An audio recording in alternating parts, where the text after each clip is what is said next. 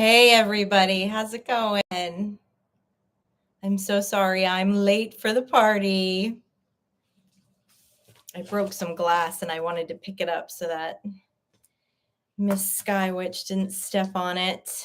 How is everybody? Can you hear me okay?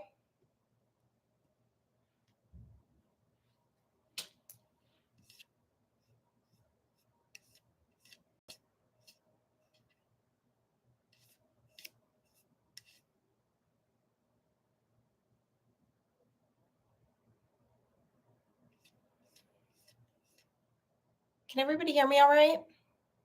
Can somebody give me a heads up if they can hear me? Hi.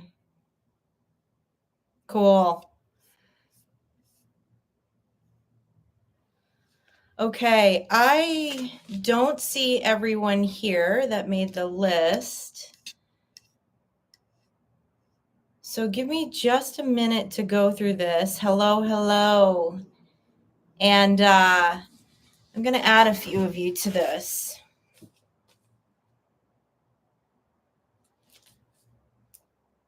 Is everybody having a good Sunday?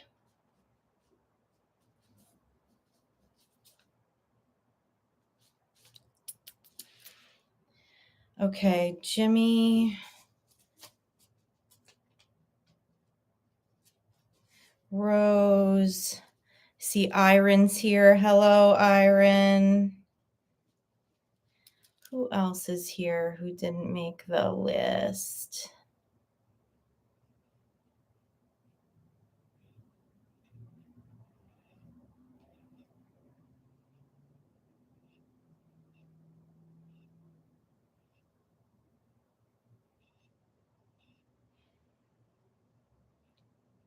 Okay.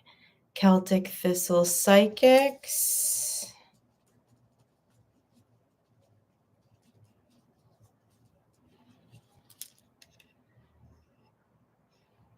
Pug Life. Hello, Pug Life. Okay. I see no reason not to put you all on the list. I don't see multiple people here that are on the list. So I am adding you because that was the deal. So Jimmy Graybeard, Rose Fine, Iron, Celtic Thistle Psychic, and Pug Life, you have made the list for past life readings. I don't like to do past life readings without people here. It's a different frequency that I have to kind of dive into, and I feel like it's more accurate when the energy is here. All right, cool.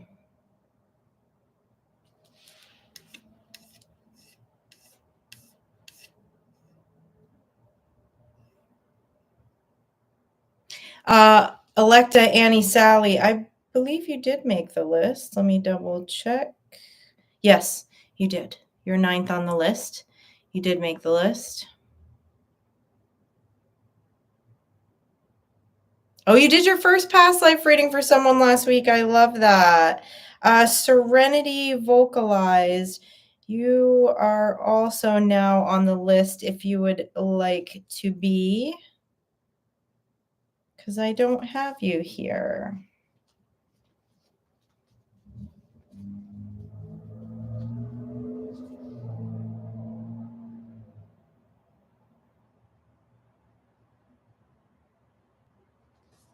I don't see Stevie. All right. Let me clean up my penmanship here so I know what I'm doing, who I'm reading for. Jennifer, Alicia, Scorpio, Alley Cat, Screamstress, Electa, Annie, Sally. Is Charlotte, you're here. Olga, Psy, Death Siren, Jimmy Graybeard, Rose Fine, Iron, Celtic Thistle Psychics, Pug Life, and Serenity Vocalized. So 1, 2, 3, 4, 5, 6, 7, 8, 9. All right, that's the cutoff. We're there. That's 15. So that's what I'm going to roll with today, okay? All right. Let's get this party started, shall we?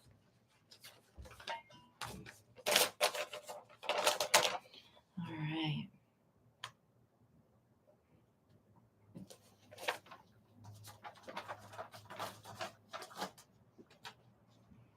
Oh, I should turn on my app, shouldn't I?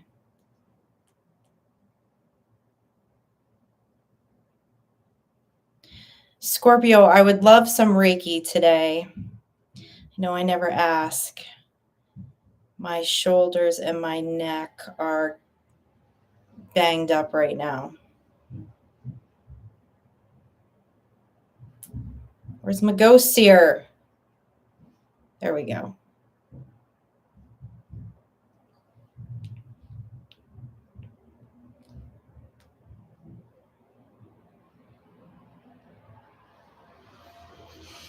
All right, Jennifer, you're up first. Give me just a moment to tap in. Thank you, Scorpio. I appreciate that.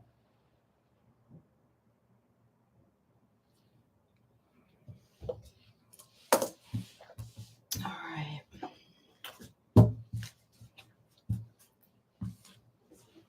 So we're going to use several different decks today to do this. This is how I've been instructed to do this.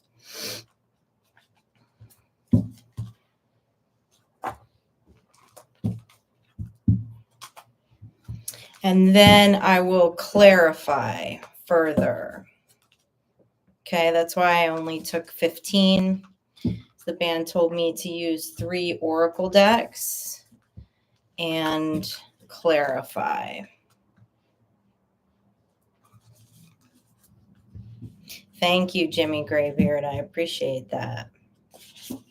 All right, Jennifer, you are up first. So just give me a second to get tapped in. Oh, 111 for Jennifer. Check that out. How cool is that? Okay.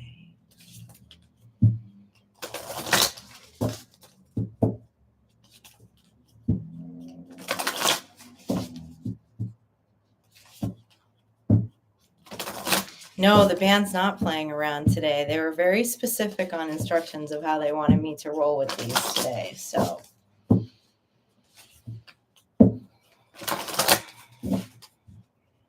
and a lot of prep. A lot of prep in the dressing room, a lot of prep to the altar.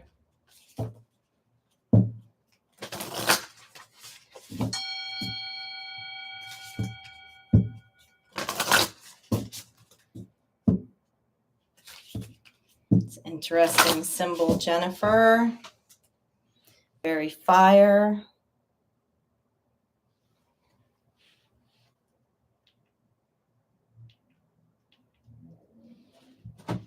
Turn that ding down just a little bit. Hi, Jackie M. How are you? Welcome in. We're glad you're here. Today I'm doing past life reads for 15 people that signed up. The signups are closed out, but you are more than welcome to stay and hang out and vibe with us. We're so glad you're here. Okay. Jennifer.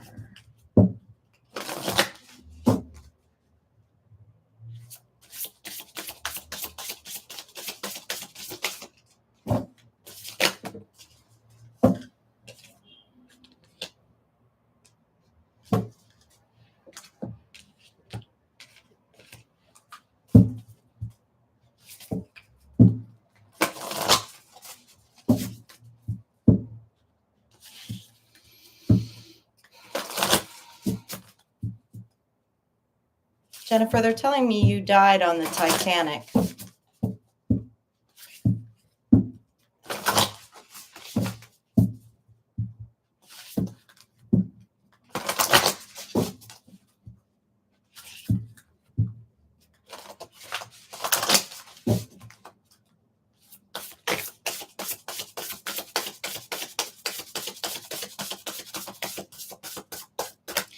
And so any phobias that you would have around water, ships, the ocean would be from that.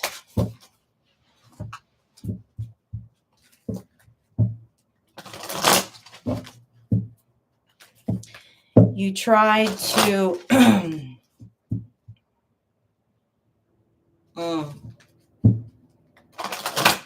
you tried to save many people instead of saving yourself.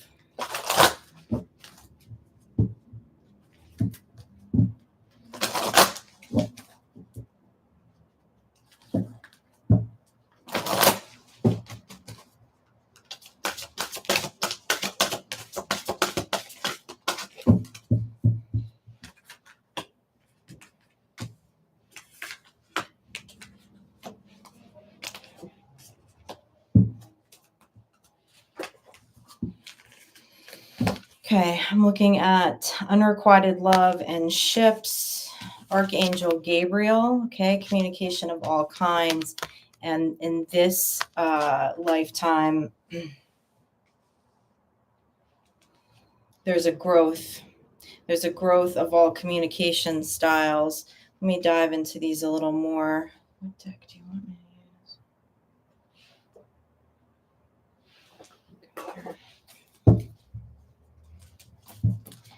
Tell me more about this past life.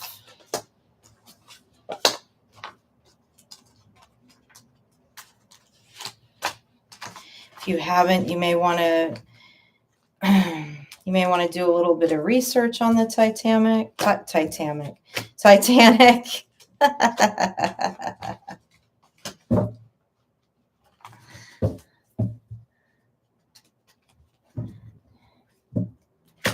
Fear of sharks, huh?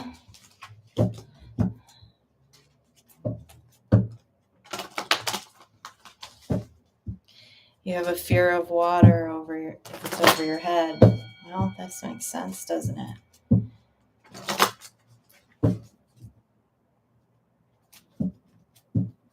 It's interesting. They're showing me, yeah, it's like ropes and knots. Looks like a net.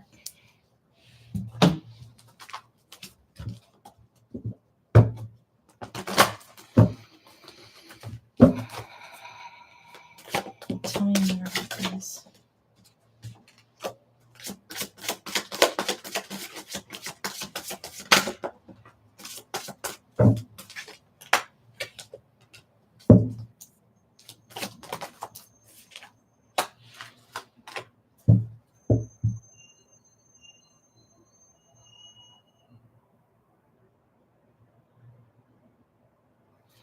Okay, they're just confirming this with me. These first two cards that I pulled with the Six of Wands in reverse and the Four of Wands in reverse and the Two of Swords. Okay. Unfortunately, you didn't come out of that incident with a victory, but you made a conscious decision to help others to safety before you helped yourself. You did not put your mask on first, as they say. Okay. And I want to know more about that. Is that a lesson that's been learned at this time? They're showing me a little boy.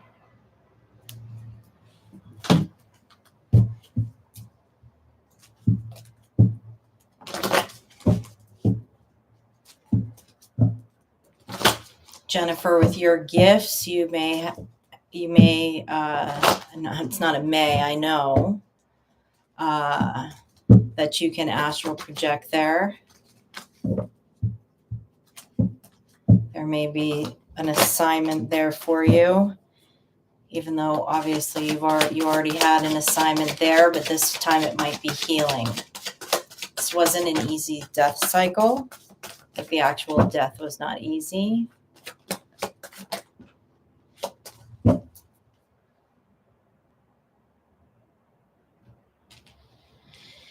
in that lifetime, it's interesting too, this card is unrequited love. Okay. So in that lifetime, we have the 3 of cups in reverse behind the moon. All right. It was a lifetime where you were always, excuse me, I'm sorry. This was in front of the moon. Okay. And behind the moon is this 2 of cups. Okay. You self-sacrifice to the detriment in that past lifetime, obviously to the point where it caused your own demise. And so that's something to consider. Are you in any way still in that karmic loop of that karmic lesson? Okay, but here in the present,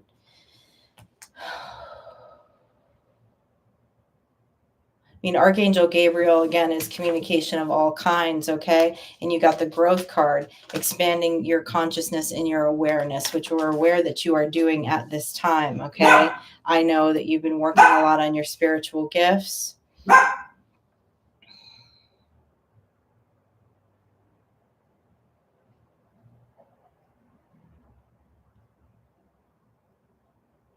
They want you to go back there and see.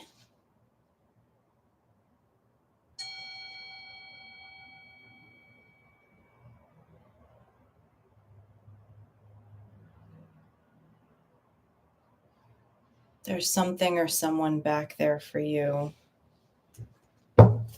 Okay, let's dive into these. Can you tell me more about Jennifer's communication, this growth and expansion of conscious awareness, expansion of all forms of communication, and why this came out with this past life of the Titanic?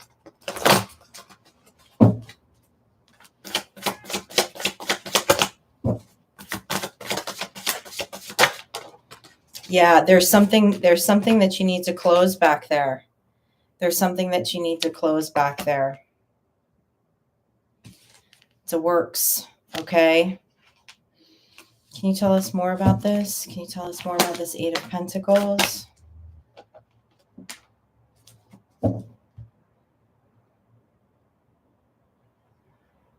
Oh, interesting. Okay, Jennifer, that lifetime, the Hierophant and the Ace of Cups in reverse, that lifetime, there's something that still has a hold from that lifetime that's actually around your communication, around your spiritual gifts, around your mediumship. Astral projecting back to that lifetime and seeing it is going to give you an answer about something that holds you back from completely maybe trusting those communication styles. There's a fear that still lingers. And they say because you have all these forms of communication styles, you have the ability, Jennifer, to astral project back there and heal this so that you can move forward without any fear. Wow. And maybe that's around the water too, It's around, I mean, they definitely told me you had the fear of water, but it's something else too around your communication style. Okay. All right. You didn't listen to your intuition about something, and it was such a tragic, right? It was such a tragic scene, obviously. Okay. And drowning is a very difficult way to die. And you didn't trust your intuition about something at that time, in that moment.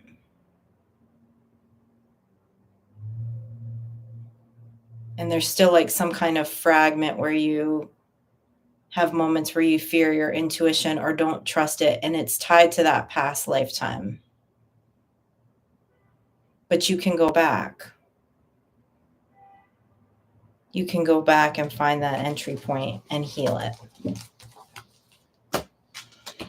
Wow. Okay. Well, out the gate today.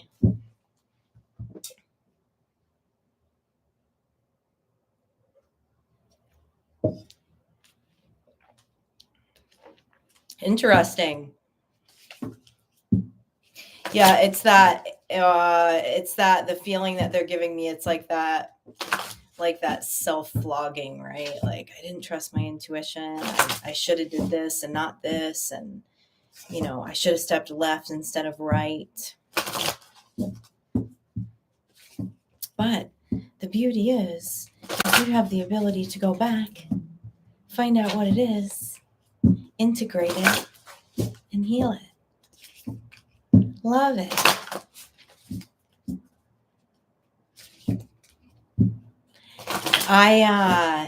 It takes me I have to go to a little different, like I said, place to do these readings. So my favorite thing about being on lives, of course, is interacting with you all in the chat.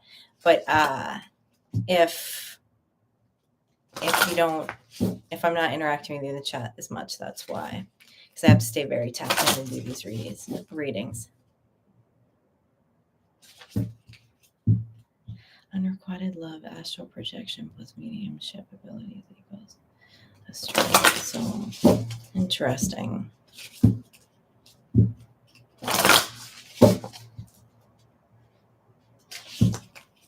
Really? There's a graveyard in Nova Scotia? I mean, in Halifax?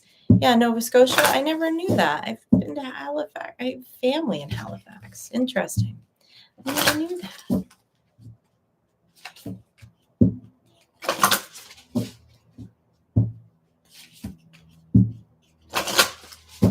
Thank you, Jennifer. Thank you for these wonderful decks we're using today.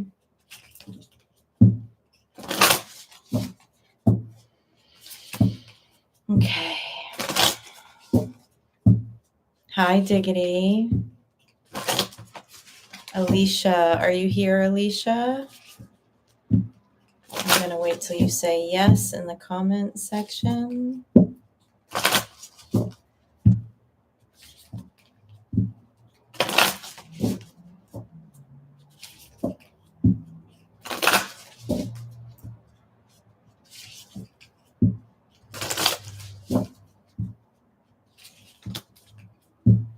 Alicia.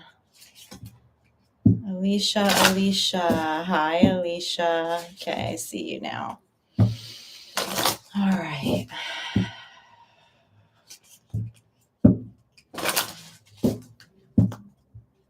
What's going on with Alicia here?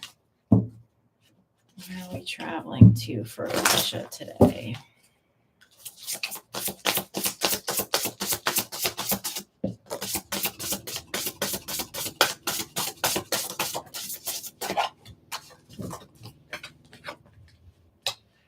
Oh.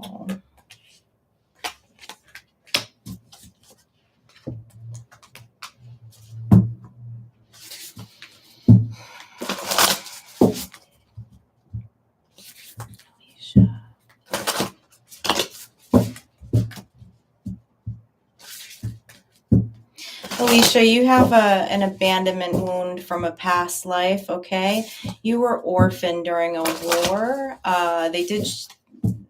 They pointed out this Confederate flag on this card. That was the symbolism for the battle. They said the flag is correct. So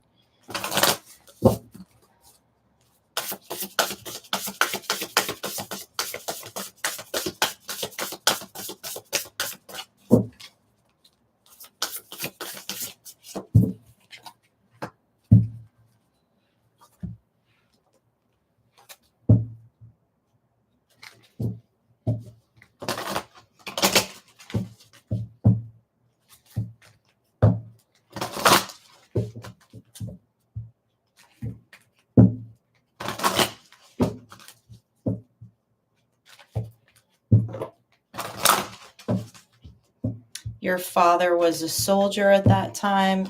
Your mother was a nurse who unfortunately died in a camp raid. Okay.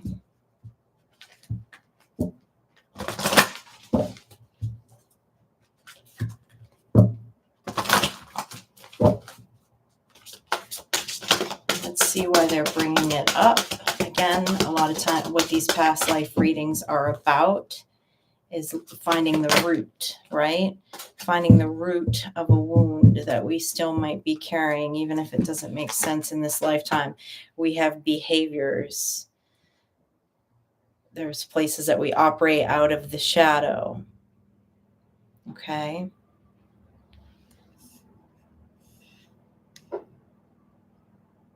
You know, you might not be orphaned in this lifetime, but there still might be some strong hold on abandonment. Okay. Okay, I love this. They're showing me expressive talents, creativity, the arts, all right? And they're showing me success, knowing that there's no greater goal than love, all right? They're telling me that some of these expressive talents, some of these creative talents, you haven't even tapped into yet. It's a form of like cellular DNA wisdom.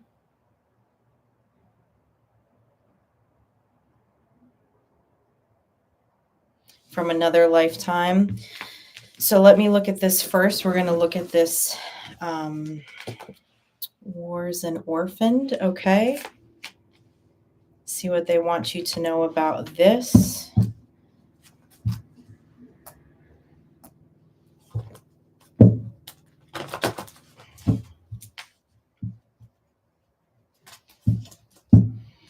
Alicia, you are destined to have great success in this lifetime, to live in that 10 of Pentacles, 10 of Cups through this expressive talents.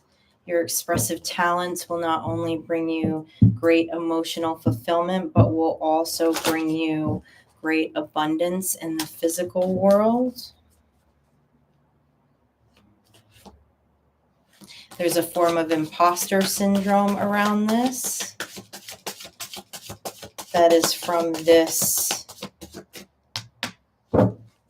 past lifetime where you were orphaned. Grab that card.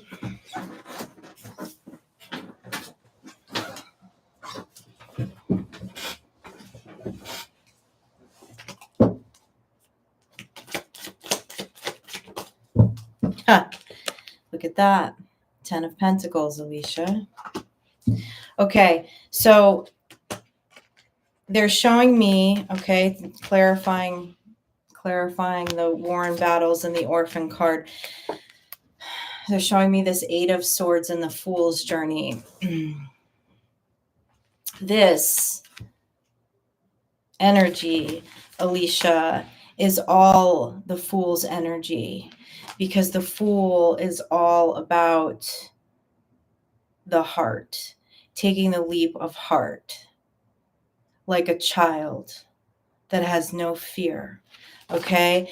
And there's a wound, there's a past life wound that tends to keep you in analysis paralysis and keeps you from connecting to this Fool energy. And this Fool energy is exactly what brings in these expressive talents. Okay. Can I get one more on this 8 of Swords? There's a feeling of imposter syndrome. Okay. There's feelings of like, there's maybe some attachment stuff, but they're telling me more. It's like it's an imposter syndrome.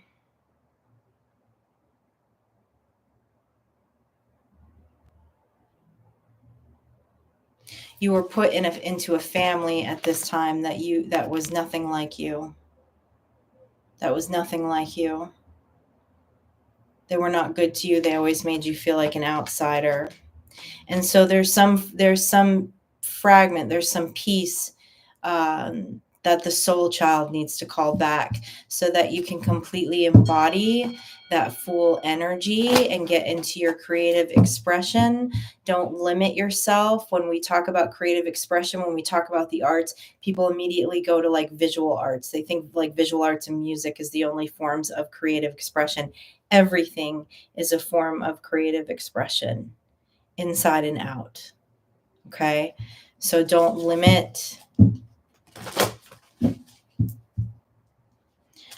Don't limit.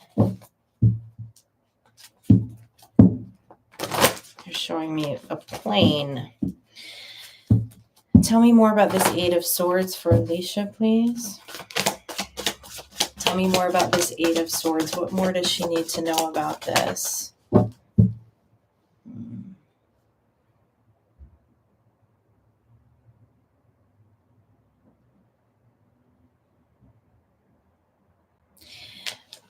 Alicia, you have...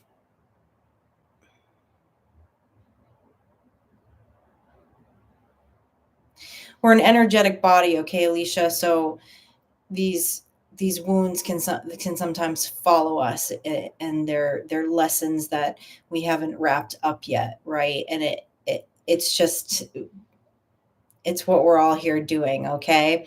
And the father wound not can be very deep, okay? And this obviously goes back several lifetimes, okay? And that feeling of abandonment, which has kind of attracted you to not to very harsh, very dominant, very unethical leadership roles, male figures in your life. Okay.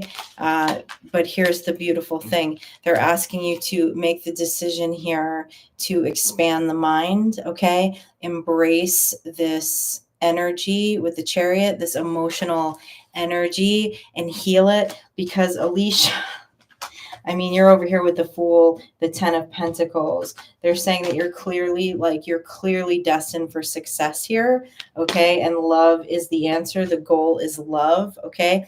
This is, right now they're talking about love of self. They're talking about going in and healing this, so you can, when this live is done today, I would get yourself in a quiet space, get yourself comfortable, where you can, breathe deeply in kind of a meditative state and contemplate this past life that we're talking about, this abandonment wound, and this feeling of imposter syndrome, and this feeling like being an outsider, okay? Because this is the life to heal this, okay? Because this is your life of your Ten of Pentacles, and I don't know what this is, but it feels so powerful, Alicia, whatever these expressive talents are of yours. And those expressive talents come from the soul child. So whatever expressive talents you have that you're feeling some imposter syndrome around, okay, it's a lie. It's just based off of an old wounding here. And this, you just need to love on this girl for a minute, okay? You need to love on that energetic body, the soul child in the energetic body, okay? Because you've got really beautiful things coming. You have really beautiful things coming. So don't let anything hold you back from this lifetime or a past lifetime. The time is now.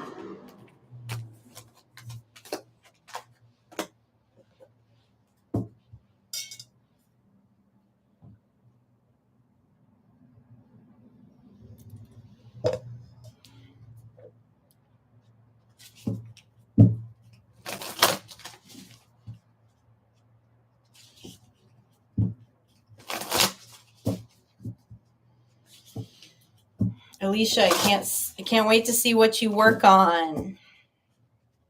I can't wait to see what you're going to create in this lifetime. Okay, Scorpio Zen.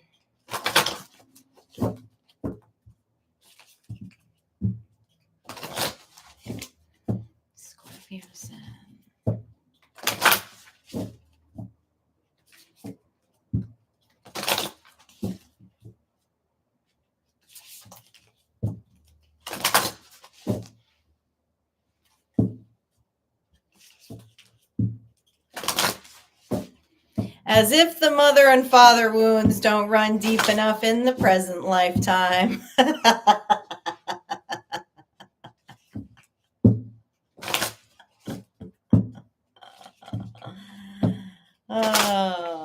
That's for all of us.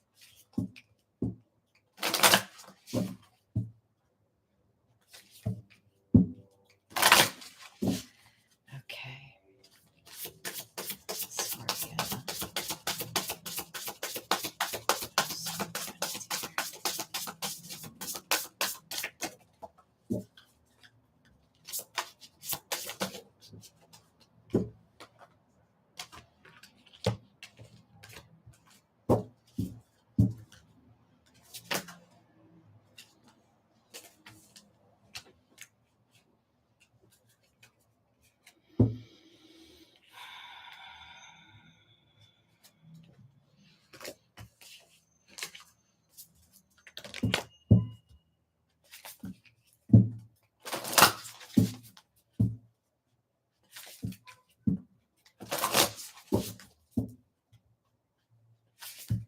How's everybody doing with this? Everybody doing good? Can you give me a shout out? Okay. Everyone was so excited about these readings, and that little voice just creeped in. Like, I hope I prepared you all for these. Can be a little intense. Okay, good. All right, good. Thank you.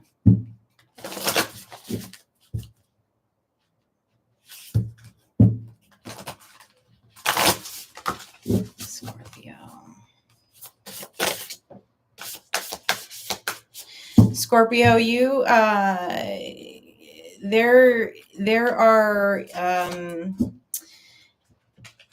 are some insecurities around financial stability, okay, in this lifetime. And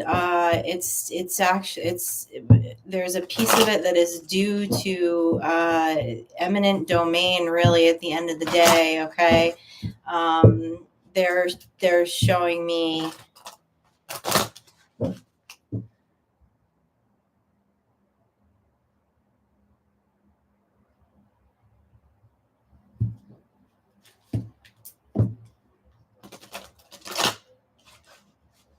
what are you trying to say? I can't. You're trying to tell me a specific tribe. I don't quite understand though. Choctaw. There was Choctaw.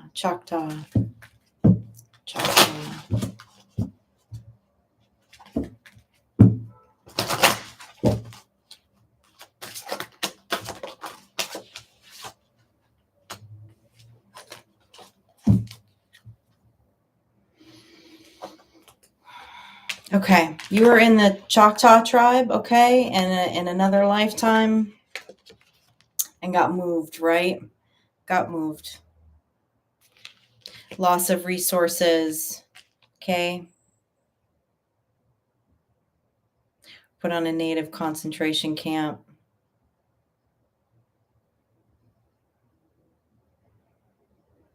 So to speak.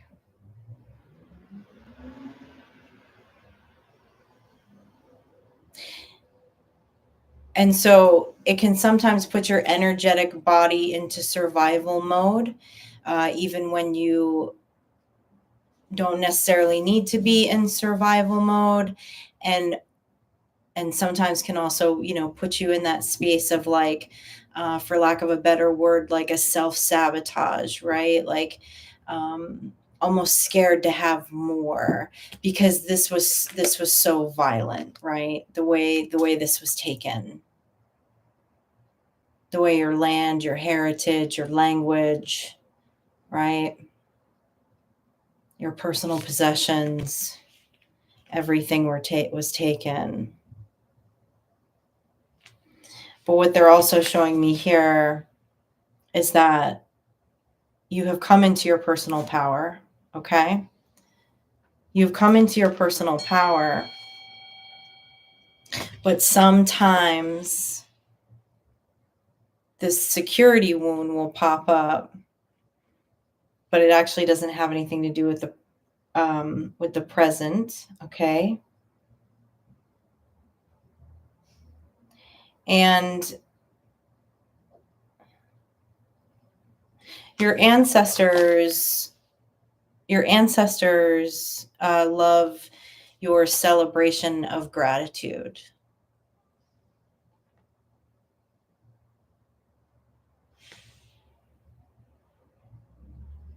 Like they know for many lifetimes,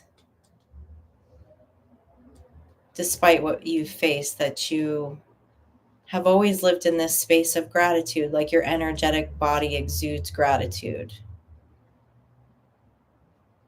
And they love that about you and they celebrate that. But when it comes to finances, this is the lifetime to completely own your personal power. Tell me more about this personal power card, please.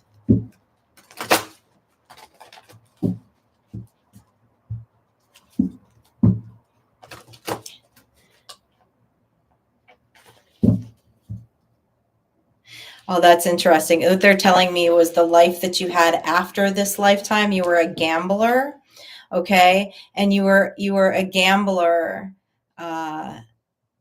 You constantly had financial ruin due to being a gambler, and it was triggered from this wound, right? You really had a fear for several lifetimes about having any level of prosperity. Now you have overcome that, okay? You have overcome that with each life, okay? There's been lessons in each life that have brought you further and further, right, away from that wound. But they're saying that this is the lifetime to own your personal power. Own your personal power. Know your strength.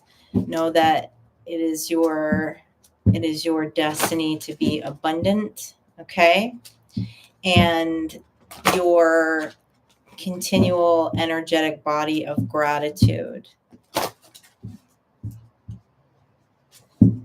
is part of why that abundance is coming in.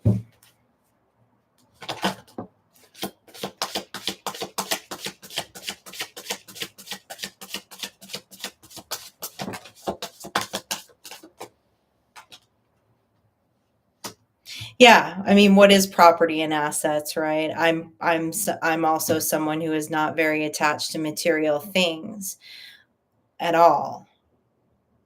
But that doesn't mean it's not nice to have them. And know that we have the personal power to do whatever we want with them. Even give them away if we so choose, right? Give them away, share them, whatever. Queen of Pentacles. Two of Pentacles in reverse and Knight of Pentacles in reverse. Yeah. So there's this push-pull, okay? There's this push-pull in the energy because you can have all the pentacles and that still doesn't mean that the pentacles rule your life or are your highest value, right? And so what they're saying is still a little bit you're juggling with this in this lifetime with the Two of Pentacles in reverse and the Knight of Pentacles in reverse, okay? But they're saying they want to make you the Queen of Pentacles, right? And the Queen of Pentacles has a lot of energy of root work and earth magic and things like that, right? Because it's pentacles. It's the things that we manifest here in this lifetime. And so all this abundance, this is where it's at. Your gratitude, okay? Your gratitude,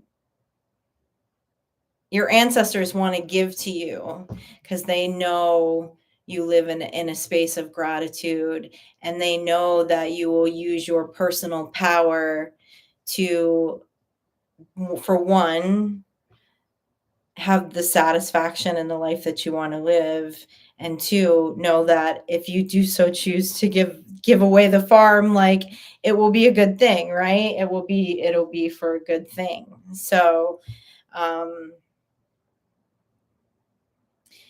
yeah. So, but they're saying don't have this, it was the easiest way to say this, like, don't have this like knee jerk reaction, like, oh, this isn't for me, like, money and material possessions are not my highest value, so I don't, like, I resist having all of those things. Okay, because it's a tool, just like any other tool, right? You choose. Oh, that's so beautiful. They're showing me a rainbow. I've been seeing a lot of rainbows lately. You choose what you do with it, but don't resist the abundance. Don't resist receiving it. Okay. Don't resist receiving it. Receive it. Receive it. And what you choose to do with it from there, well, that's your call.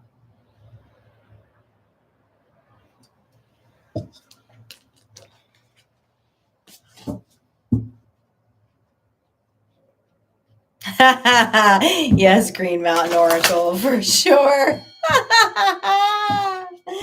We have been in trouble together, I'm sure multiple times. Showing me a bunch of ants. Okay, Alley Cat, you are up.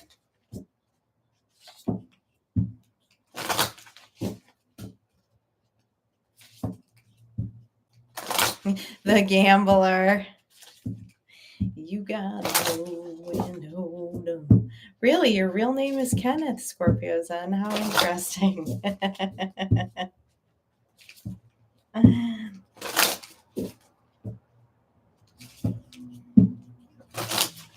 Hello, Jennifer D. Hi, Grid Runner. Yes, the sign up was yesterday, and I don't take as many for these past life readings because energetically that it just it's a little different for me.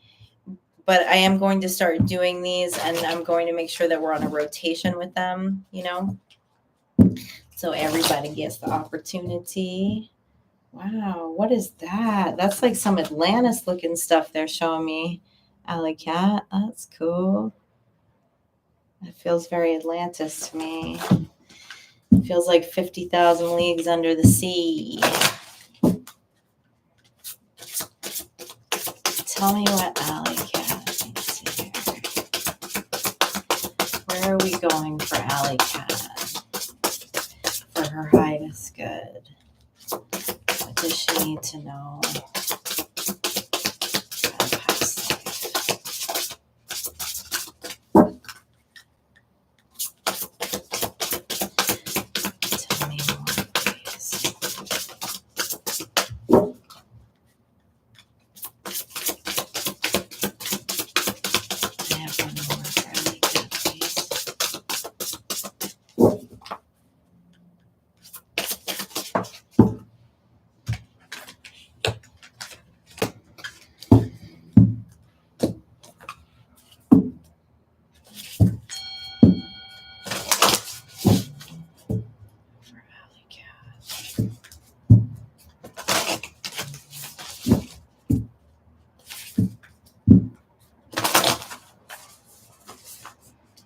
Blood money. Blood money.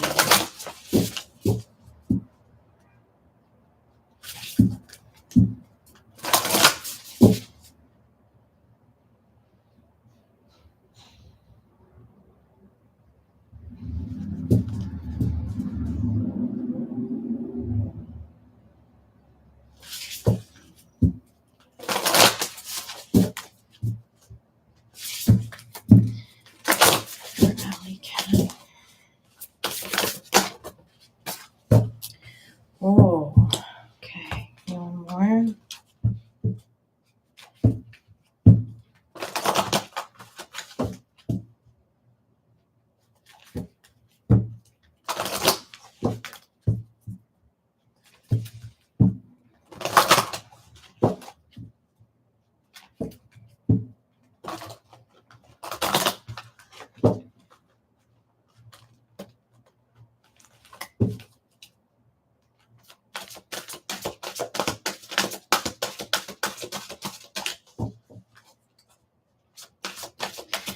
Alley Cat, this is the lifetime where you're really going to start to enjoy. And they're saying, like, in your North Node, in the second, North Node usually comes later, right?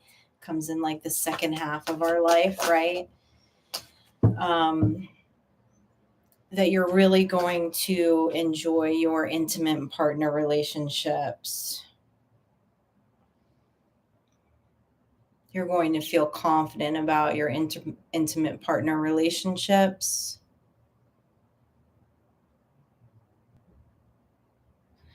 So when we first pulled these cards, what they kept saying was blood money. And what they were showing me was that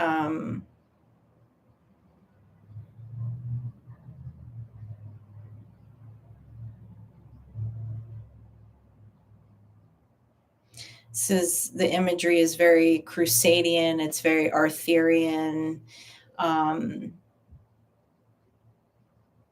That you were married to someone who was a true soulmate, okay? Like you had found your love of that lifetime, and you were murdered by a third party, and the reason why is it all had to do with financial gain and marriages of families as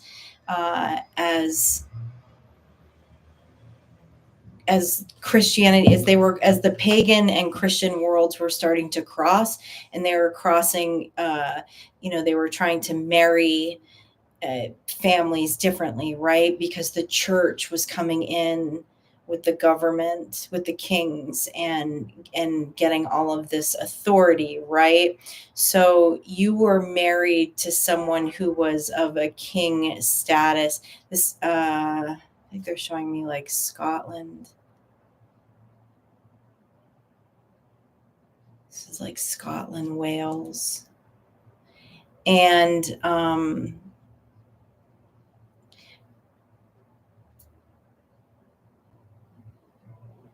but your lineage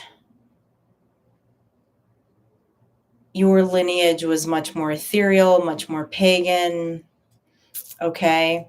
But at the time, it was kind of right at the crossroads, because the marriage was accepted. Your family, your family was like lords and kings, but there was like a power play that happened with a family that was heavily tied into the church, and the church moving in and becoming united with the government, meaning, kings. So not only obviously could that potentially cause financial wounds, even though what they're showing me is you did not this was not a hard death like in the physical, but like intuitively you knew what was going on, and that you had no problem standing up and advocating against the church at that time because of your lineage. This is very earth, very pagan, very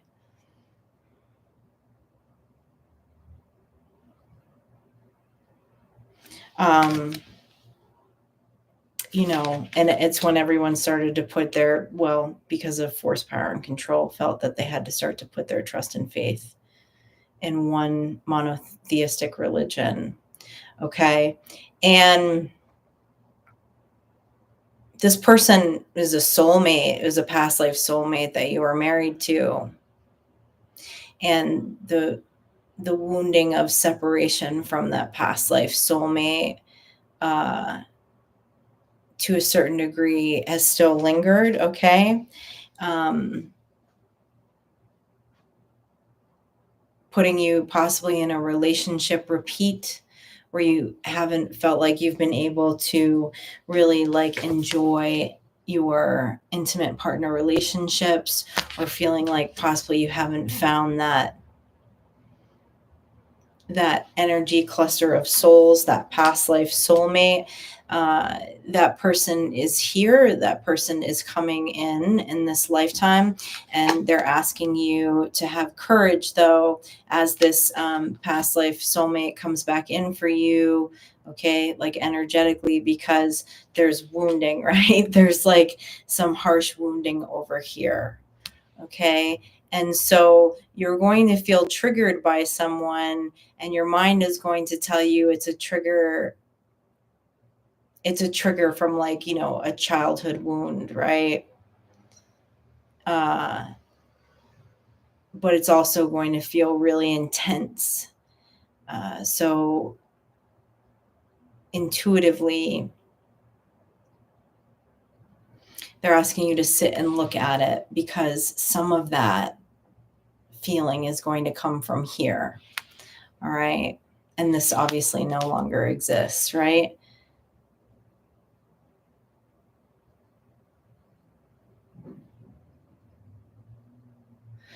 I know, Alley Cat, you got to view some of the lives this week. What they're talking to me about is, they're reminding me, they were talking about, like, as this, like this sacral energy comes in, that it will cause some of us to get triggered, some of us to retreat into our shadows, some of us to feel symptomatic.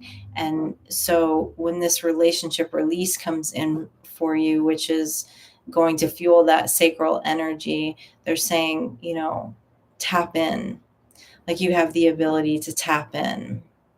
You have the ability to tap into this now and heal this wound. But there's a soulmate connection that's going to come in to you that is going to be so recognizable. And it was your soulmate from this lifetime.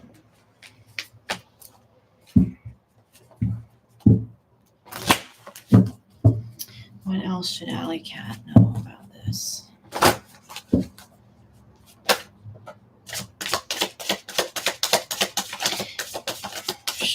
Five of Wands. There's going to be, you've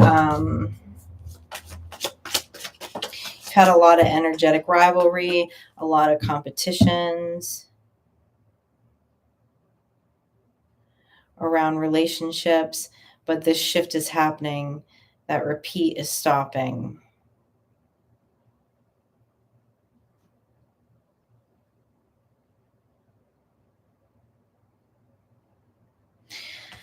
This past life wounding can no longer have any kind of effect on new beginnings with you, with soul connections. And you have lots of wands here. That sacral energy upgrade is coming in.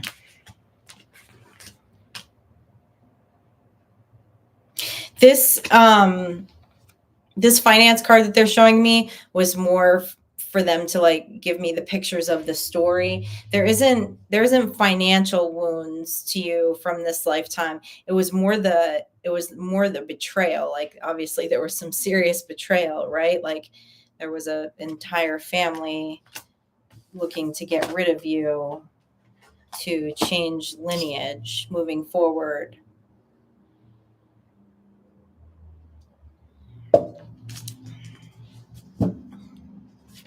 All right, Scream Stress. What's up, Scream Stress? You are up, Scream Stress.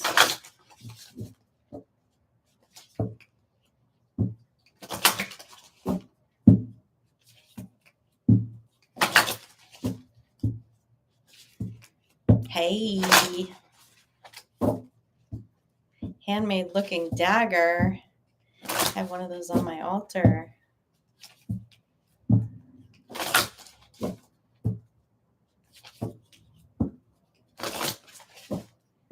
You're welcome, Alley Cat. You have some very deep roots of magic, of very ethereal magic. Feels very Avalonian.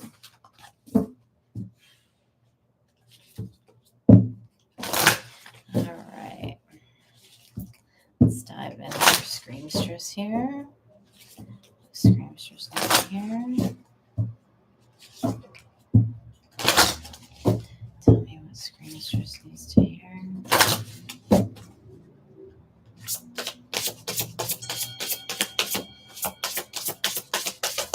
does Screamstress need to hear for their highest good?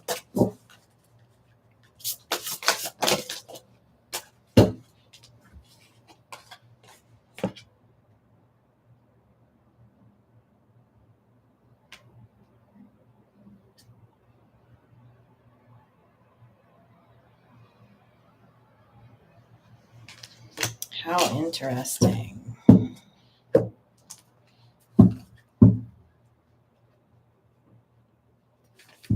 Screamstress, you are persecuted because of your writing. You're a scribe. And I mean literal persecution.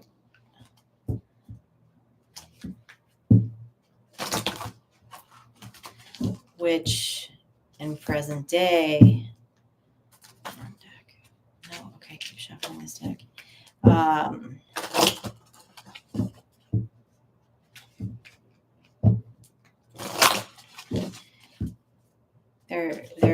There's a little bit of a lingering fear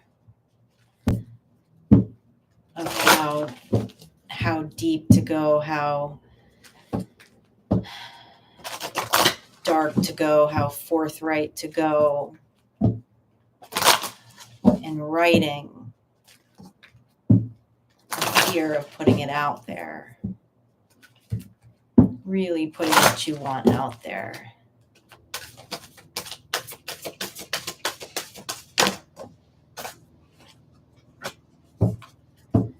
And writing is going to be your limitless abundance in this life.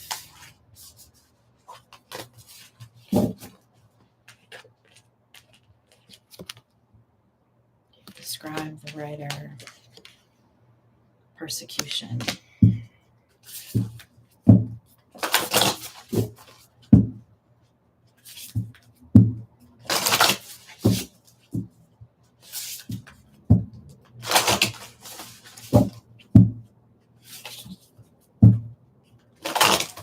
You had the ability back then, you have through many, many lifetimes, to expose the darkest corners of the human soul. You trigger people's shadows, okay? People don't like that. That is a gift you have had for many, many lifetimes. This is a gift this is a lifetime where you will not, maybe verbally, everybody got something to say, but physically will not be persecuted for it. And your gift is important. You tend to attract dark energies. For many lifetimes, you've attracted dark energies. You attract dark and sometimes lower vibrational energy because you trigger people's shadow. And they see things that they don't want to see about themselves. Okay, and you have made this an art form through your writing.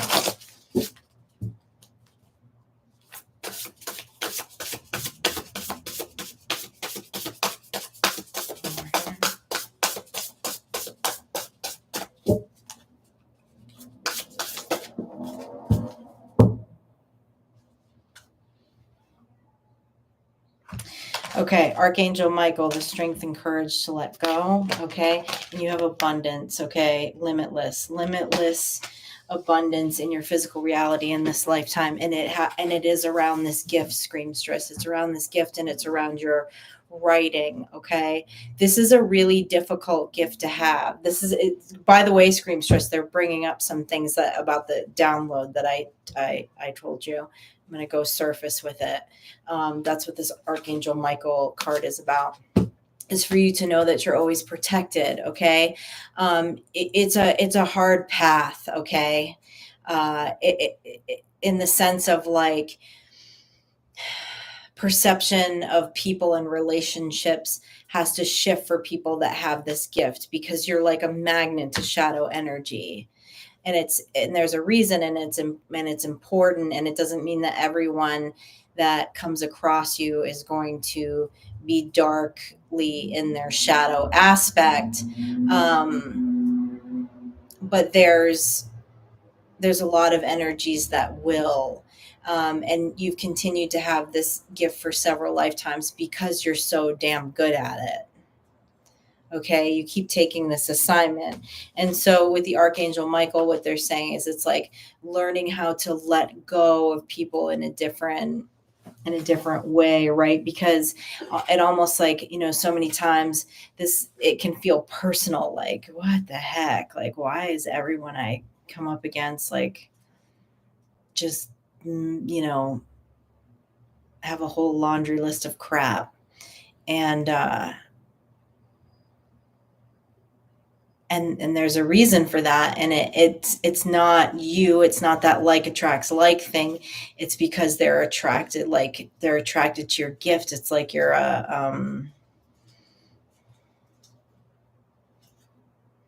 you're just a radar for the shadow. Tell me more about this scribe and this writing in this past life, please.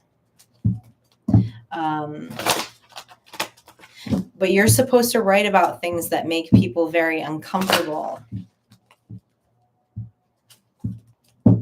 There's important lessons in your stories.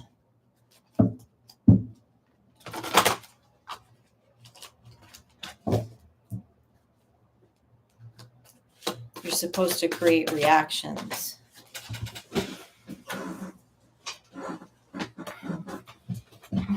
The Magician. So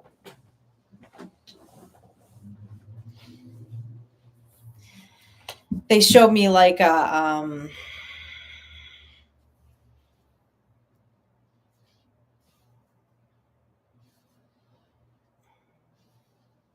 they showed me like a grimoire, right, of like protection spells, okay, with the Magician that was found. But you have to, like, someone with this gift that you have to work at a high level of spiritual protection. Some people can go a whole lifetime and not need spiritual protection and like ritual. And then of course those who do, that perform it, is like it's automatically like we're considered dark, right? Like we're dark and we're but the people that have that perception don't deal with the energy that you deal with. They never see it. They never even see that side of things, so to speak. Okay. So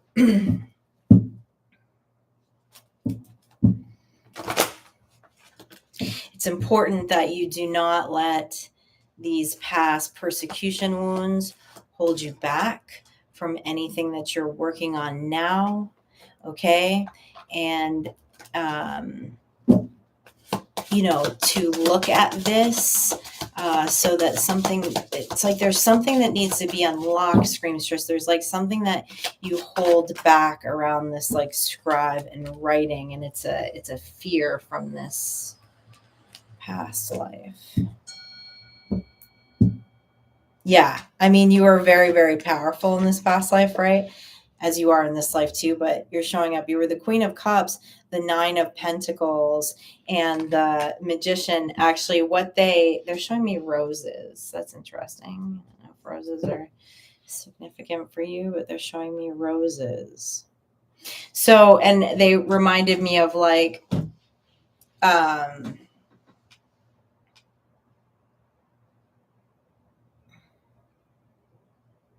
what they're telling me about this Nine of Pentacles is you've lived many lifetimes in this Nine of Pentacles energy that has ended in persecution, right? And they said to me, Marianne Pleasanton, right? Marianne Pleasanton is like a Marie Laveau. She was called the voodoo, she was the dark voodoo priestess of San Francisco. There's a park in her name and stuff here. And now, although she did, probably practice hoodoo root magic along with her Catholicism. The reason why she was called the Voodoo Queen of San Francisco, just as Marie Laveau was called the Voodoo Queen of New Orleans, is because if you also look at the stature of both of those women, Marie Anne Pleasanton owned land, she owned businesses, she was single. Okay, like she was very abundant, and so for a single female to be abundant during those eras is like unheard of. So of course, oh yeah, it must be some kind of like witchy woo woo magic, right? And yeah, she's probably doing some witchy woo woo magic to protect herself as being a single woman, you know what I mean, during a time where it was not okay to be a single woman, let alone be a single woman who was financially independent, you know what I mean, own businesses. I mean, she was a business mogul here, in San Francisco. So they were like using that as an example. Like you have and of course you're very intuitive, right? You've always had like these psychic gifts and have been very intuitive, and have always had this magic for many lifetimes. And there's been more than one lifetime where it's caused persecution for you, but there's something, what they're really talking about here most of all that they want you to look at is they want you to look at this in it, so it would be tied to the throat chakra. Okay, even though it's writing, there's something that you hold back from in your writing. Okay, and they're saying that it's due to this specific lifetime where they showed me like this like grimoire that was found, that then you ended up getting persecuted for. And it's like interesting. It has that like free speech feeling around it. So cool. I mean, not cool. You've been persecuted for lifetimes for being a badass feminine energy and a very talented writer and magician, but cool that we're getting to the core of maybe something you're holding back within your writing. Yeah, Mary Magdalene, Lilith, right? I mean, it's the tale as old as time, right?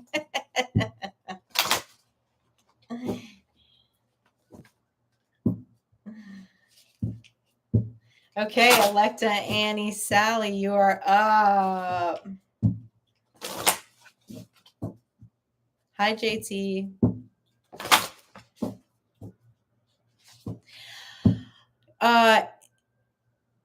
Kay West, the app that we're using is called GhostTube Seer.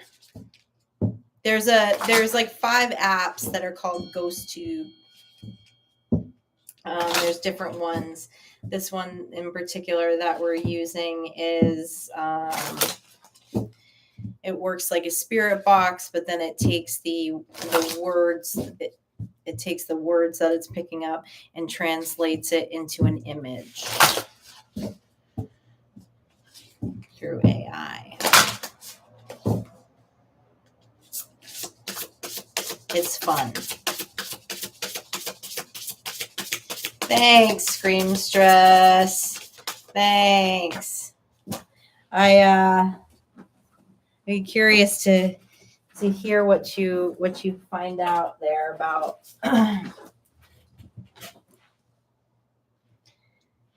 about the stuff with the writing. Oh, they're telling me too there's something that you wrote in a previous life that like never made it, right? That never got out there, that never was able to get published because of your persecution, and this is the lifetime where it's going to make it to the masses. Interesting. I like it. All right, Electa, Annie, Sally, what do you need to hear?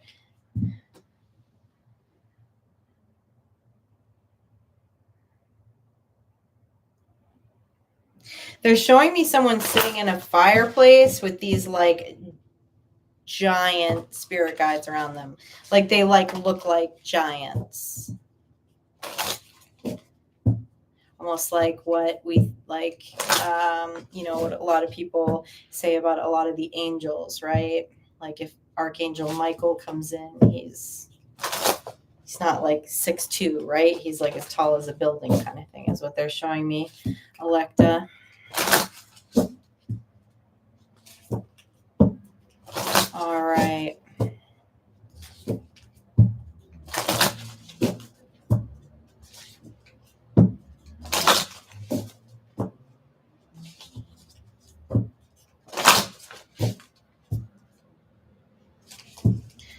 Electa.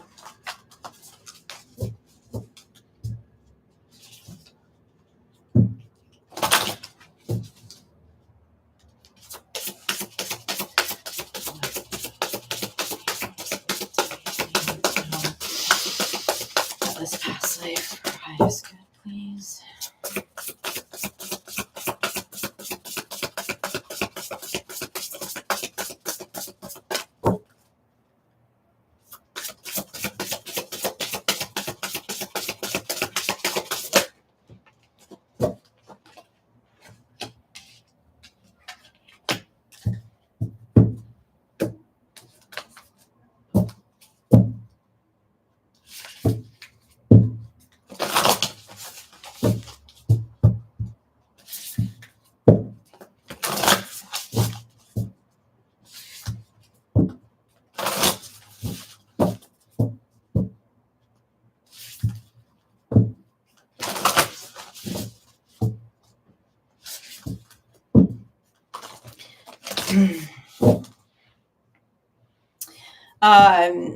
Electa, they're saying you have some very deep-rooted gifts around the understanding of astrology and the stars that I don't know, maybe if you have or have not tapped into yet. Okay. There is a past lifetime where you were very outed by your culture because of this. Now they're showing me a Celtic, right? They're showing me a Celtic image here on these cards. So again, I imagine, I'm sure it was a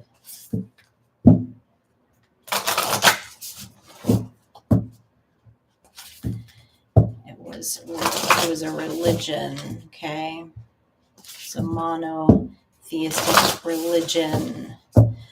You are not allowed to study anymore. It's like you were an astronomer and you were not allowed to continue your studies anymore. And that's something that has been buried for many lifetimes that you have not resurrected yet, like to its full capacity. Like this is very deeply written into your DNA coding.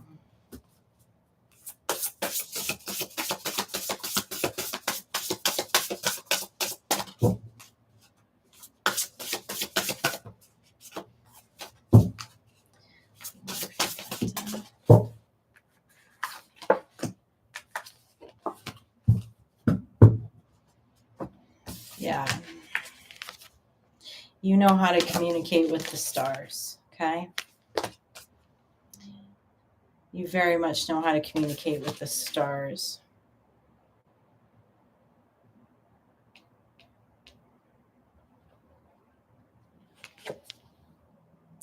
But unfortunately, I think the Catholics came in another lifetime, okay? And said, nah. You're not spreading that blasphemy around.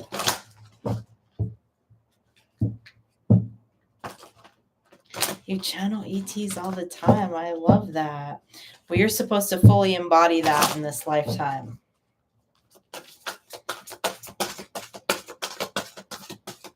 Like that's definitely part of your soul's purpose in this lifetime. A soul's journey card, please.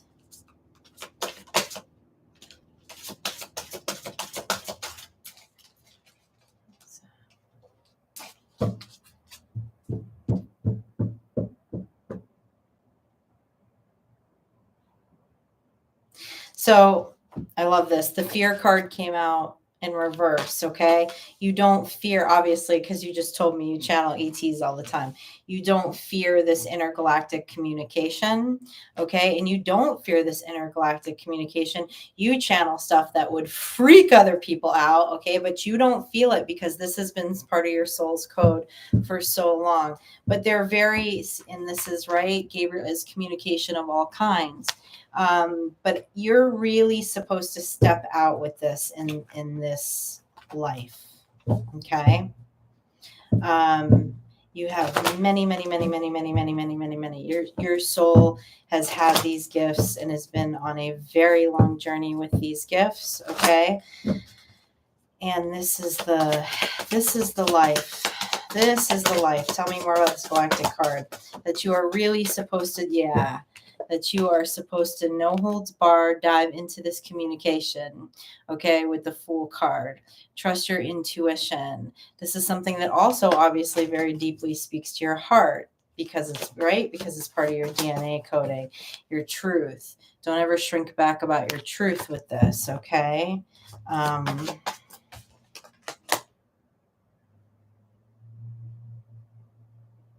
Ace of Pentacles. Yeah, this is the lifetime that you're supposed to be really bringing this forward. I don't know what that means. Like, I don't know what that looks like for you. That's something that you need to talk to your guides about it. Maybe talk about your galactic. That's funny. They just said alien love. Okay. Like in the sense of, I don't know, maybe like they're showing me like images of like UN. Like, I don't know, maybe you're supposed to be the peacemaker between galaxies. Okay. Let people know that the ETs actually want to bring cups, okay? Cups of love, all right? Somehow you're supposed to be the UN leader, the spokesperson for the ET love in this lifetime. But this galactic communication has been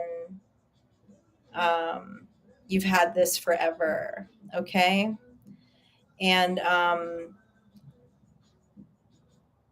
And of course, you just couldn't there was no safe space, right, for many lifetimes to be like open and forthright or even feel like you could practice these things or hone in on this communication. Okay, they're actually showing me a picture of an asylum. There was a lifetime that you did speak up. Okay, so lifetime that you did speak up about this and end up in an asylum. That lifetime that they showed me, that old lifetime around Roman Catholics, you were just shut up, told to shut up. And I believe that it feels like you were a feminine in that lifestyle, in that lifeline, that first past life that they showed me, which would,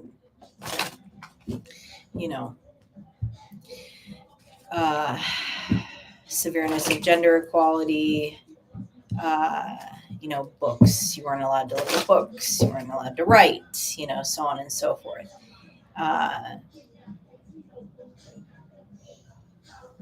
But you're free, right? Like, you're free to continue to develop this form of communication in this lifetime and express it however you choose. There's something very peaceful. You're like the peacemaker. You're like a bridge builder with that communication.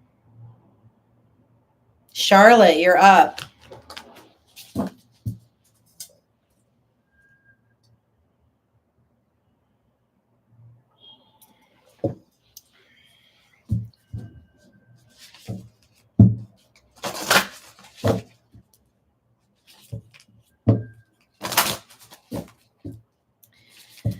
Okay, Charlotte.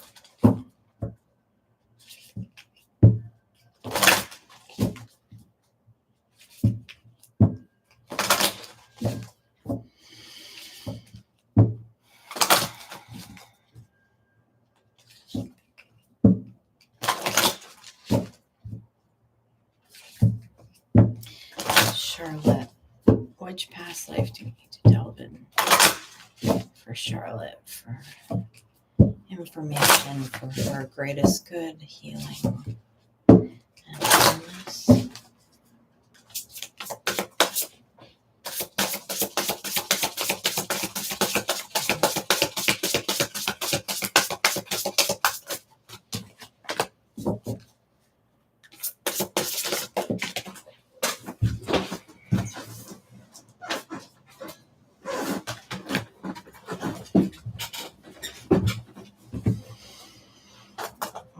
They're showing me a 10.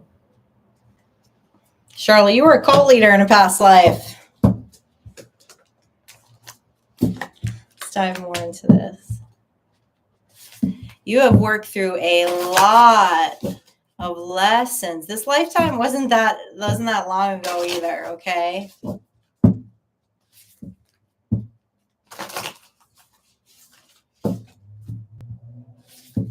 19th century, 18th century.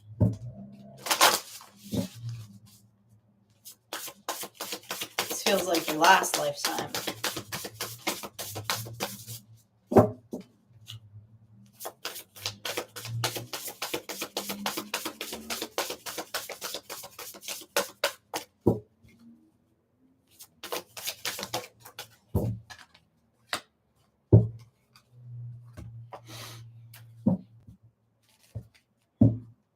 You were savvy, Charlotte. You had the golden tongue. You, because this lifetime was not that long ago, you you light years went through lessons on spirituality. Okay, like, man, you burned off all kinds of karmic lessons very, very quickly. Okay, you've been busy. Yeah, you are busy over here. They're showing me a big old farm, big old compound. Okay.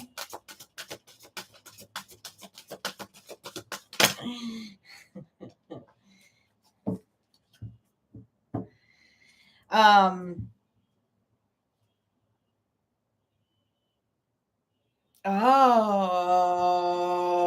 okay.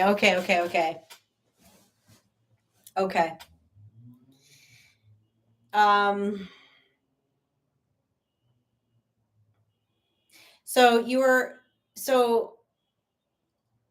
what they're showing me is I don't know, you're a cult leader in the sense of like, I mean, that word can be so subjective. You you worked, you were extremely religious, okay, and you worked as like, you believe that your mission in that lifetime was to convert Native Americans to Christianity, okay, in the Western world. All right. That's what they're showing me of this past lifetime with religion and farm. Okay. So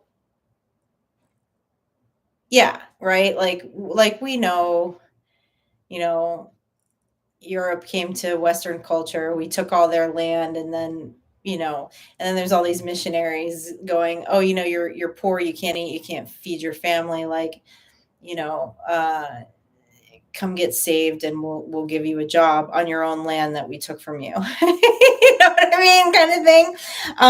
But here's the amazing thing again, though. Okay, you were an amazing communicator in a past lifetime. Okay, amazing communicator, amazing preacher. All right. And like the Native Americans weren't necessarily that happy with you, but a lot of people liked what you had to say. Okay. But there were, you were looking for converts. Okay. You were looking for converts.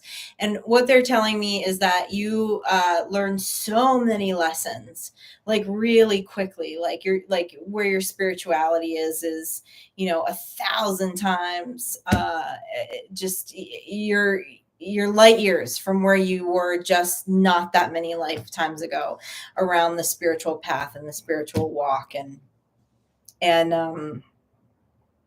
not so like right indoctrinated. And but they're saying there are times that you shrink back in, maybe in feeling comfortable with openly discussing spirituality, feeling openly comfortable being verbal in like any form of like ritual that you do or anything like that. And it's a wounding in the throat chakra, but it has to do with this life back here, right? Because you carried around a lot of guilt and shame. Okay. Over, yeah, it looks like you would go onto reservations and like work really hard, right? to convert people. And also too, with this abundance card, what they're telling me is there's something about your spiritual gifting, your spirituality. You have things to teach, and that you can manifest into physical reality that is actually supposed to be part of your financial abundance in this lifetime. Okay. But there's a part of you that greatly fears it.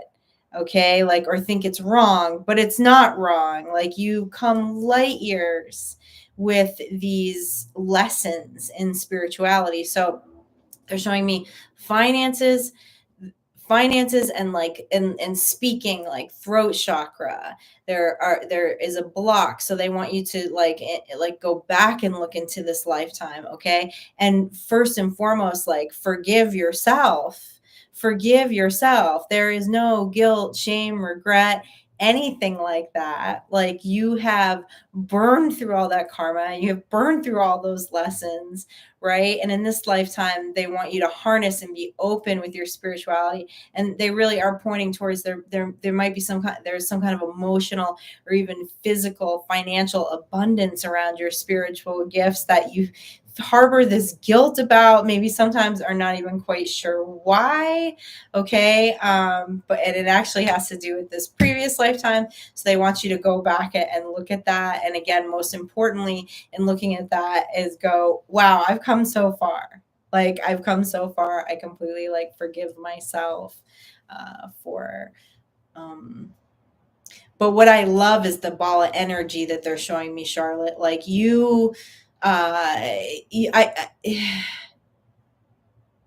there was another lifetime after this lifetime that you clearly remembered, like that religious kind of persecution that you put on other people.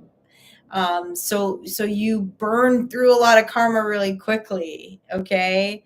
Like, you've done the work, like you did the work from that previous lifetime already. So don't bring it into this one. Okay. Yeah. It's funny. They're showing me like a Grim Reaper image, and they're pointing out to me like the death card, right? Like that it's dead and gone. Like forgive yourself and don't let it affect your spiritual practice, your throat chakra, being open about your wisdom and your spirituality and abundance from that in this lifetime. Very cool.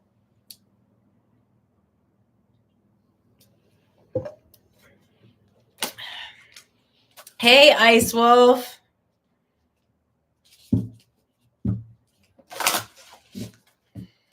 Yeah, right? That's what we do. We bring the medicine. Geez, I just did that lesson in this lifetime, Charlotte. I used to go do quote unquote missionary work in Haiti. And when I came out of the spell, so to speak, I came out from under the spell of modern Christianity, the first thing the band said to me was like, we need you to recognize this and do some things for your ancestors. Not in like a like they weren't trying to guilt or shame me, or like, have you ever heard someone say like the voice of like spirit is convicting? Like, it will convict you, but it will convict you in the kindest, most loving, nurturing way, right? But I had to look at that, man.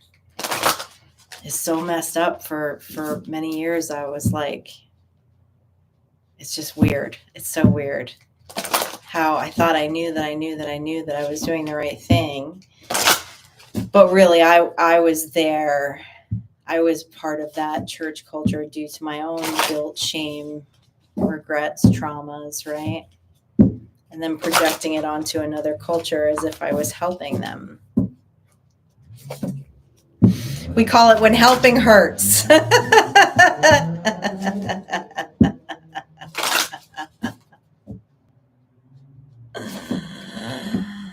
Oh, you're so welcome, Charlotte.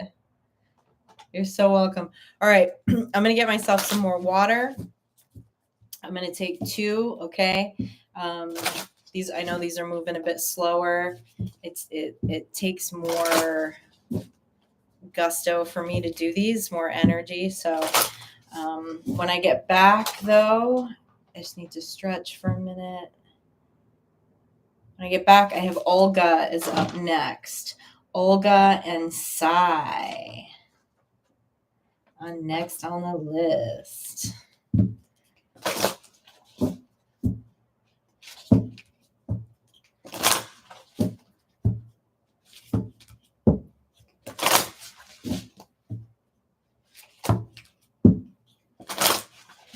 Yeah, and Charlotte, I gave you that. They told me to share that example with you about the work I used to do in Haiti, the quote unquote mission work I used to do in Haiti. You weren't brutal. You were not brutal, okay? Like in that lifetime, you were not. You believed you were doing the right thing, and you weren't like, you know, you weren't. It wasn't like you weren't. That's why they kept saying converts. You were just looking for a lot of converts, right? Like,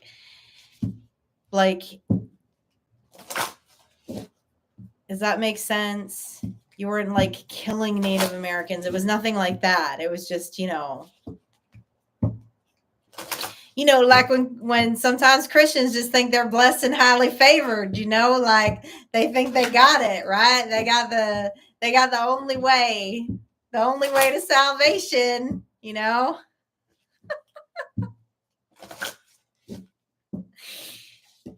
right? And rather than teach the man to fish, they want that man reliable on them, But in their heart, they think they're doing the right thing, Okay, y'all. I'm going to take 2. I'll see you in a minute.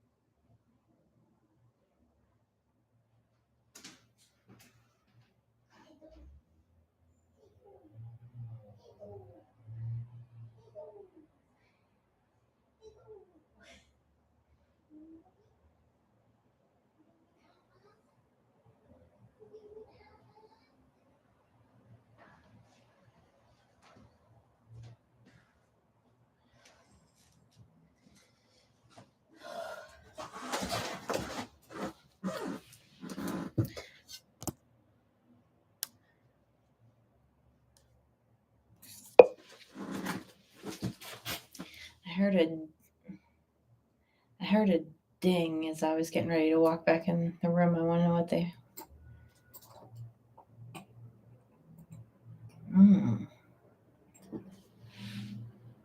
Feels like an old-time house robbery or something.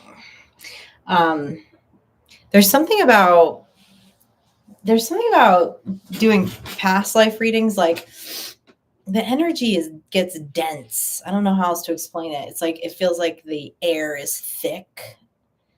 I feel like it slows down my speech a little bit, and it like slows down my thinking, because this area, the brain that I tap into, and I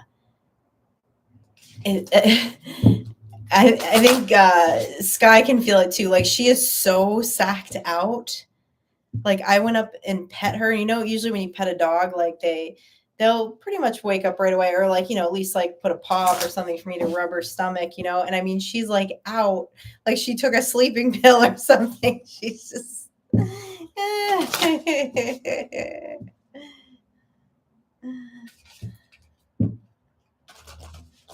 oh, your heart is light. It's a bat wing. I love that. I like that saying.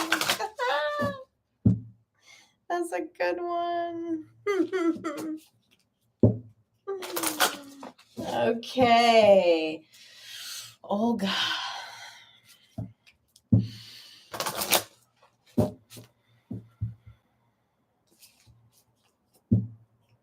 Where do we need to go for Olga?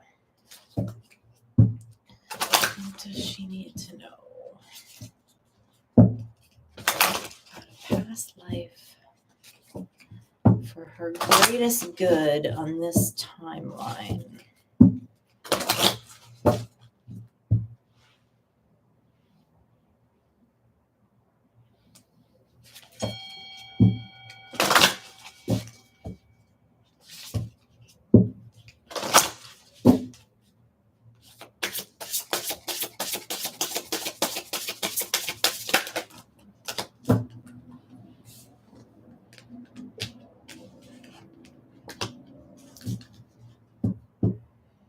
That image seems like it's having a hard time coming through.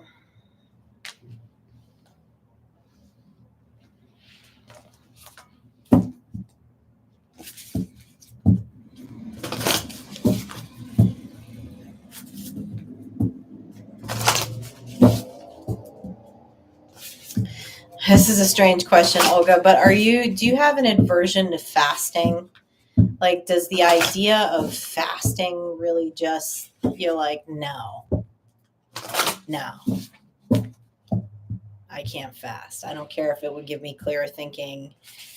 I don't care if it would get me into ketosis. I don't care. For no reason do I think fasting is anything that I would ever want to do ever.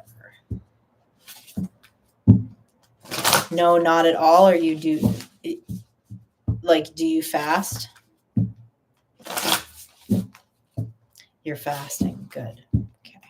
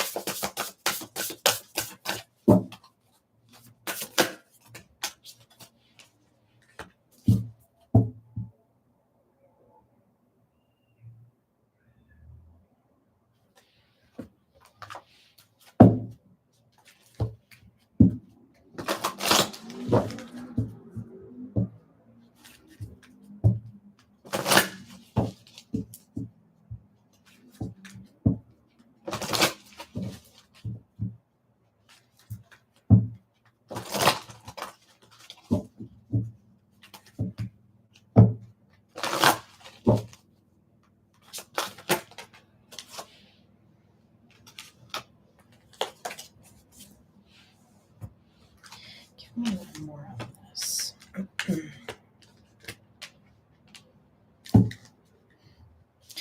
Okay, you're actually quite in touch with the energy of this lifetime, this previous lifetime that's coming in, and it's in a very good way. Yes. Okay, so you are, oh, that's cool. Look, they're showing me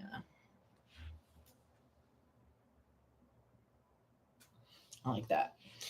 Reminds me of that movie Bell Book and Candle, which is interesting because this devotion card kind of has that same witchy look to it, and spiritual practices and intuitive history. Okay, it feels that this is kind of the style of devotion, so to speak, that you may lean into in your spiritual practices. Okay, something maybe more, more pagan, more Celtic, more.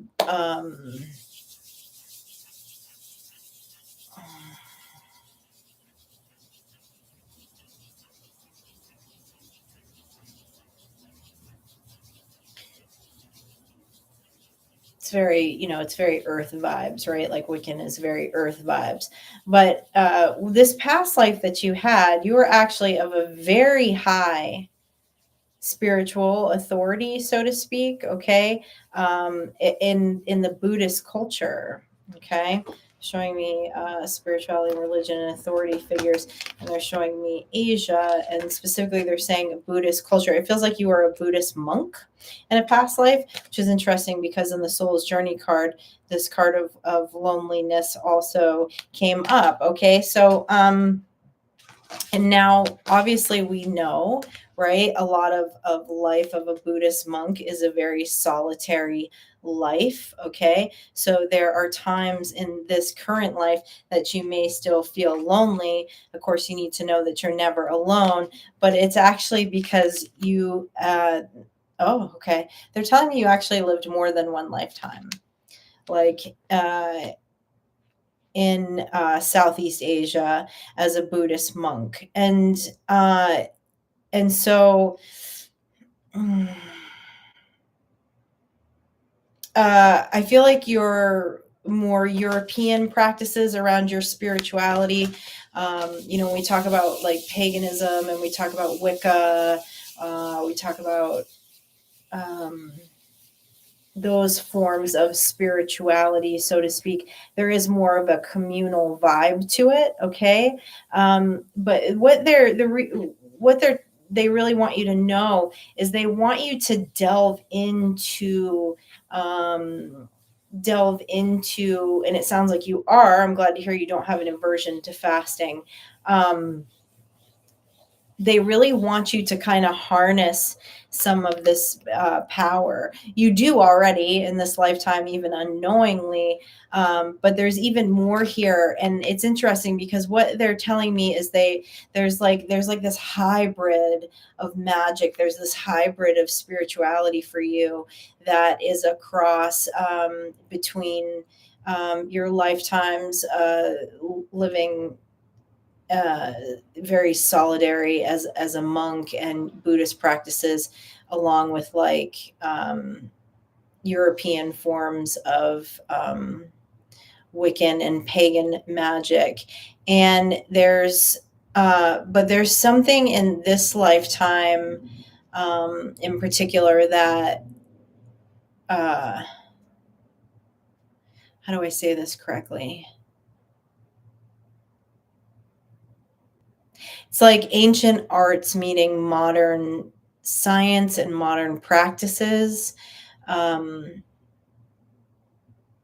there's some kind of key information that you hold from these lifetimes that is very important, not only for you, but I feel like a lot of teaching energy behind this that you can teach to those who practice, and this form of divination of spirituality resides that resides with them.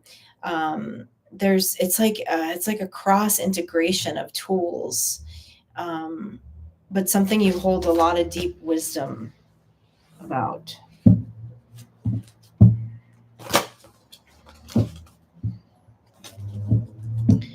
Try this Asia card, please.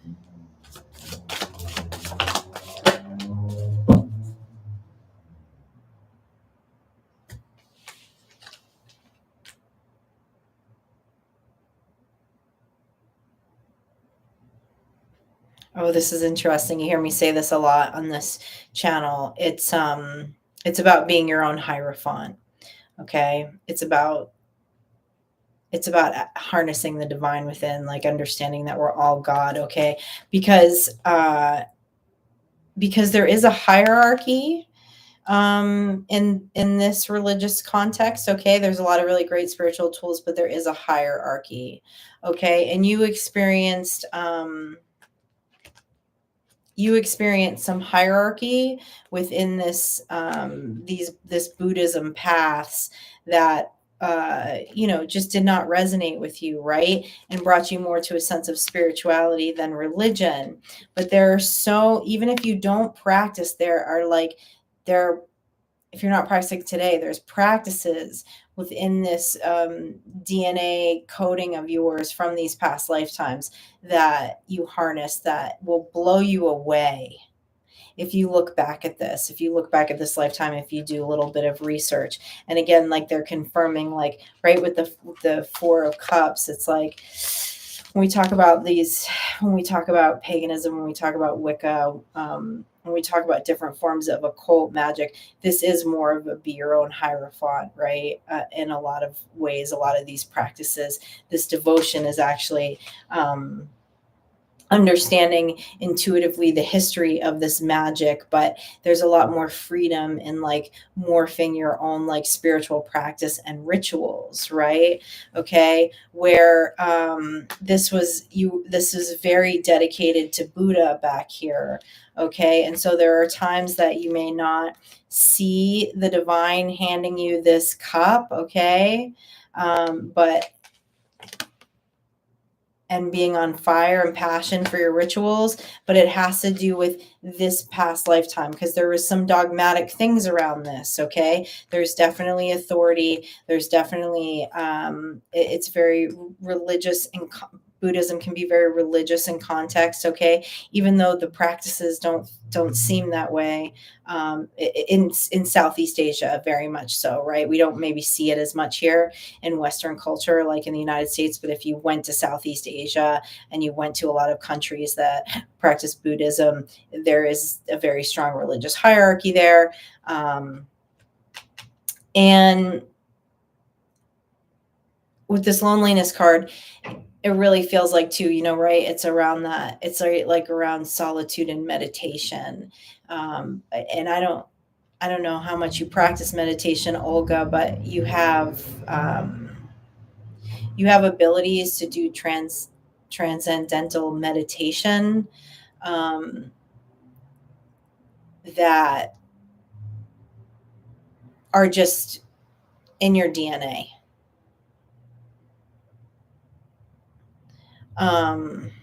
You hate meditating. Okay, that's interesting that you hate meditating.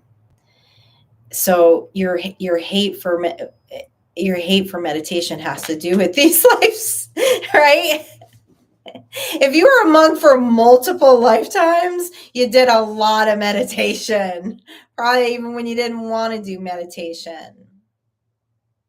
But there's a key. There's some kind of key in those meditative solitary practices that are coded into your DNA, and that's what. And I mean, it feels like this like melding of this melding of practices or something, because you don't have to do it like you did it back here, but you have these codes and these gifts that, with however you roll today, are going to be of great significance to you, and things that you could even teach. It's going to look different than this, obviously. This is a little bit of a journey here that you're being asked to go on, though, and tapping into this energy and looking at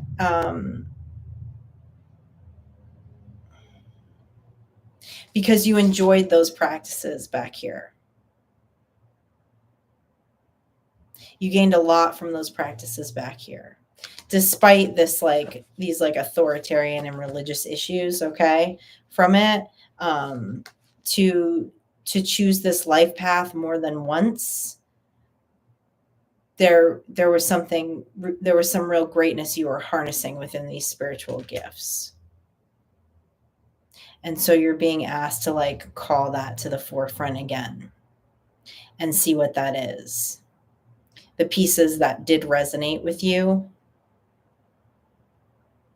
because now you're not under this false authoritarian, okay? Like you can do these practices of your free will. And there's something about you teaching that, like helping people to understand that they can adopt some of these practices void of like religion, I guess, so to speak. Like they can make it their own. So I don't know. I don't know how much you know about Buddhism, but I mean, you could even just research like maybe some basic practices and see if there's anything that like lights your heart up, or different forms of Buddhism meditation or prayer, right? But then it's about in this lifetime making it your own.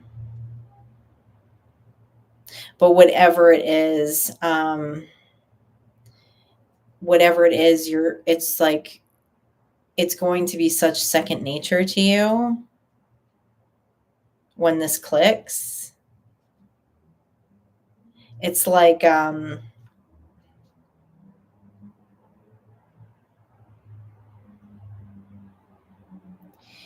are people that are just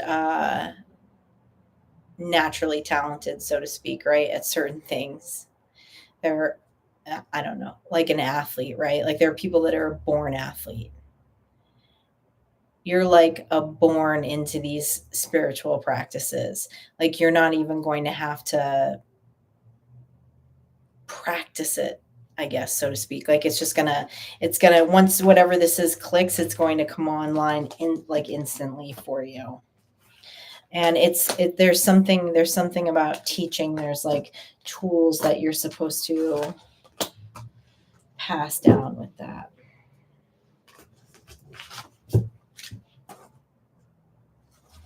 Okay, sigh.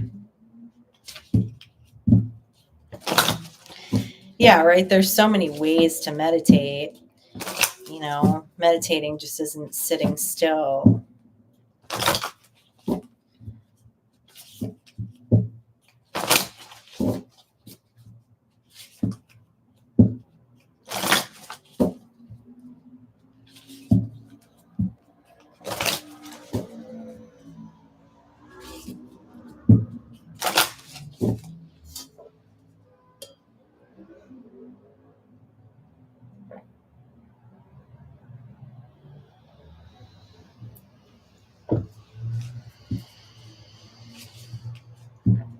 Okay, sigh.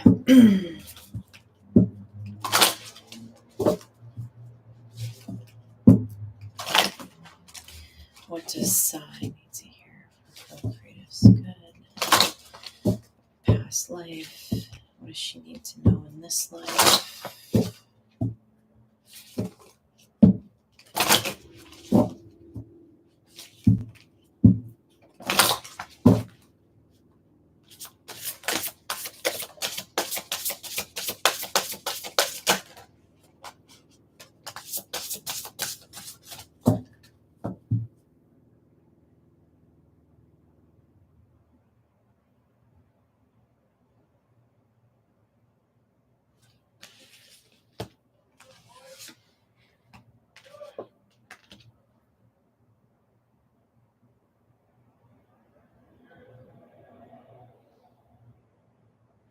So interesting.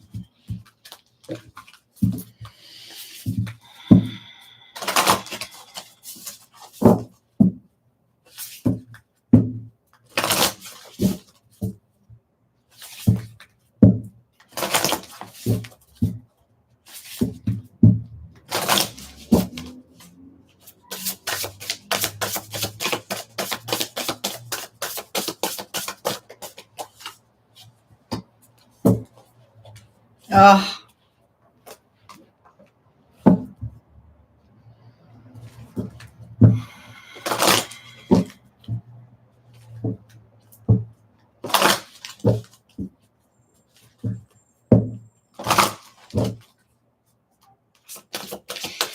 Yeah, you know how the band always tells me that your ancestors love your baking, that spirit loves your baking.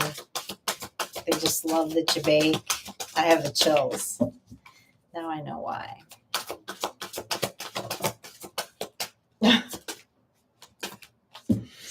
Okay.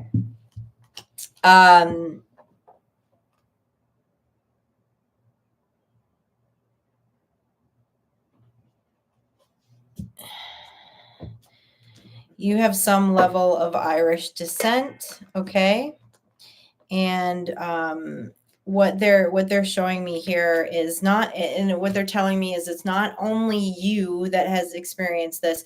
You had several ancestors that also experienced this. What they're showing me is the food and hunger card, orphaned, and of course like a Celtic background, okay? You've had ancestors, and you included, who have lived through major famines, okay? Disease, famine, can see lack of resources, okay? And you have, through these past couple of lifetimes, you have literally, you've beat this, okay? You have come out of this, because there's a lot of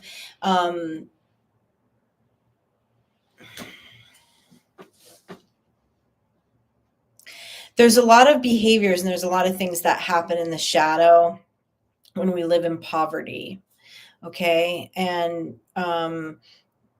we have insecurities about basic needs, okay? And your baking in particular is like healed that, and is continuing to heal that, not only for your soul but for your ancestors. The food that you make, Sai, is so sacred, okay? With Archangel Raphael, like the food that you make is like healing to your ancestors and to your soul. It's soul food, right? When we talk about soul food, like your hands make soul food, because this plagued many generations of your ancestors and your lifetimes, okay? And the card of success came out. No greater goal than love. They're showing me fish. So interesting. They're showing me fish.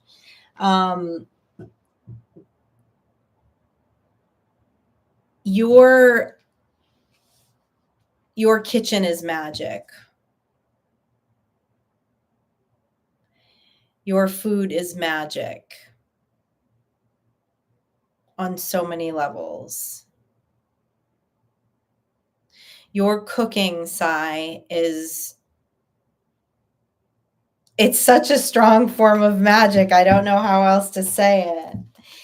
And this is tripping me out, because I've said that to you. I know I've said that to you multiple times. And they showed it to me again. They showed me a card from the Grateful Dead deck. I must have been talking about your baking, about how your baking just heals, okay? Yeah, your food heals the world when it's made with your hands, okay? And I want to dive more into the success card, okay?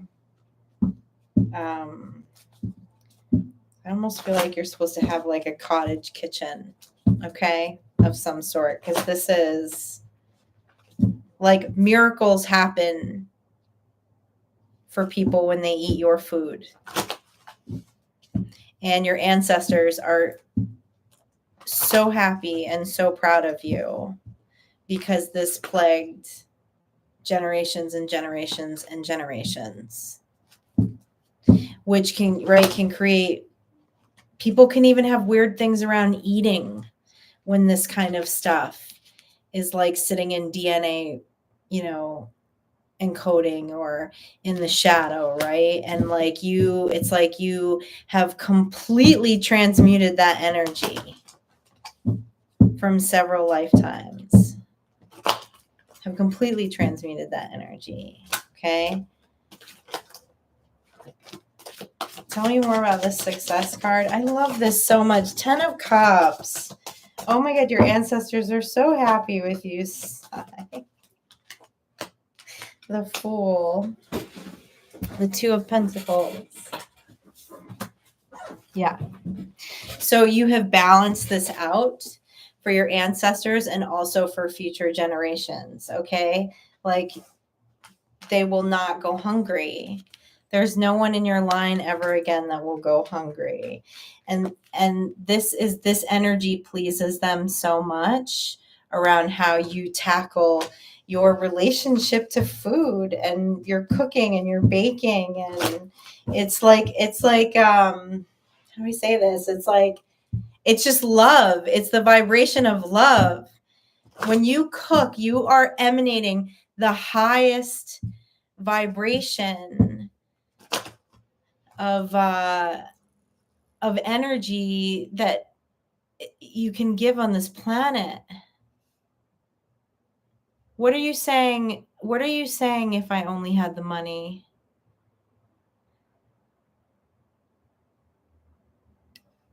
Where did I just see that? What are you wanting the money for?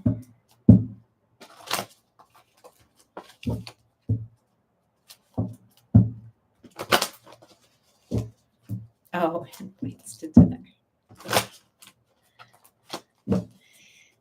You will have, oh, they just showed me an alien. You will have all the financial resources that you want. You just have to ask around, dude. Ace of Pentacles and the Star card. Sigh, I don't like to say things that might potentially we all go our own way, that might potentially influence someone's decisions. I don't know. I think you're supposed to have some magical cookie company is what I'm seeing. You're the next, is it Aunt Fanny's, or I don't know. You know what I mean? Those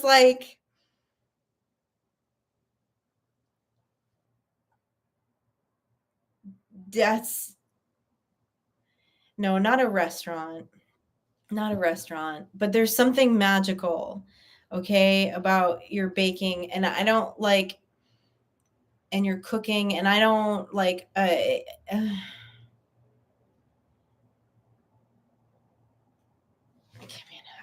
there's something about it. The High Priestess. There's something about your ritual around it, okay? I don't know. I don't know if you I don't know if you have ritual around how you make stuff. It's just pure magic. Okay. It just showed up as the High Priestess. It's just pure magic. It's pure magic.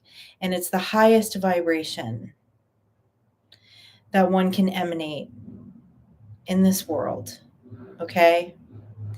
And for you to harness this apparently was a huge win based off of your past lives, your personal past lives, and the past lives of your ancestors. Food was just unobtainable in a lot of ways. And I don't know, I do feel that you're supposed to be spreading this magical love. I don't know how. Okay. I wouldn't want to own a restaurant either. I get that.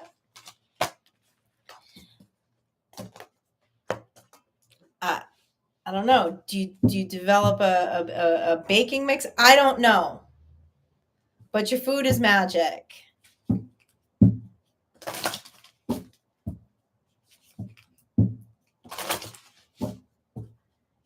And it's a huge ancestral wound that you have healed, and is part of the success and of abundance and high vibrations for you in this life.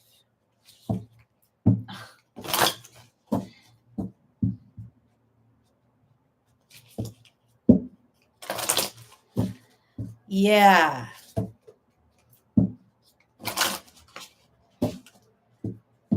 Like I just saw when I said that, like Aunt Fanny's or whatever, I just like, because I saw like a storefront with like a line of people like around the block kind of thing. So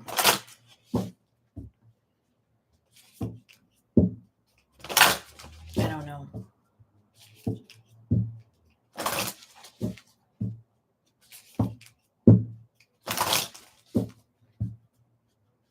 Caffeine and dreams. I love that.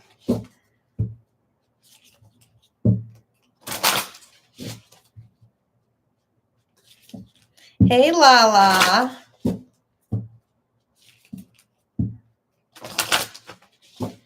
Now you really want some stuffed jalapenos.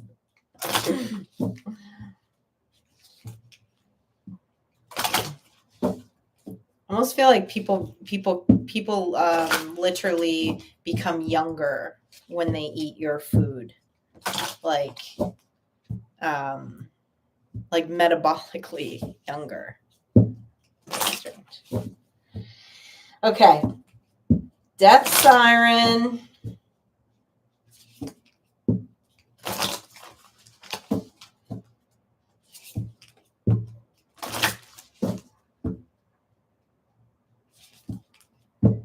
Oh, thanks, Void Walker. It's the most wonderful time of the year, you know. Most people consider that most wonderful time of the year Christmas. I consider that most wonderful time of the year wig season.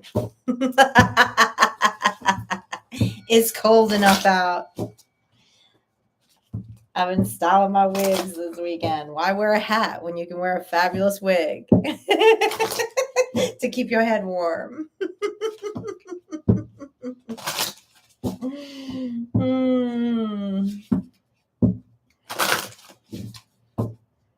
The black is all me. The black is always all me all day.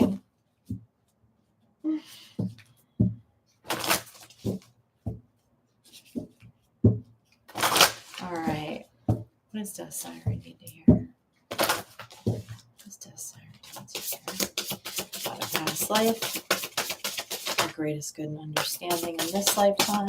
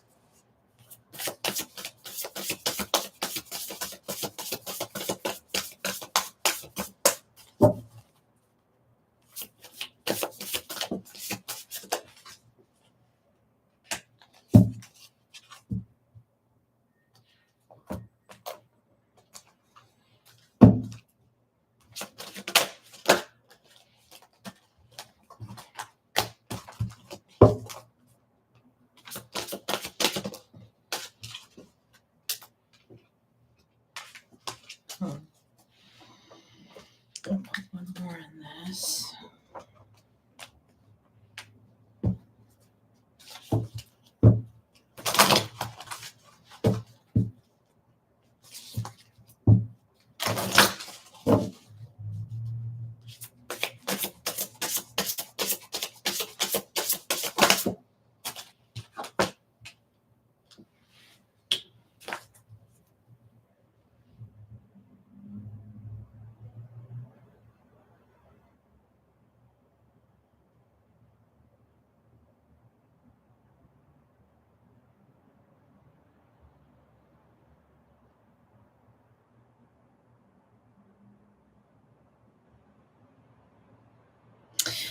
Okay, Death Siren, what they're telling me is that you have this innate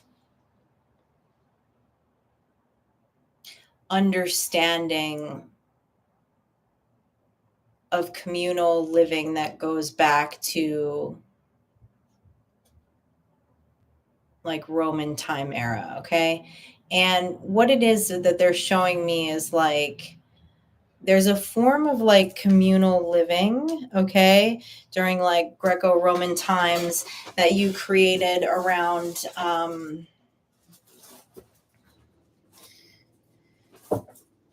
so if soldiers would go off to battle, right? And then, you know, only some come back. There are people that are widowed. There are orphans, and it's different. It's not like you ran an orphanage. It's like you were so good at fostering community between people, like into the point of like, um, almost like the easiest way to kind of say it is like a commune, right? But not a commune, a co-op, but not, a lot of times we say commune, we think like there's some kind of like religion or weird culty spirituality thing behind it, but it's not that. It's like,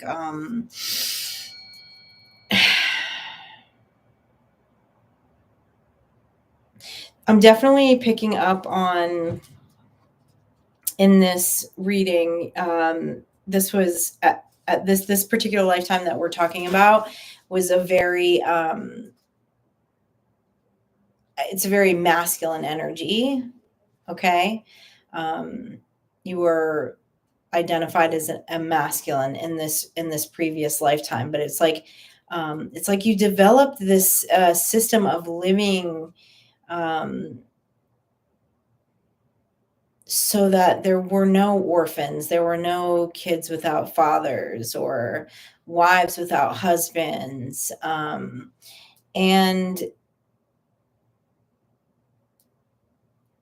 it's interesting. They showed me a church when,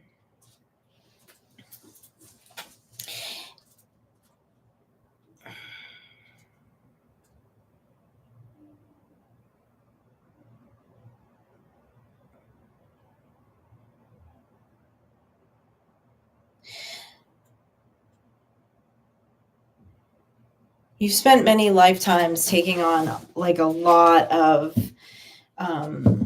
you have, how do I say this? In masculine energy in several lifetimes, you've taken on, you have taken the, you have, you've bared the burden, okay, out of balance, overworked as like this, as a father figure for many, many, many. Okay. And so, what we're going to look at in your current masculine energy, okay, the doubt card came up, feeling the need to know all the answers. There's something still attached to the masculine energy, but this is really beautiful. Like what they're showing me about this previous lifetime and like the way that this is very like emperor energy. Like you just kind of showed up in this very like emperor fatherly energy. Okay. And really changed a whole community. Like it's just like this whole community adopted a new lifestyle, and was very nurturing and caring for each other, under your leadership, under your guidance, okay, as this emperor energy. But there's something about that masculine energy that's trailed through multiple lifetimes for you, where you have, again, in the masculine, that's interesting too. See, they're even showing me like that's definitely like a masculine, right? In the masculine energy, where you just really like, you just feel responsible for a lot of people. So that's what I want to dive into a little bit. I want to know about how that may be, like affecting your masculine energy, right? Because we're all a balance of masculine and feminine energy. Because it feels like there's still something that's trailing, like this. It's just like this feeling of like burnout, like needing to know all the answers, feeling responsible for so many people around you in this, like, as this emperor. There's still something in the masculine energy about that. Can we talk about that? Let me grab that card that fell.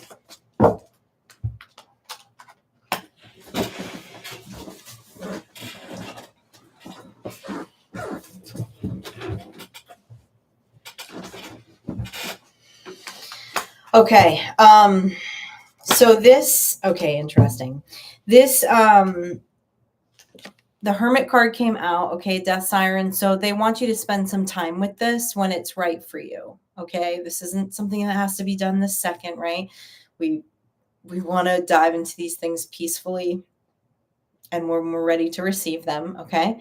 So they want you to kind of go in, see if you can feel back to this time, because there's something really beautiful around this. Okay, there's something really beautiful around this communal living, this balance that you created that is a kind of a juxtapose to this, like, emperor energy of feeling overbalanced and having a lot, like, really having to exert a lot of this masculine energy. Okay, and it's something around the throat chakra.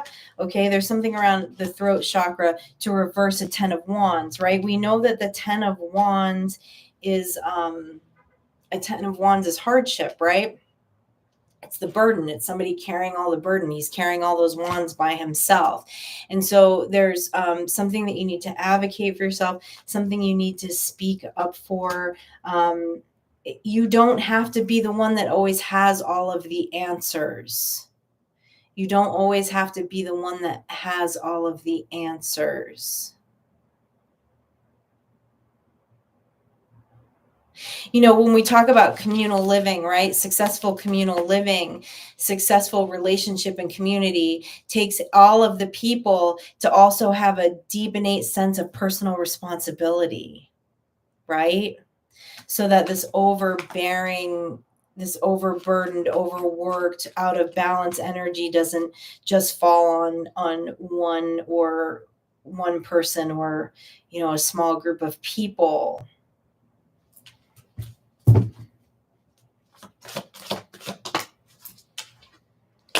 You're showing up as the Hierophant too. You have very strong masculine energy, okay? Like leader energy. Okay, you are the Hierophant.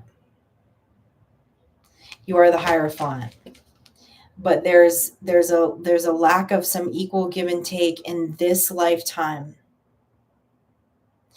And when things come up in this like when this lifetime comes up in past life readings, it's like it's something that is like burdensome, that is usually like, man, no matter what I do, like I've done everything right, like healing wise and this and changing and the shadow work and this, that, like, why is this thing still lingering? I don't understand.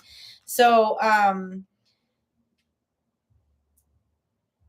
the answer is here for you, is back here for you. So when you can get into a quiet space, it'll help release that, because there was something from this time to this time. This feels like two separate lifetimes that became fragmented, where this was really beautiful.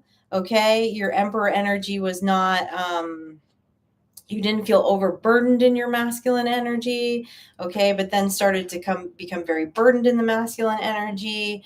All right, and now it's just like everyone comes to you, okay, because they see you're the Emperor Hierophant, okay, but even an Emperor Hierophant needs equal give and take from those that they're in communal with or are leading. All right. Yeah, I mean, this is really great energy. You're the Hierophant and you're the Emperor, but there's something here. And I would be so curious to find out what you find out about this, because there's such a, like, I can't explain it. There's like this peaceful, blissful, joyful energy around this community in these Roman times that you know, were the people's mayor around, so to speak, okay? And it changed the course of how this community lived. It's really quite beautiful. Okay.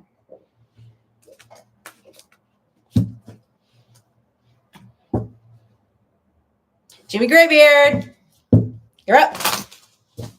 You're so welcome, Death Siren. You're so welcome. I am glad that it resonated with you.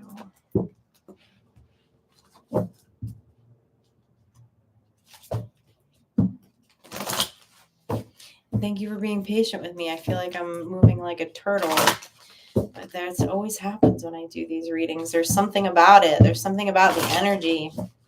I don't know how to explain it. It's dense. It's like we're going deep. Going way back.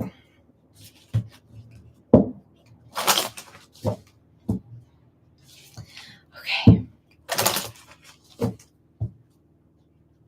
Thank you, Screamstress. That's my ego coming in. My need to perform.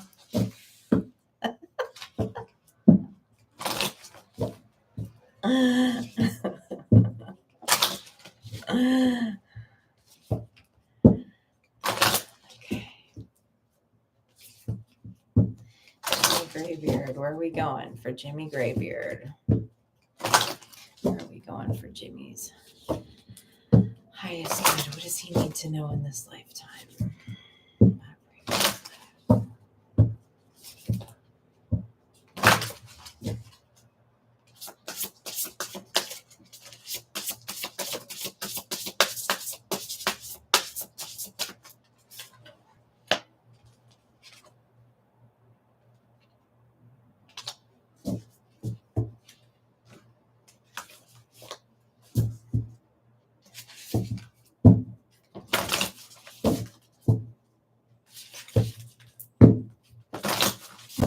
Yeah, more on this.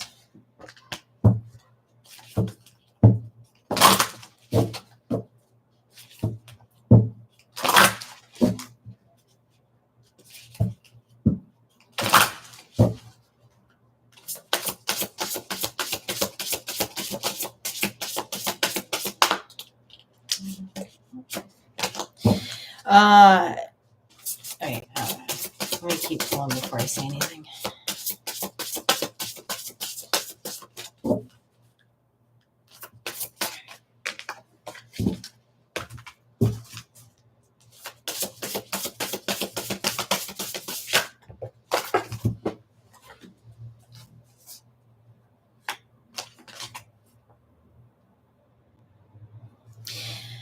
Ooh.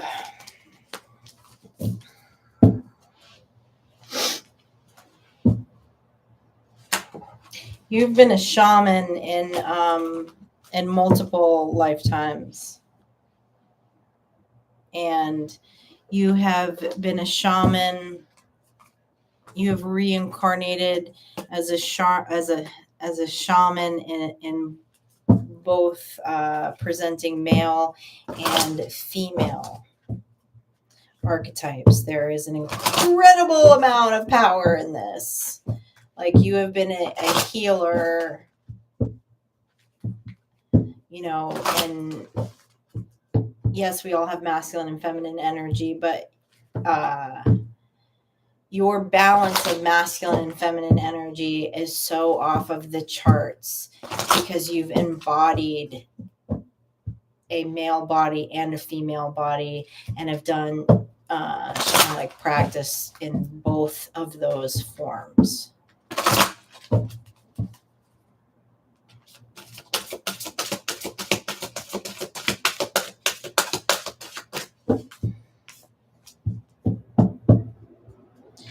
You know, this community card came out, okay, and they're pointing out the artwork, that the artwork is very native, obviously, right, on both of these cards. You're a shadow healer too. There's a lot of yoga energy around this. But see, this card, they pointed out to me, this card says medicine man or woman, but then this male female card came out,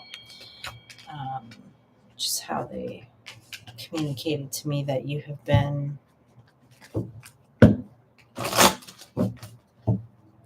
a shaman in multiple lifetimes. You have chosen to come back and do it as a man and do it as a woman, which, as we know, there's different, right? There's like different aspects there. Like there's different understandings. There's on so many levels. That is so powerful.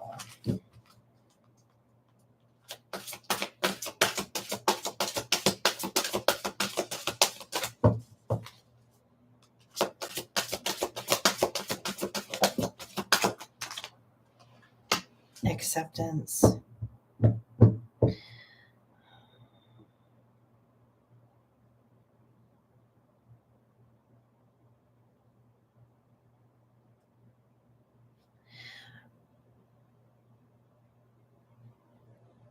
Okay, this is why, we've been joking about, like, we make jokes about it, even though we know it's serious. But when we say, like, everybody's getting an energetic upgrade around Jimmy, okay, because you have chosen to reincarnate as a healer, as both a male and a female, okay, there is such an incredible amount of personal power in this, and there's such a greater amount of acceptance within a community that, like, everyone literally gets an energetic upgrade around you. It's not a joke, and it's because you have absolutely no bias when it comes to gender. When it comes to masculine and feminine energies, Jimmy, that is effing huge. This is me talking, not the band, but I believe that is one of the biggest strongholds about being in a human body and getting us to that full frequency of love.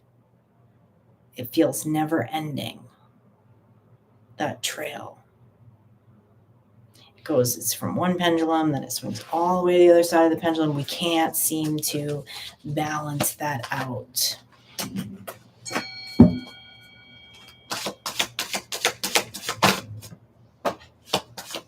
Six of Wands.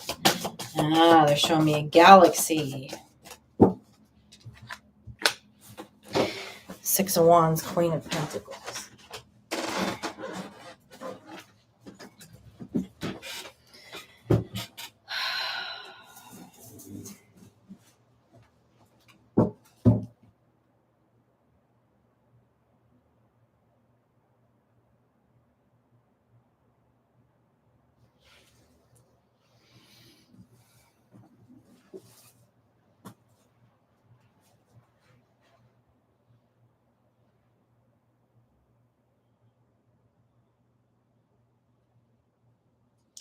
This is like getting us to the crystalline grid stuff, okay?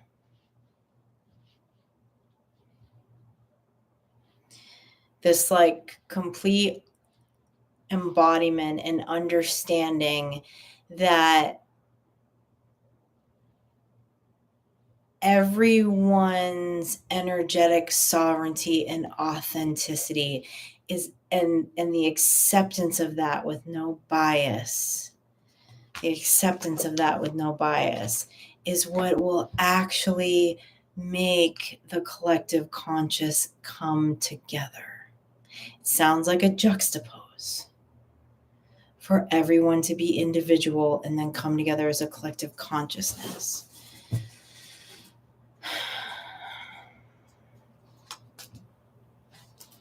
You, sir, have had a victory in this. And what they're telling me is that you, because of this, have had you're a very old soul, okay? With the Eight of Pentacles, you have worked for the community. You've come back many lifetimes with this work, okay? As a healer, okay? This particularly, they're showing me multiple lifetimes of shamanic practice, but I don't think these were the only lifetimes that you came back as a healer. Okay, imagery wise, that's what they're showing me, but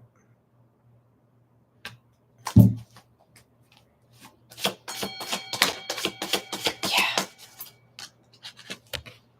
Boom.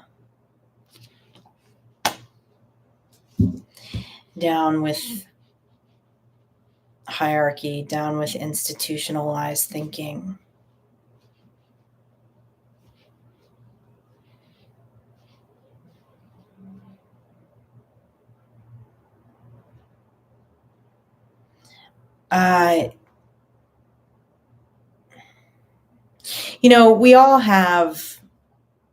We're all doing the work, right? We all do the work. We're all doing the shadow work. We're all working to change our programming and get rid of our beliefs. And, but at the end of the day, like, we have our moments, right? I have my moments, I still have, biases around certain religions or things that will come up for me. And I have to look at that because I'm like, I still have bias about that, right?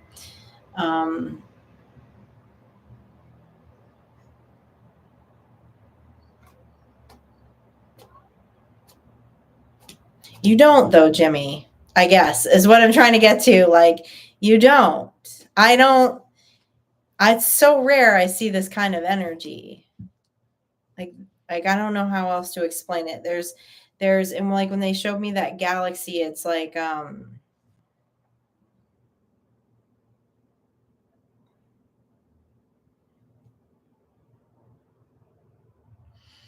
there's something around your choice to continually reincarnate as a healer, which is not an easy path. We know that. You did that as like a galactic effort. I don't know how else to say it. As like for someone to be in like a cycle of dharma, okay? And for someone to be able to choose and go, I'm going to come back again as a healer. I'm going to come back again as a healer. I'm going to come back again as a healer, aka outcast, right? Heretic, whatever. Like, you've chosen that path over and over and over and over and over and over and over again for the greater good, for the greater consciousness. You are an old soul, Jimmy. You have lived many, many, many, many, many, many, many lives. Whew. Okay. I need to take 2 again. I don't, that energy is that thing of like, it's hard to communicate. How do you communicate the crystalline grid? How do you communicate that like ascension energy, right? Like it's there's no words for it, right? There's no words for it. It's beautiful. I think I love and appreciate you too, Jimmy, so much. I think they're going to have me start blotting and sketching too sometimes when I do readings for you all, because there are just things that are like, I can't even put it into Latin, right? Like, it's just amazing. Want to compare lives.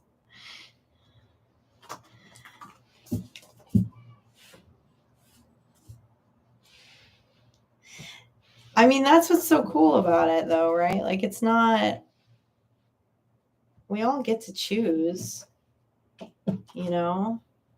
I don't know. Like, this life, I chose a very wretched, hard path, I feel like, for good reason. But would I choose it again? I don't know.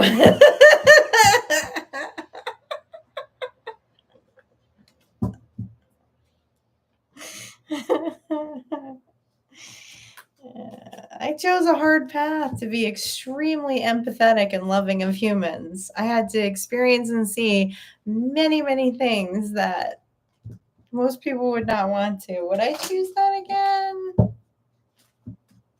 for the greater good? I'd like to say that I would. I'd like to say that I would, but would I? Who knows, right? Oh, okay. When I get back, I have Rose, Iron, Celtic Thistle, Pug Life, and Serenity vocalized.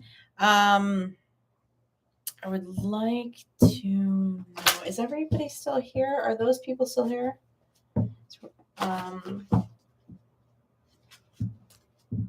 Anyways, all right, let me take two. I need to stretch my back. Oh, look what I got in New Orleans. I could not help myself. It was so interesting when I saw this. It's a rabbit's foot, okay. I saw myself sitting in the passenger seat of my dad's I think it wasn't an Impala. It was like a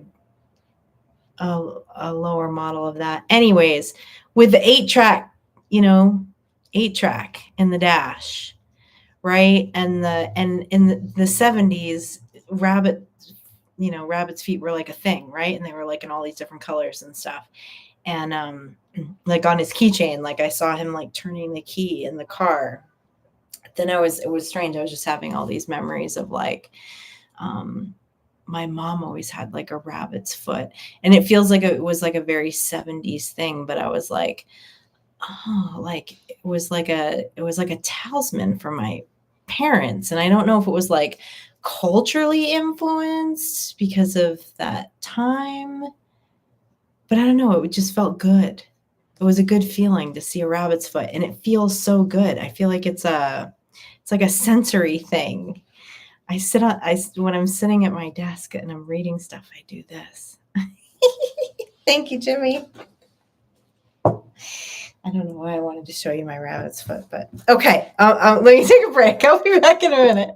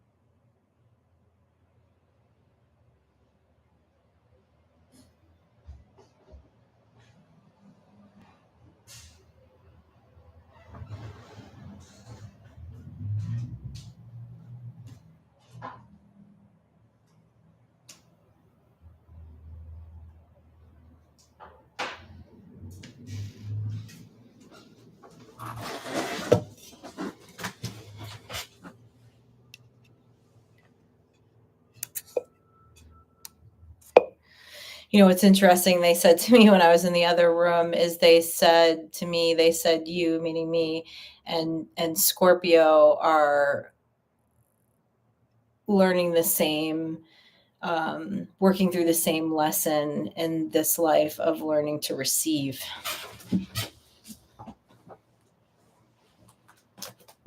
Okay. Rose, fine.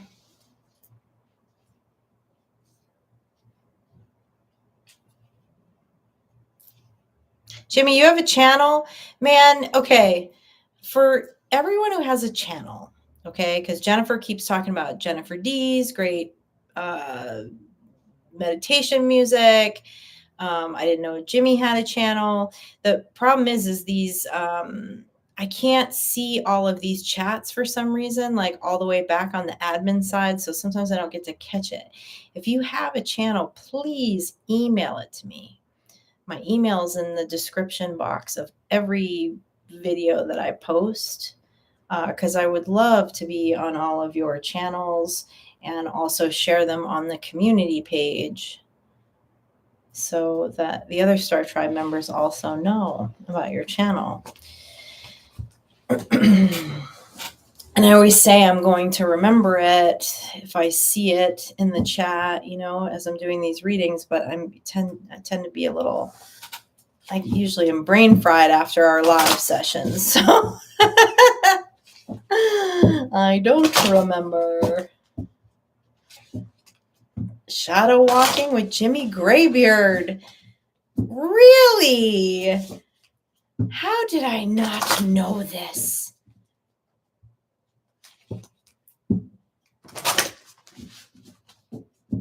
Right? It's funny. I do believe, like in my identity, I believe that I deserve to receive all the good that is freely given to me. Yet there's still something inside of me that will reject it. Sometimes I'm getting better than I used to be, but it's still something that I seems like I'm regularly working on in the shadow.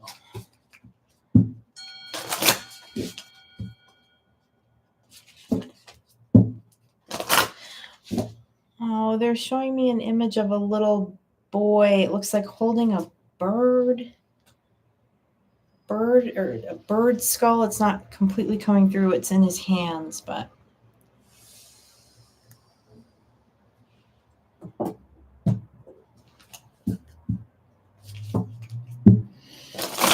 okay, Rose. What does Rose need to hear?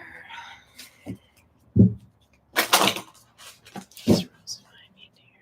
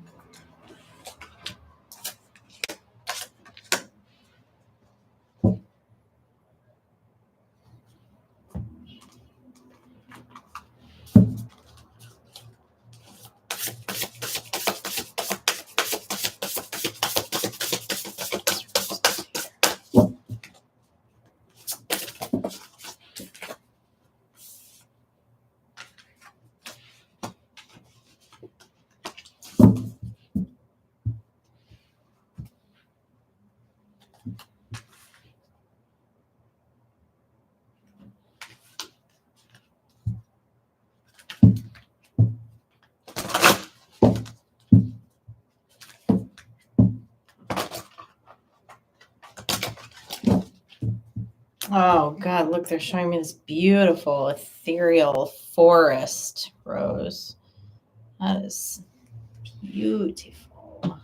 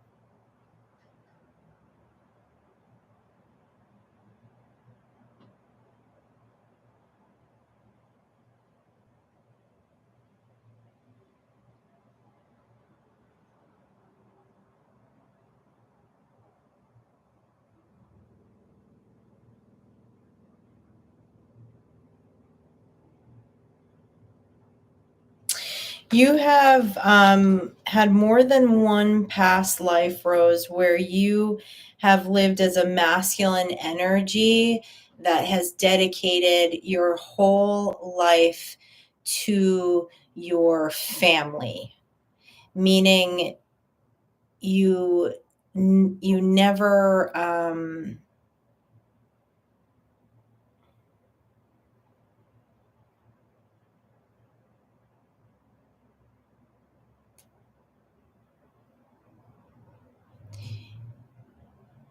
you lived multiple lifetimes as a man who was the cornerstone for family business, family affairs, family finance, um,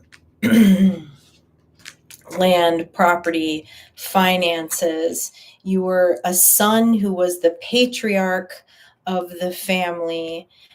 This was a lesson that you repeated more than once to where it left you longing for love. Okay. Like you never connected with your soulmate. Okay. It's like you stayed single. You were so wrapped up um, in you were leaned on by your family, by your mother, by your father, by your cousins, by your aunts and your uncles, to hold together, to hold up these family businesses. I'm seeing multiple different businesses. They're showing me like a lifetime of like it's like warehouses, like with some kind of labor going on inside the warehouses with sewing. And then they also showed me like a farm, a very large cattle farm. And this is there is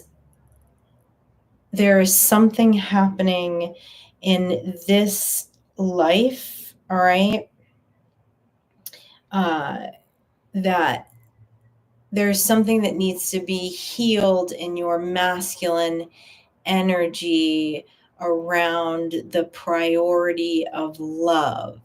That love is a priority for you, and love comes in many different forms. Okay. It's not just that soulmate, intimate partner relationship. Like you would put everything about yourself to the back burner because they also are showing this expressive talents. Okay. Your dreams, your talents, your wishes, your creativity, you would put any dreams that you had of you starting your own business and your own family and your own, going to college or whatever that looked like, for multiple lifetimes. You sacrifice that, um, to be the patriarch of your family's businesses. It was expected of you. They're showing me a graveyard. Um, that has been put to death for you, but there's still something in the masculine energy, about you feeling love, all right? Feeling love through your expressive talents, you being able to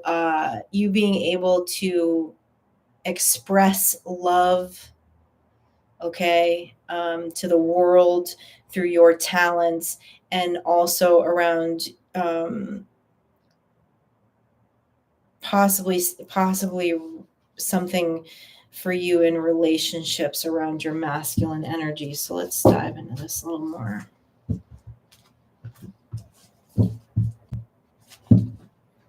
We have love, love, love. We have 3 cards here that say love. You have sacrificed many times your deepest desires, because it was expected of you to be in this role, this emperor role for your family. And of course, it was all it was all financial, right? To make sure that everybody, you know, we don't see this so much today, but of course we know for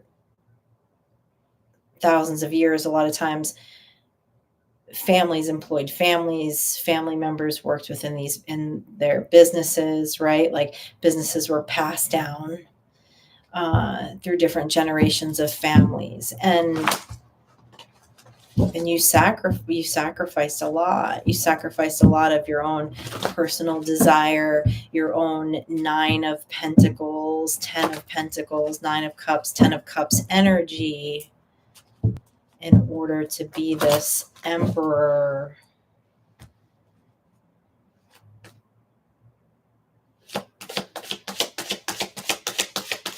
Tell me what we need to know about the masculine energy and the present for Rose. This.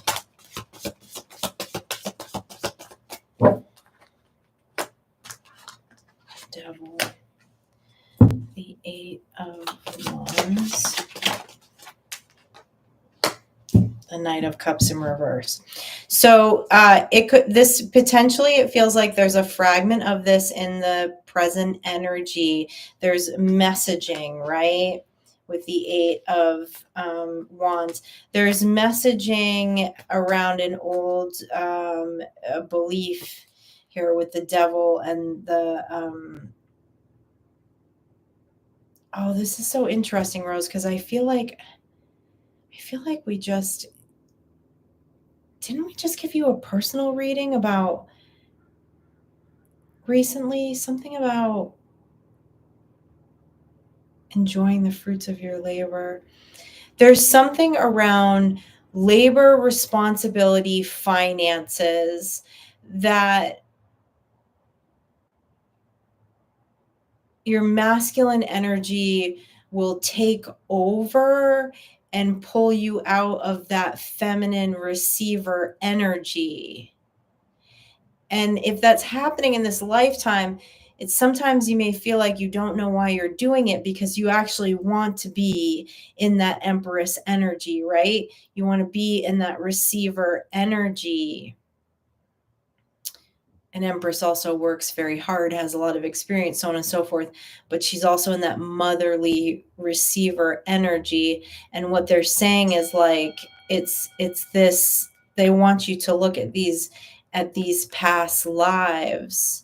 Because it's basically like they want you to go for it. Like you've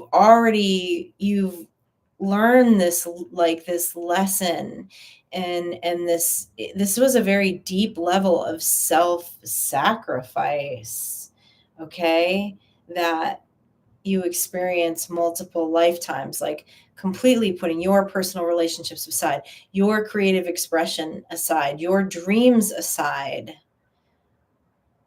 to take care of the flock, so to speak. And that comes up for you sometimes. It might not come up in the same way, but it's that same, like the masculine energy, this Capricorn get it done energy can come on really, really strong.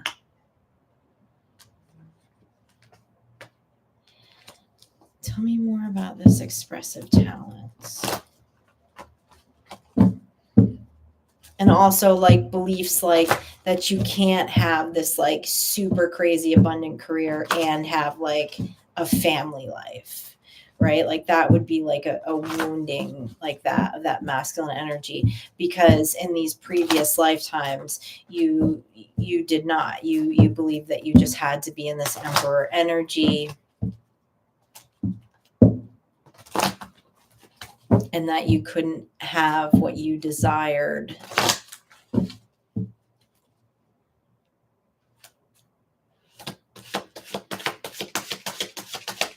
Tell me about this creative energy, these expressive talents, and how what is the communication you want Rose to know about that in this lifetime?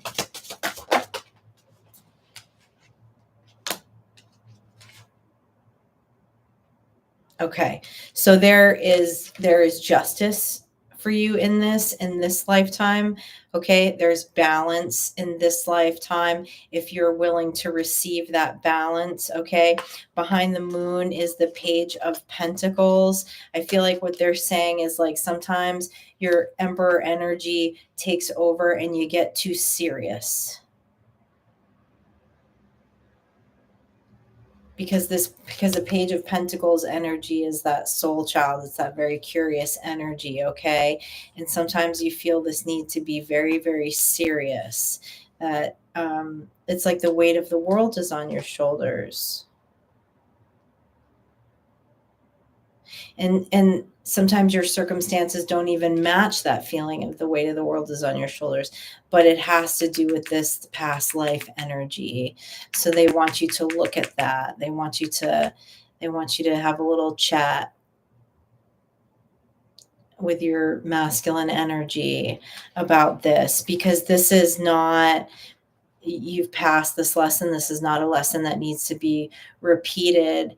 And they really want you to really feel love, give and receive love in all aspects of your life, in the mundane, in the daily domestic, in your expressive talents, in your creativity, in your relationships, in your soulmate connections, your intimate partner connections, all of that.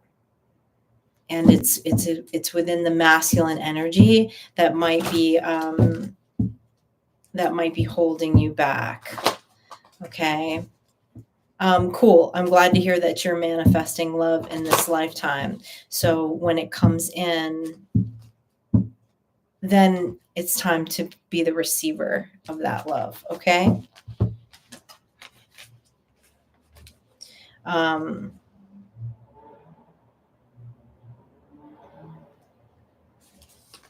They're telling me, like, you know, there will be someone who is going to come in this lifetime who is going to want to genuinely take care of you.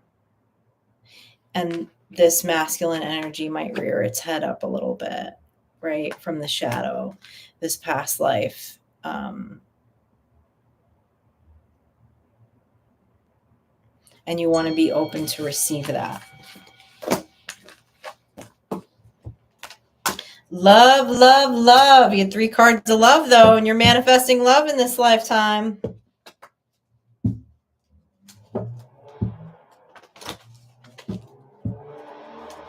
Okay. Iron. Are you still here, Iron? You're so welcome, Rose. I'm so glad I was able to get you on today.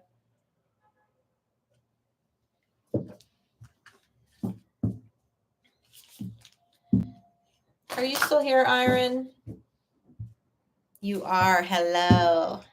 Call you Swish? Okay. No, I don't need your birthday.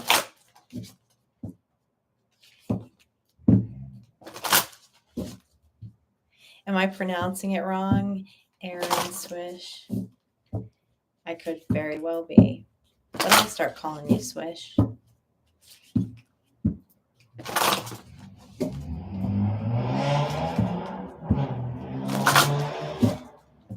So glad you joined us, Sai.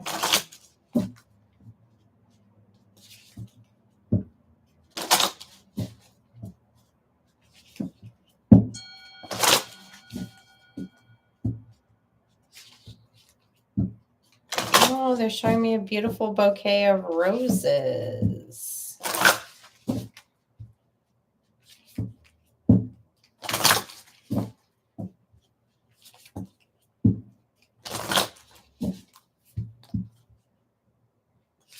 Thanks, Rose. Thank you.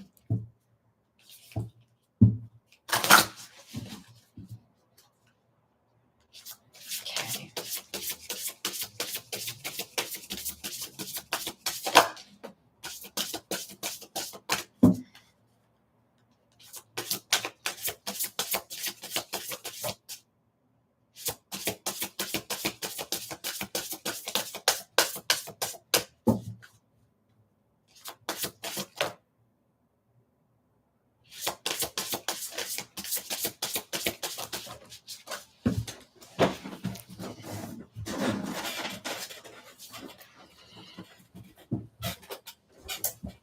Okay.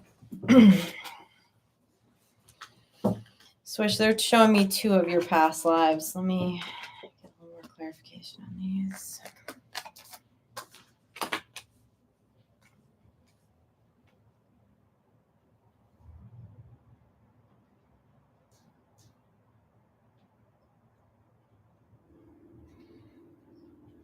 There's connected. There's a connection here.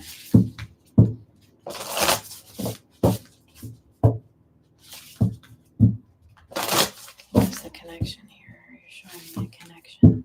What's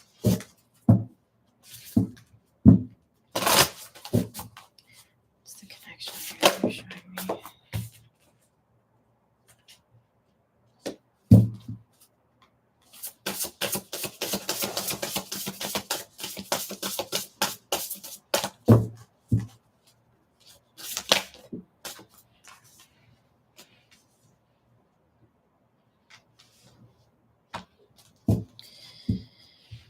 Okay, you took a vow in multiple lifetimes. They're showing me Egypt, okay? They're showing me Egypt. They're also showing me Celtic, okay? You were you took a vow in Egypt as a priest or a priestess, and then also did the same thing in medieval times. Okay, it's Egyptian and vows. And then this monk, nun, Celtic.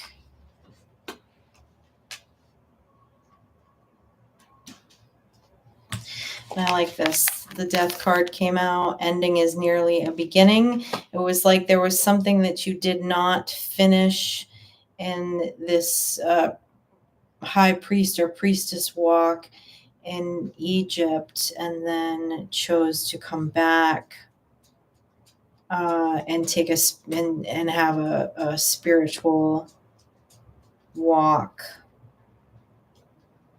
In medieval times,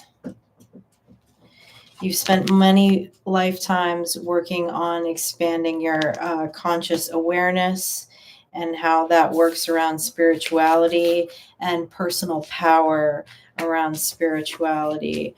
What more do you want us to know about this? You have taken the spiritual path for many lifetimes, Swish.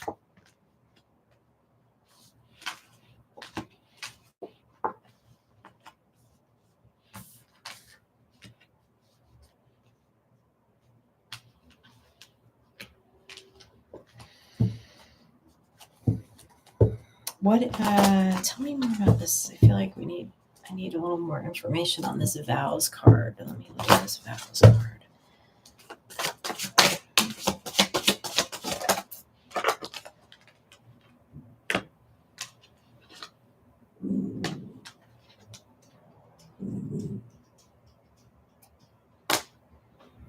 You took a vow of celibacy through multiple lifetimes. This 4 of Wands, Queen of Cups in reverse, 3 of Swords. In order to have this spiritual growth and expansion, okay, and personal power.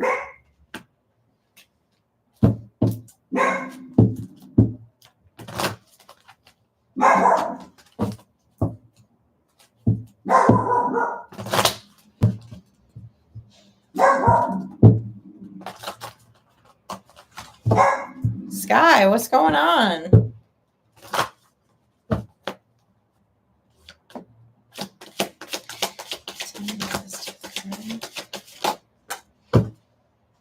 Yeah.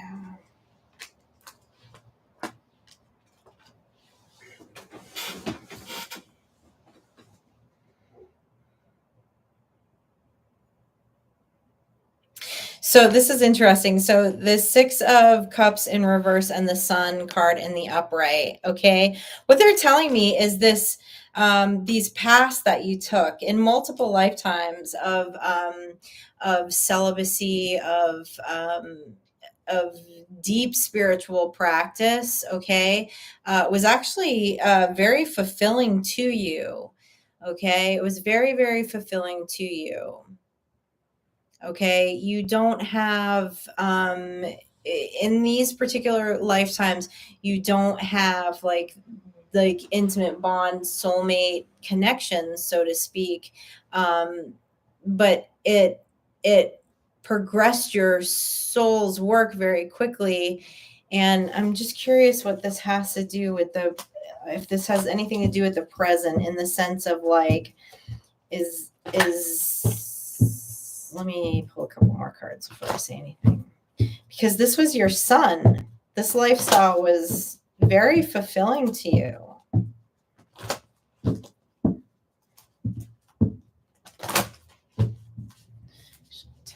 Pull this deck.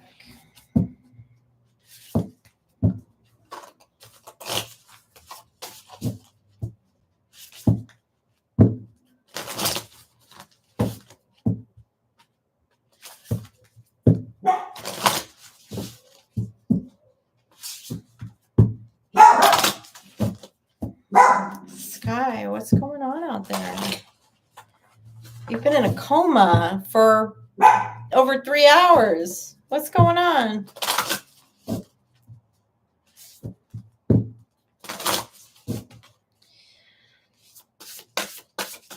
Can you give us some insight of what is the wisdom of this in the present moment? This guy sees the monitoring spirits. She does always see the monitoring spirits.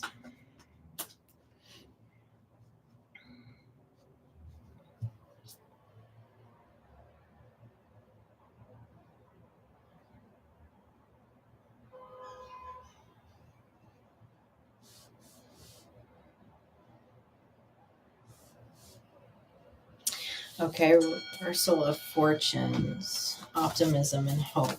So with these spiritual paths, okay, in both Egypt and in Middle Age times, also along with the vow of celibacy, of course, you took a vow of poverty, okay? And they're saying no, no more, okay? That's interesting, because it seems like a lot of times when I do past life readings, a lot of times it's like it can kind of be like the opposite way. It's like people further down in their soul's growth are like working on things around relationships and finances, but the sun card came out around the like the personal growth, okay, and it's like that 9 of Pentacles energy, okay, like you've lived many lifetimes where you have been very, very content being on your own and working towards spiritual growth, okay, but what is there something that is not, you don't feel optimism around something? Finances or relationships, maybe you're not feeling you're not feeling hopeful about, you're not feeling optimistic about. But what they're saying is like, feel hopeful, feel optimistic, like you already did this, you've already learned these soul code lessons. Like if you feel like you suck at relationships, for example, like, no, actually, you're really great at relationships, because you've already done past lives where you're very secure in self. It takes someone to be very secure in self to have this path already for like multiple lifetimes, okay? Tell me more about this optimism. Hold card. 6 of Wands. 3 of Pentacles.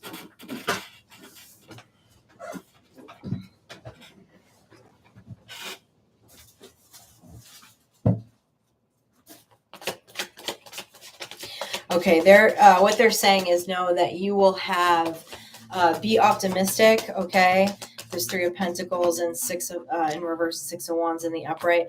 Feel optimistic, feel hopeful that like, as far as like a community, relationships, anything to do relationally with people, like you will have a huge victory in this lifetime around relationships. I'd be curious to know where your North Node is and what your North Node is, because you've done so much of this. Yeah, there you are. You're coming out as the High Priest, High Priestess.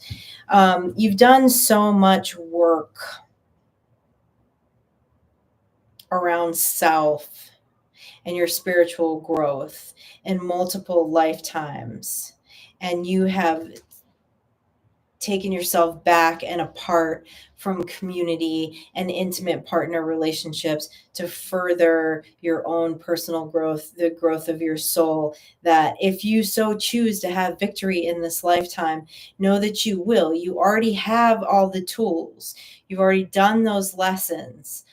So if there's something in the shadow, okay, if there's like some kind of nurture thing happening, of the way that you, North Node is on an astrological chart. We have our South Node and our North Node. It's like two kind of primary things we're working on in this lifetime, so to speak. And we move from our South Node to our North Node at some point in time.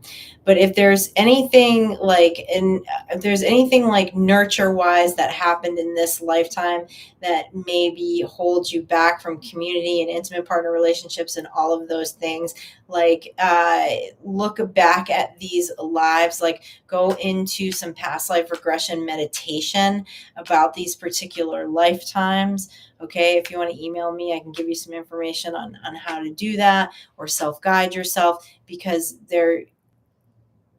you've spent many lifetimes in this in this very abundant energy, this centered in self energy, spirituality, growth, all of those things that the answers around relationships in this lifetime and around equal give and take, and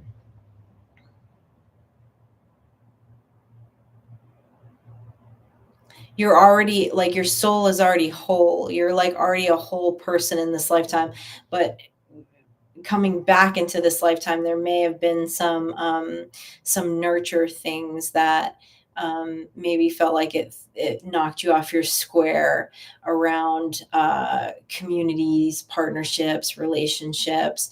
But they want you to go back to this wisdom that you have in your past lives. Because there might be just energetic mismatches of possibly the people, the family that you were born into, energies that you're attracting, but like you have this like deeper knowledge and centeredness and security in self that you might not even realize runs this deep. That's cool.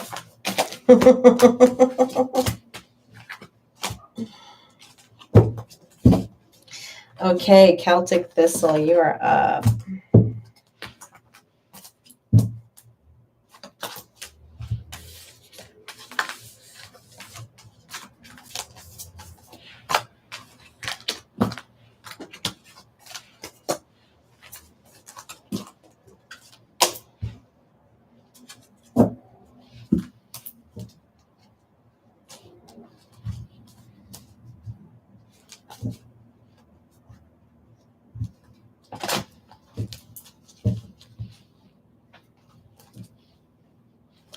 My decks are getting a little.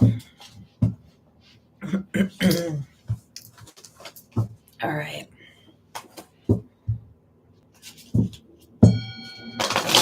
Celtic Thistle.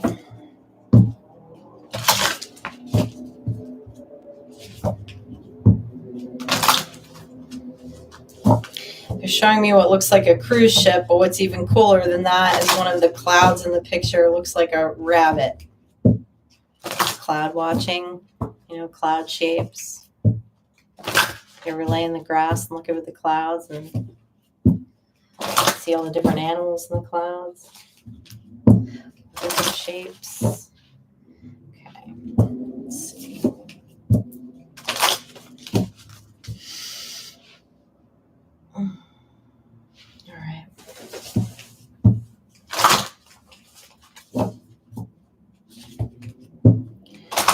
Celtic thistle. What does Celtic thistle need to hear?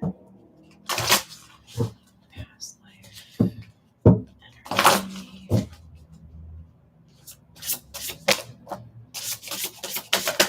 Greater good in this life.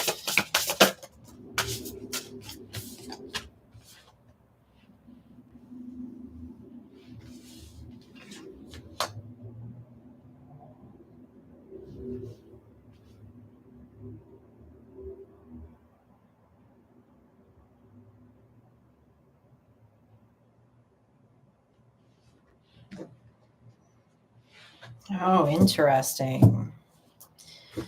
They're showing me like a Romeo and Juliet situation here.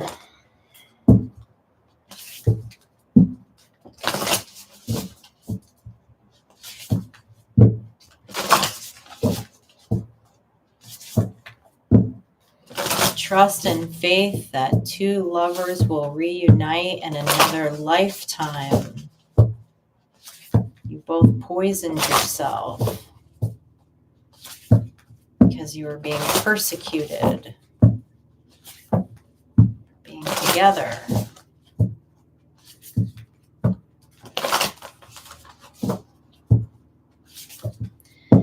Before Shakespeare wrote it.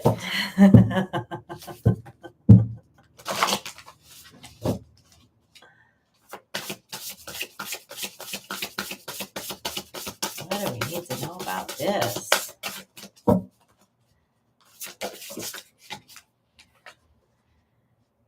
Wow, double persecution here.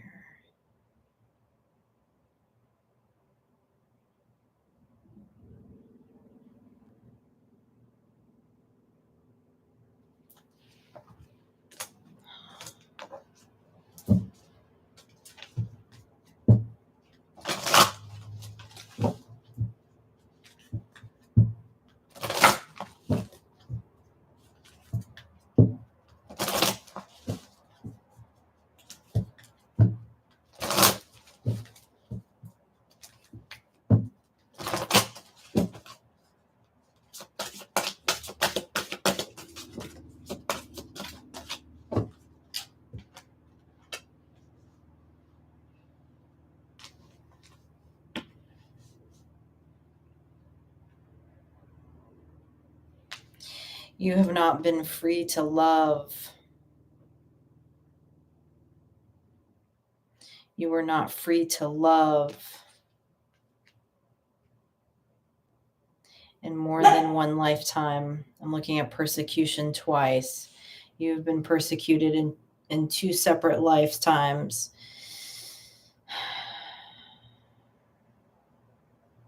What your belief of the right path of love was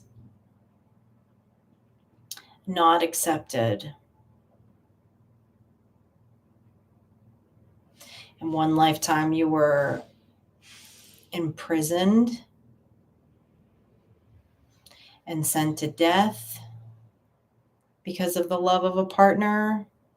And in another lifetime, both partners decided to end their lives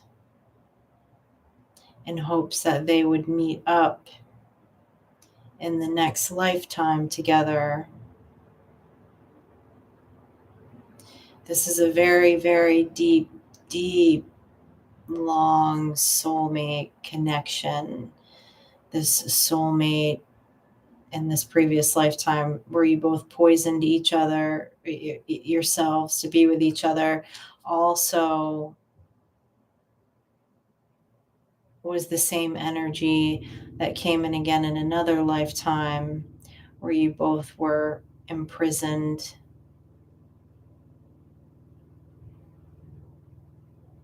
and put to death. This imprisonment, this second lifetime where you were imprisoned and put to death, I'm seeing it's definitely European.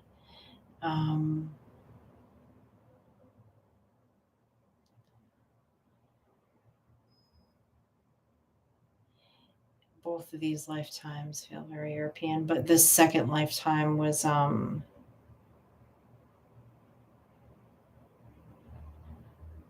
You were a very high-ranking feminine, some form of royalty.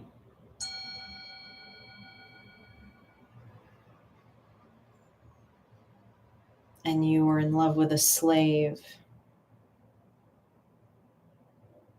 That's weird. They're showing me body parts, severed body parts. But the soul is the same soul.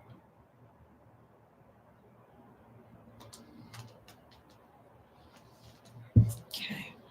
What more do you want us to know about this? Does this have any...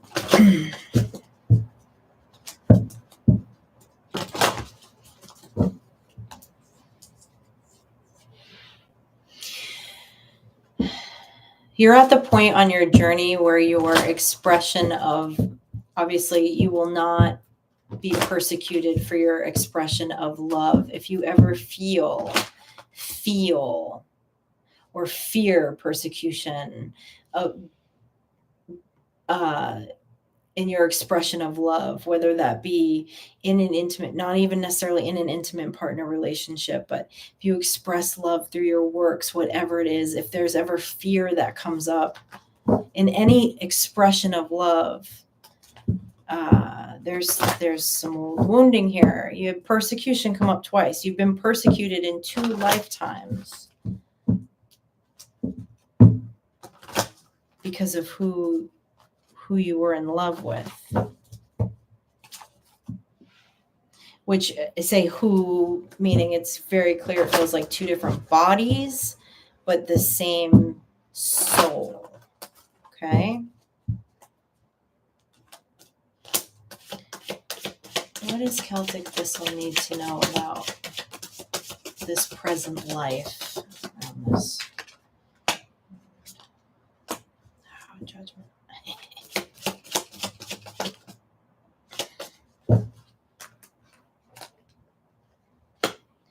Well, your ancestors got involved in this. Because these were both extremely wrongful circumstances. I guess culturally they were probably right at the time. Do you know what I mean? But like your souls are meant to be together, right? Like there's lessons for both of you. There's a reason why you continually cross paths. You're working something out together, right? And so this is, they're telling me this was even more than these 2 lifetimes. This was multiple lifetimes, to the point where your ancestors got involved. They're like, okay, this isn't happening anymore. like these 2 have work to do. Like this feels like a very deep, like intimate partner relationship, but then there's also something else, right? There's something your souls are supposed to be doing together. Okay. And this judgment was called in order to keep you both, you have been put out in the cold over and over and over again with this soul. Both souls have been put out in the cold over and over and over again, trying to come together and not able to celebrate, not able to fulfill these things. Okay. Why this 8 of Cups?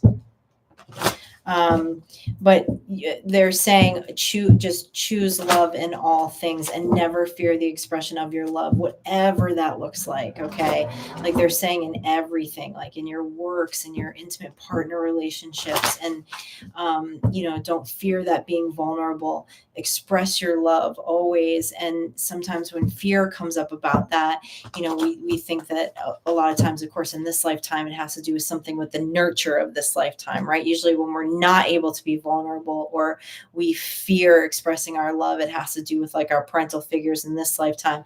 But they're pointing out, I mean, you had 2 persecution wounds here. The first one was over some form of the two lovers that both died at the same time.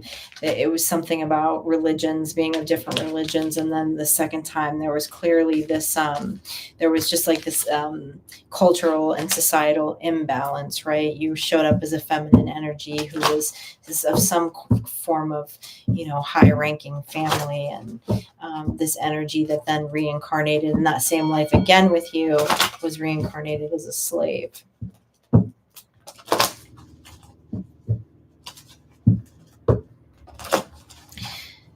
But there were other lifetimes too here. Please tell me about this Eight of Cups.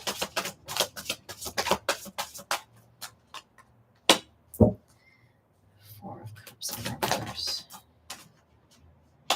The Five of Cups. Oh, there's lots of cups here.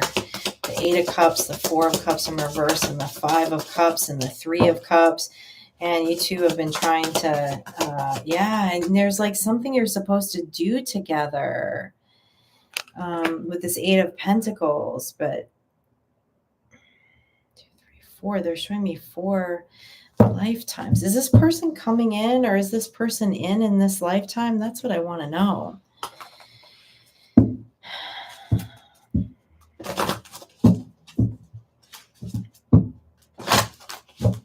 So many cups. Can you tell me, is this person here in this lifetime? Is this person coming in this lifetime? This energy. Okay, they're saying it's not so much about the individual, like this energy. Okay, all right. It's not so much about this like an individual, right? Or we keep saying like this same soul, right? Like is coming into different bodies and different lifetimes with you. It's not so much about you being together with someone else, as it's the lesson is for both of those souls, is being able to completely express love without fear. Love has been the source of your persecution over and over and over again for multiple lifetimes.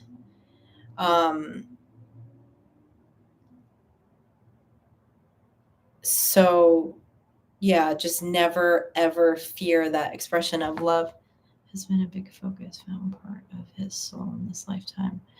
Oh, I'm so happy to hear that. I'm so happy to hear that, because this is heavy.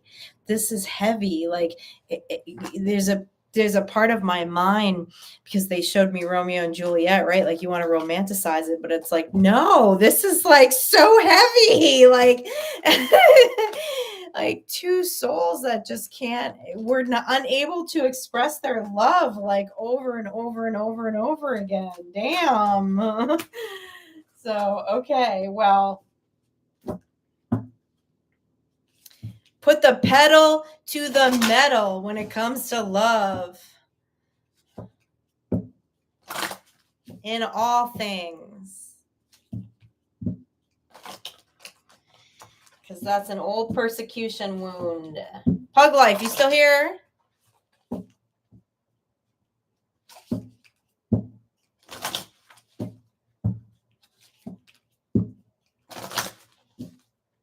Hi, Pug Life.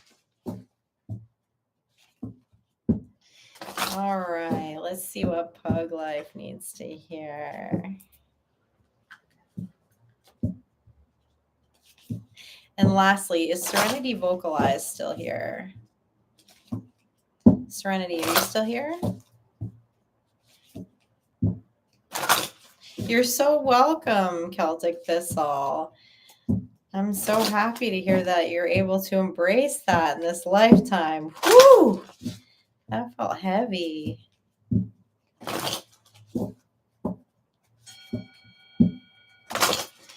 Pug Life.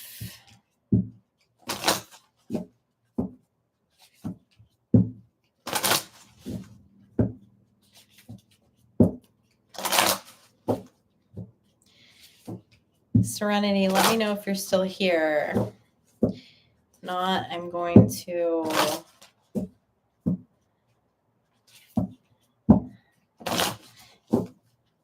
Diggity the last slot because he has been hanging out here for the whole live. Okay, Pug Life. You did a past life meditation last night. How cool. How did that go for you? Looks like you did some astral projecting.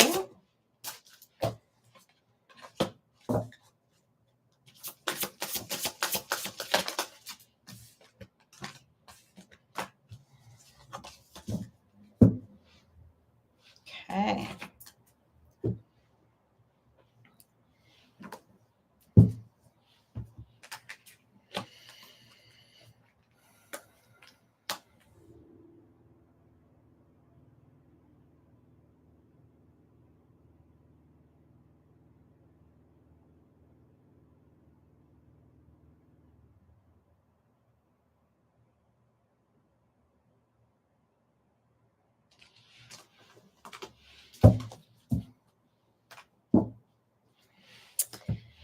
What they're showing me so far is in a past life, you were widowed. You actually, you lost your spouse and your child at the same time.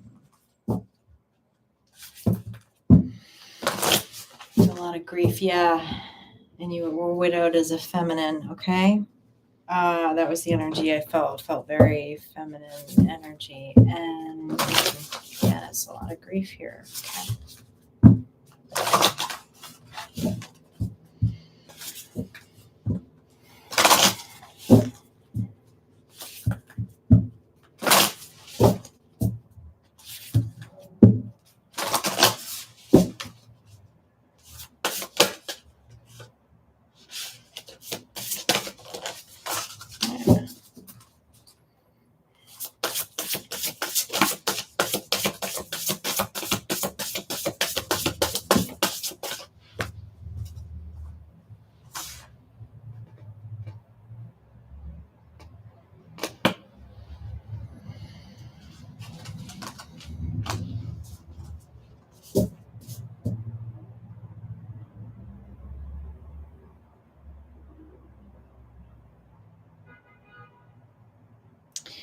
You weren't able to work because of the era of this.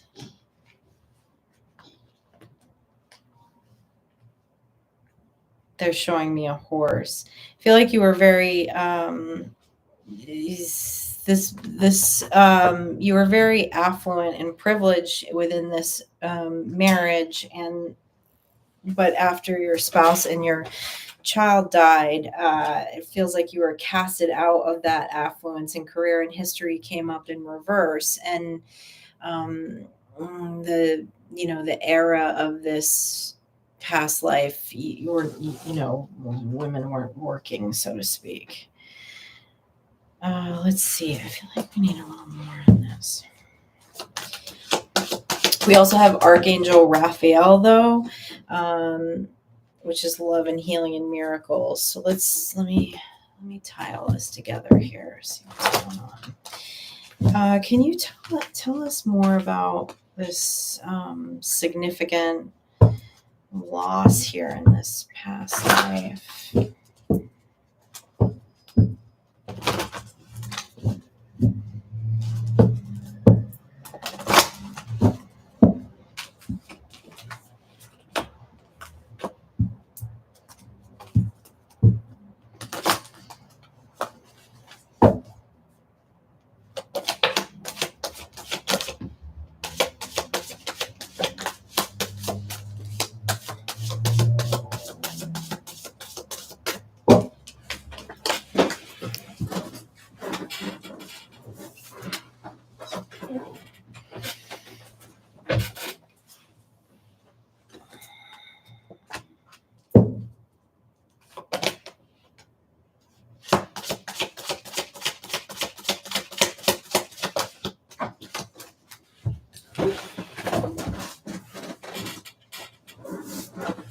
Ah, okay. Okay. All right, they just put it together for me. Okay, thank you. Very clear. Thank you, because you can tell I'm getting burnt out. Okay, so this is okay. So in a past life, you were outcasted, okay, by a family that you married into that made you quite affluent. It was very, very tragic. You lost your husband and your child at the same time. Okay. The church came in an attempt to marry you to someone else. Very common in old times, right? The Hierophant and the sun in reverse. You were like, hell to the no. I am going to take a spin on the wheel of fortune and create my own destiny and figure out what this looks like, even though I am on. It's funny because this is the card of progress, okay? And working for yourself, not necessarily an option or an opportunity back then. This is like very like empowering. This feels very much like you did something that was very unheard of. So we need a little more for the timing, right? And then in the present moment, we have love, healing, and miracles. So hold on before I say more. Tell me about this Wheel of Fortune. This is Seven of Pentacles, please.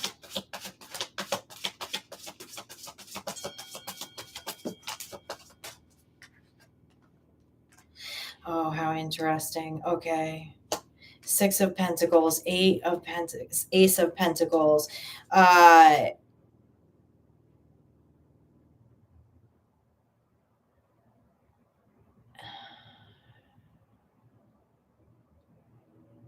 Seven of Pentacles and Seven of Pentacles. Seven of Cups, 777, 777, Six of Pentacles, Ace of Pentacles. You turned this around. Somehow in this lifetime that I'm talking about, after all of this loss, you as a feminine in a time where women were not known as business moguls, did not work typically, you you were balling, okay? You were balling.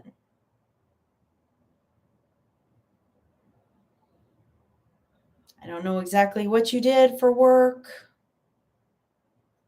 but you weren't you took an extremely difficult, all odds against you situation and turned it into an extreme amount of wealth and an extremely abundant life for yourself. It was very counterculture for the time. Very counterculture. Because you're showing up as the feminine in this past life, okay?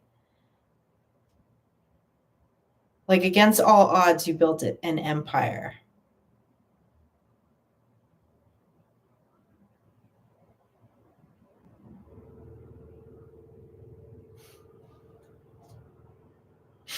They said it's because of women like you that the term spinster was created, which is a total bias, like derogatory comment, okay? It's a woman who is widowed and lost a child, lost everything, was outcast by the church and her family for not wanting to remarry someone who the church was pressuring her to marry after all of this loss. So what is the energy around this today? Because we're looking at Archangel Raphael, right? Loving, healing, and miracles. This was, you healed yourself here against all odds. And one of the things that they want, that the reason why this past life is coming up is they want you to know that you have the ability to heal yourself against all odds. You've done it already. You've done it already. Oh, is that wow? Okay, so you come from that. You come from that strong lineage, huh? Something about very, very, very resilient feminine energy here. Okay. Very resilient. Tell us about this Archangel Raphael, please.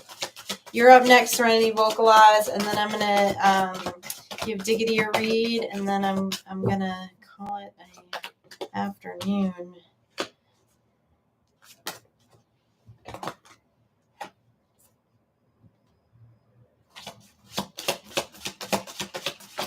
Oh, okay. All right. So the Page of Swords in reverse, the Four of Cups in the reverse, and the Seven of Cups in reverse. Your feminine lineage for your lifetimes, for ancestors' lifetimes, have really like feminine energies in particular have been in have dealt with extreme amount of losses, and you have learned to do it on your own no matter what. And the reason why this Archangel Raphael is coming up, this love, healing, miracles, and this combination of cards I'm looking at right here is this lifetime, this carnation, you're learning to co-create with the divine.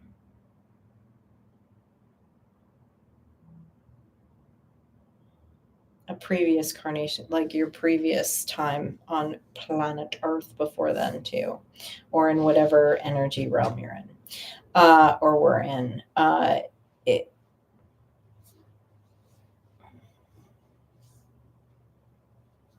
Knowing that you don't have to do everything alone, even when there's nobody around. Leaning on your divinity for that love, healing, and miracles, and angelic protection, and co-creating with other energies and forces. Because back here in this life, you were not co-creating with any level of divinity. There's no spirituality. There's no anything here in this particular lifetime. Which most likely, that was probably due to like harsh religious indoctrination at the time. We saw that Hierophant card in reverse too, and you could have also just completely like cast out any concept of God for a lifetime, right? Or anything to do with religious hierarchy, because they were trying to marry you off to somebody that you didn't want to be married to just because it was culturally correct.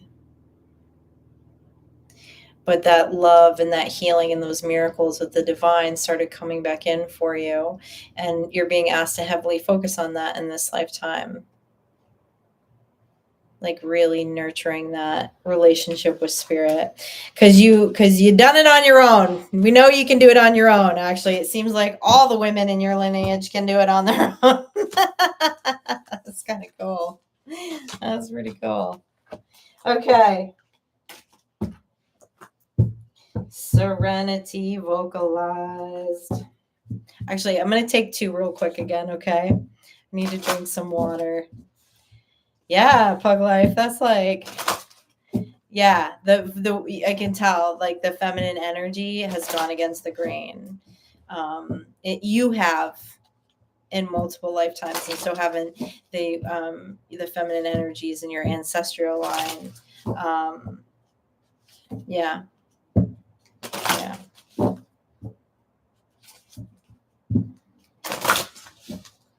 Very strong in that energy. Okay. Let me stand up for a minute. I will be back in just a few.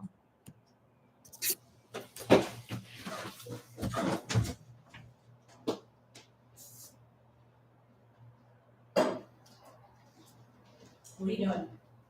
We got monitoring spirits now all of a sudden? What's going on? What's going on? What's going on, Barbie Pants? What's going on, Barbie Pants?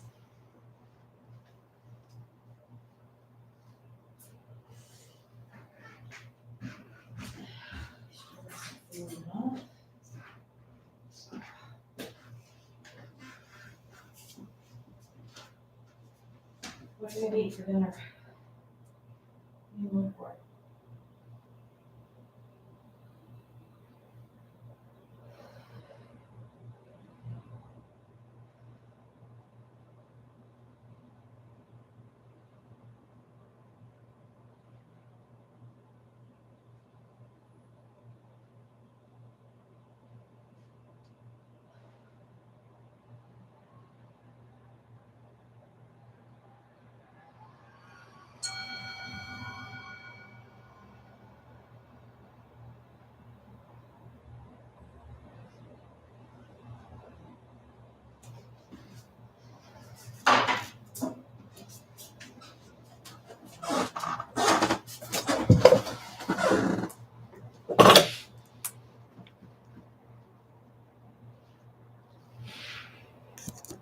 There.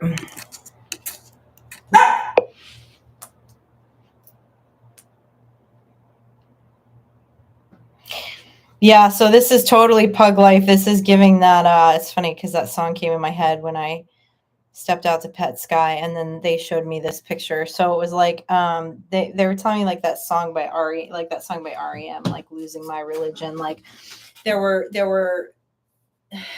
lifetimes that you had after that tremendous amount of grief that you might have like just completely separated yourself from any level of spiritual practice or any belief in God and connection in God, but you've come back around in that.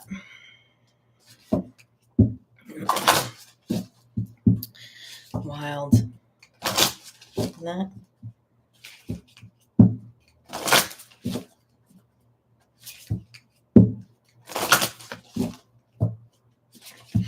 See how I'm starting to I'm attempting to cover the eyeballs with the starlight so AI doesn't keep picking up on all the eyeballs and I don't have to actually take them out of the dressing room.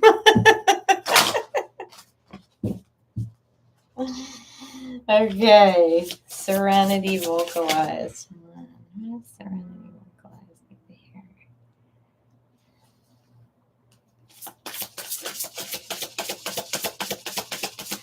What does serenity vocalized need to know about a past life? There, good.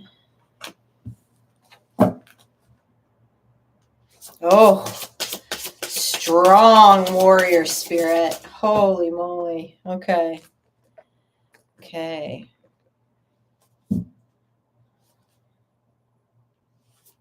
Okay.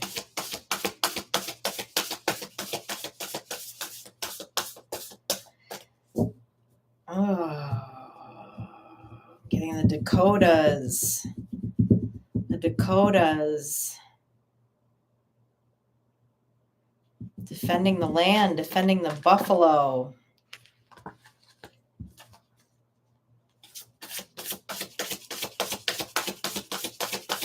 Have you ever been to spearfish?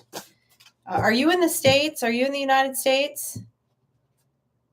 And if you are, have you ever been to the Dakotas? Have you been out to spearfish? Have you been to that area, those areas around spearfish and deadwood and there's something really deep that will connect to your soul in that land, the Badlands, all that area, if you haven't experienced it. Hold on, I got distracted.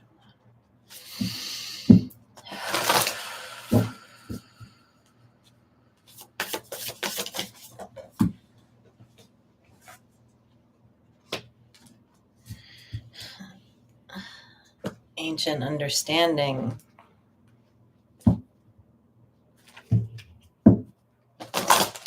Ancient wisdom.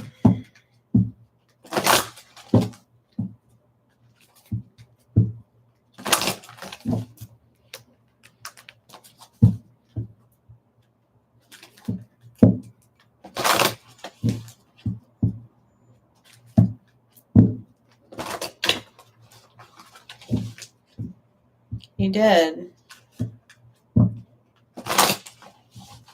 North Buffalo, like in the Midwest, or like North Buffalo, I think in New York. I think of Buffalo, New York.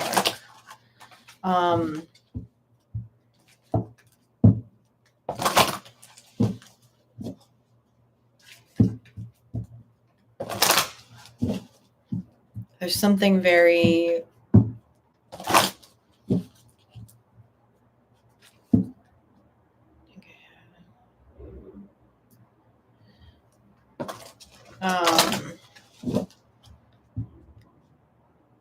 it's just some kind of deep connection you have to that land.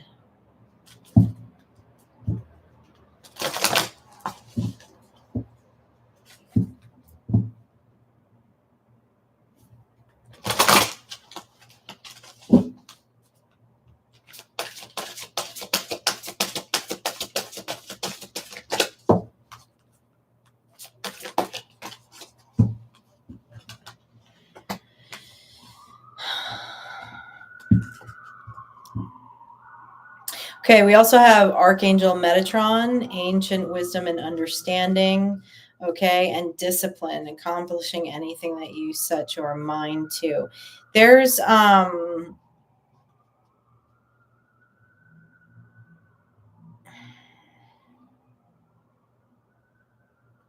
just a very strong like warrior spirit around all of this. Showing me a stained glass window in a church.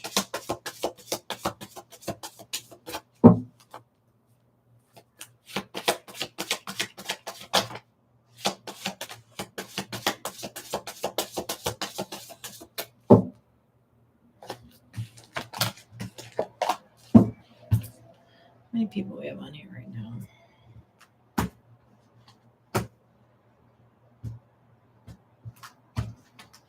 Sorry, that was some interference right there.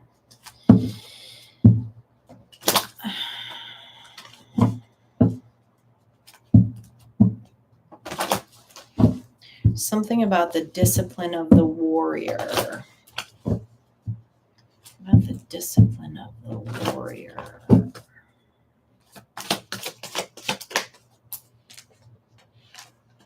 Strategy.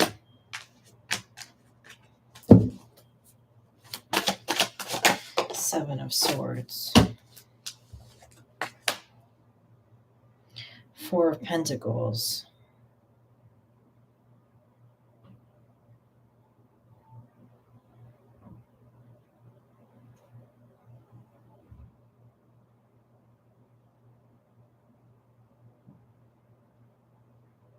They're bringing this up because they're asking that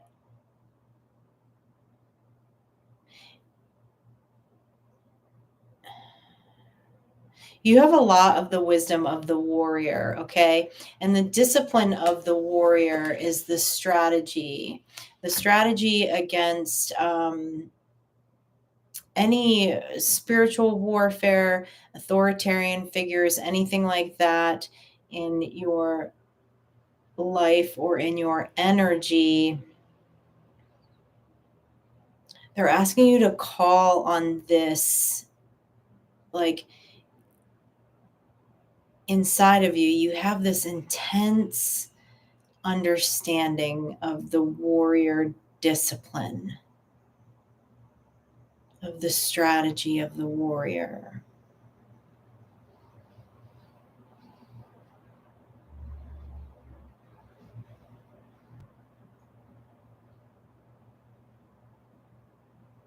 Like knowing when to hold back, create strategy, be disciplined and calculating in your moves.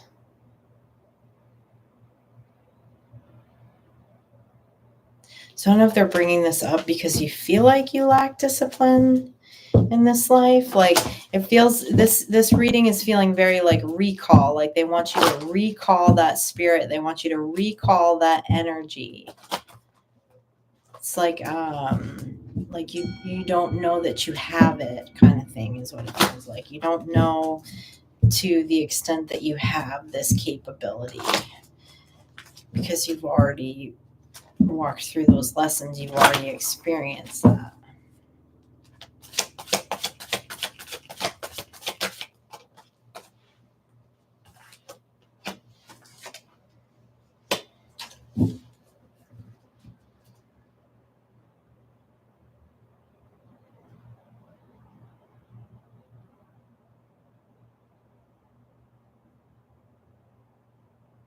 There's a truth that you've recently found out about an Empress in reverse energy. Okay, so that could be a matriarchal energy, right? The Empress embodies all the queens of the deck. Okay, this feels very heavily. It feels very much like someone who wears a mask, but it's like it's deeper than that. This energy has really been.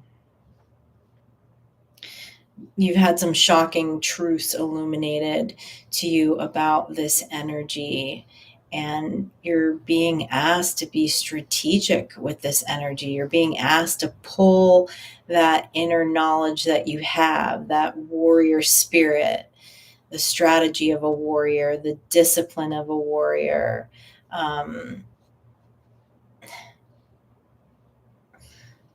This is like leadership of Attila the Hun stuff. Okay. You ever read that book? Leadership of Attila the Hun?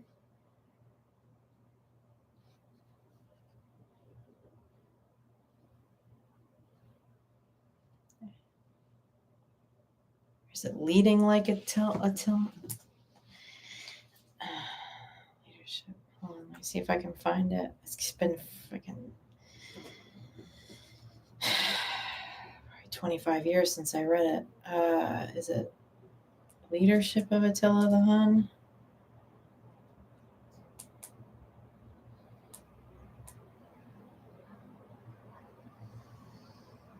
Leadership Secrets of Attila the Hun.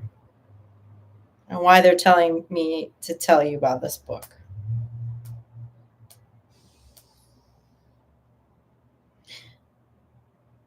Wes Roberts wrote it.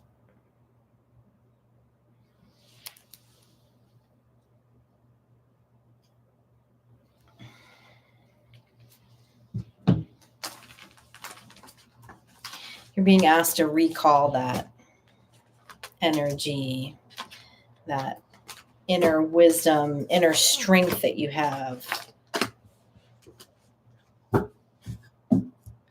Because it's very useful. And you have already gone through the path of the warrior. You have much knowledge.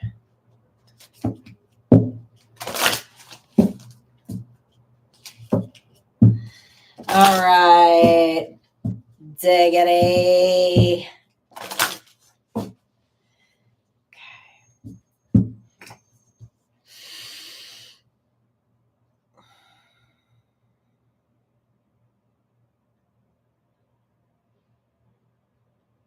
That Empress in reverse energy actually feels like it's something in the spirit. It's some kind of spiritual battle. So they're saying, they want you to call on your strategy. They want you to call on your warrior discipline. It would be about some kind of spiritual discipline, right? Some kind of Empress in reverse energy felt very like astral. Maybe something you're fighting in the astral. But there's some knowledge pertaining to your life in human form as a very, very powerful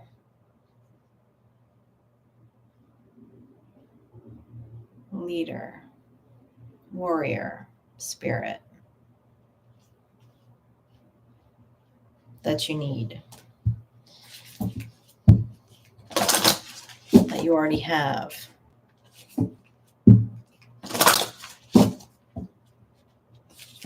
Recall it.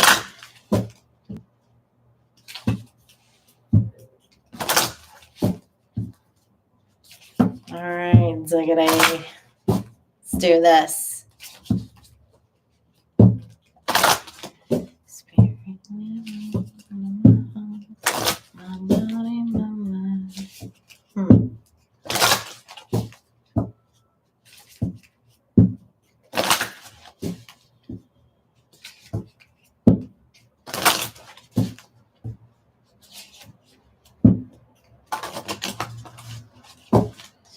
Just take it easy here.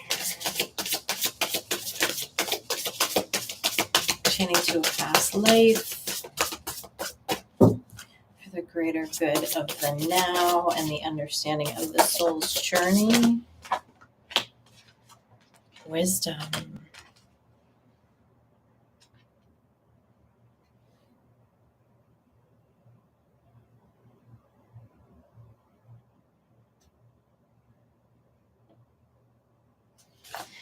The wisdom of a child.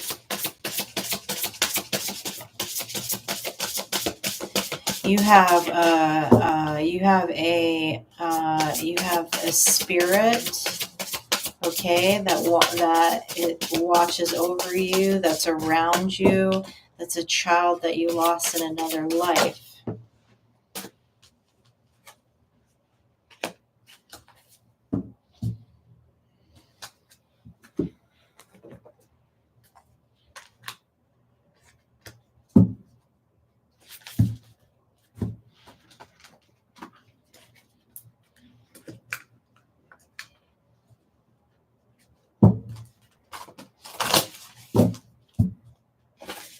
There's something around you needing to trust this because this child has great wisdom. It was a child that came in a human form during this lifetime. That you lost this child. But this child is full of ancient wisdom. This spirit is full of ancient wisdom. This spirit child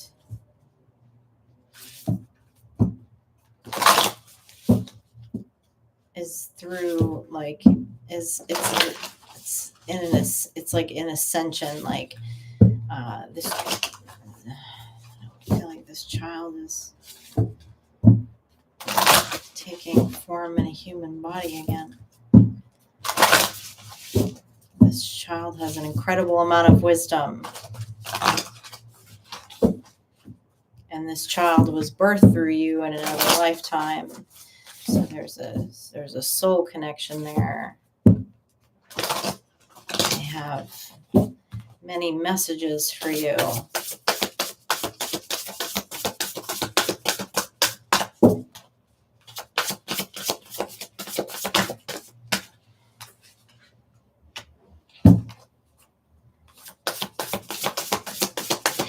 And how do we get in touch with any? Hi, I'm on my last reading. Okay. This is it. I'm telling you, Diggity's the last reading. All right. I know.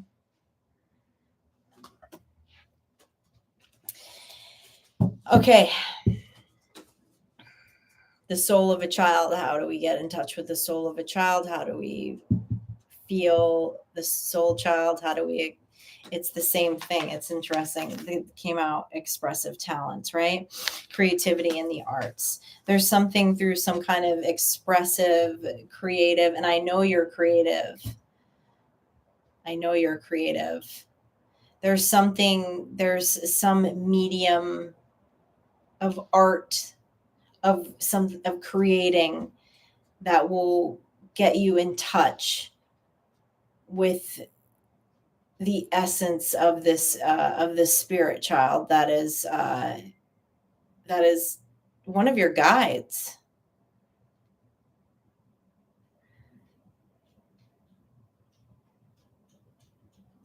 They're one of your guides.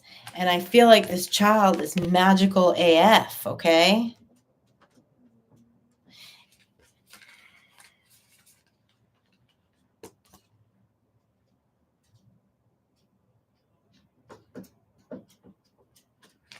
Yeah.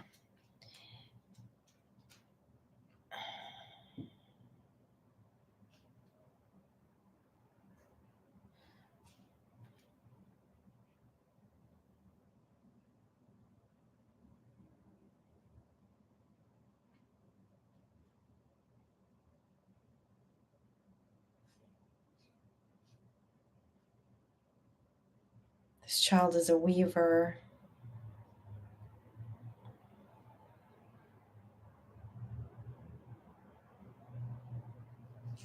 This child is a weaver.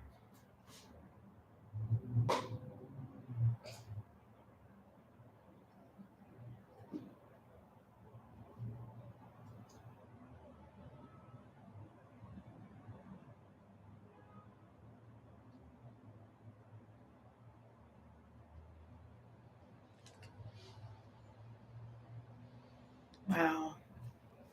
Okay, hold on. Let me pull a couple more cards out. Sorry, I'm enjoying the energy. I'm enjoying the energy of that child spirit. Yeah, weavers are very rare. The child's a weaver.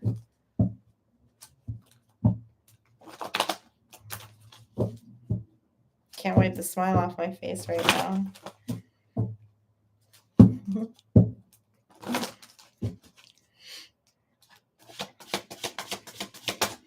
Tell us a little more about how this child would like to connect. King of Cups.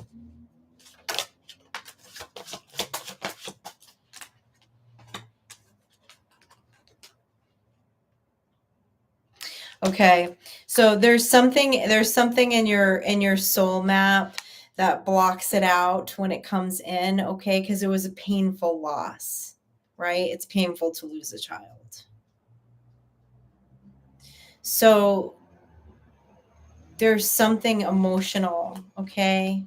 There's something emotional around it with the King of Cups whenever this energy has come in and you disassociate from it.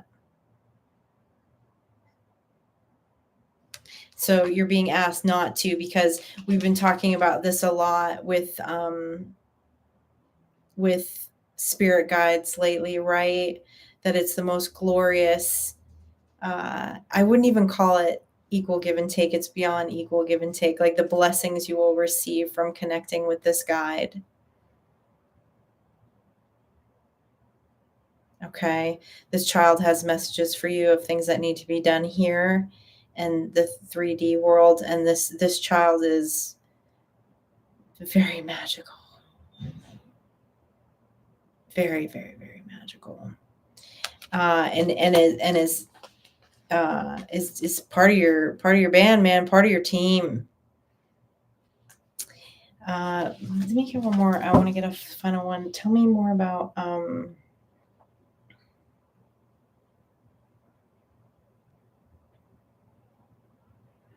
there's something significant about water, and that you may need to get out of your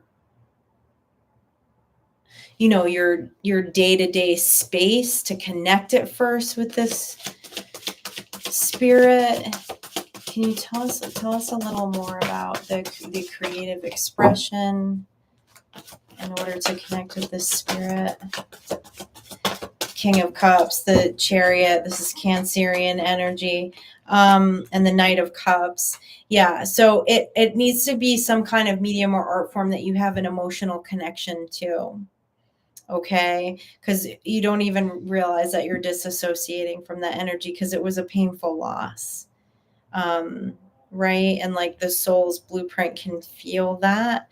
And when the soul's blueprint can feel that, then the body feels it, right? So the body feels grief, right? It's all connected, mind, body, and soul. So there's some kind of like grief reaction that you have when this energy comes in, and you don't even realize that it's grief and that your soul's feeling it. You might disconnect because it's just something uncomfortable in the body is happening. So I see water, I see, like getting out in nature, clearing that headspace a little bit, and then deciding what medium that you emotionally connect with to connect with this child. But you want to connect with this child. This child is so beautiful and so magical. And I don't think I've ever done a reading, in all the years I've been doing readings, where I pick up on a weaver energy. I've never picked up on a weaver energy in a child. It's just very, very magical. Very, very, very magical. Very cool. Oh, great reading to close with. I can't wipe the smile off my face right now. Aww.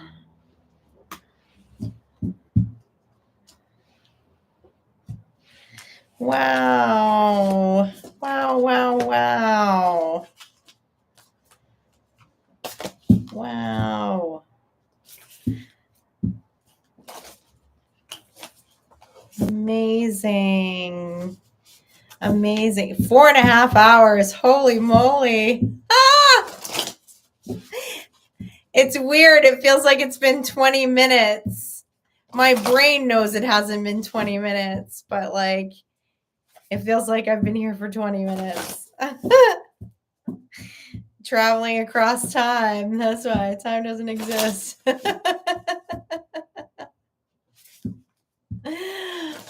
Oh, I'm glad you all enjoyed them. Thank you. And thank Jennifer for encouraging me. The band had been poking me a long time to get back into this. I did before people were doing readings on the internet, and I used to do a lot of in-person readings. That was something very I used to do a lot of the readings I did were around past life energy. And then it's interesting because when I stopped reading, the guide in particular that I used to work with left because I wasn't, I kind of just put everything down and even retailored some of my beliefs, and I felt that guide come back in, and I was like, oh, okay, like what do you want me to do with this? And they were like, no, this is a big part of it for you, like we want you to do these, and I was hemming and hawing about it, and then Jennifer sent me every past life oracle deck on Amazon. And was like, go for it, like, we love you, we believe in you. It gave me that final push to start meditating on this stuff again and getting into these readings. So Colo, I was wondering if you were still here. Okay.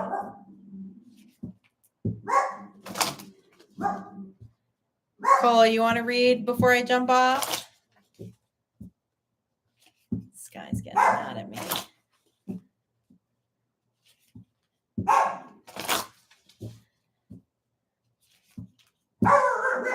You're still awake? Okay. Quiet. What? Can I do one more? She's like, what is dinner time? I know. I'll share some of my salmon with you, okay? Let me do one more reading, okay? Okay. All right, Colo.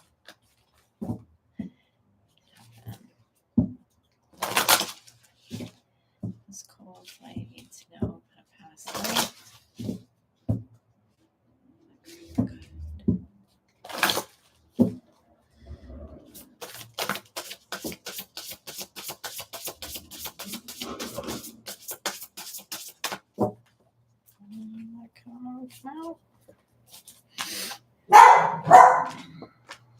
Oh.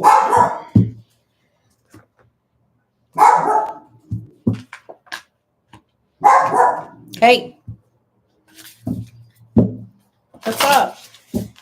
Oh, because you don't like this energy.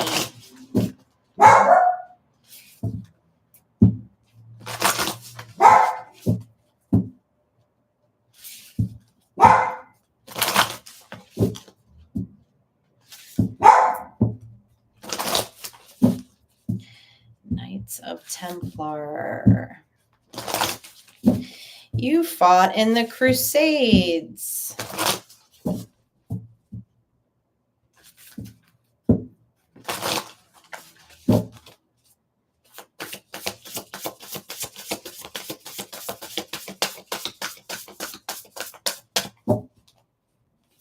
In search of the Holy Grail.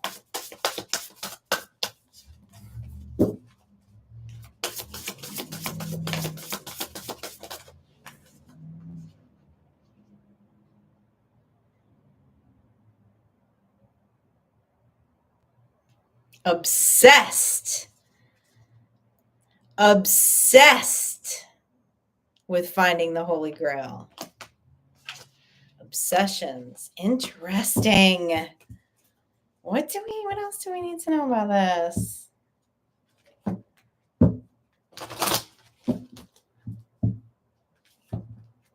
It took over your life.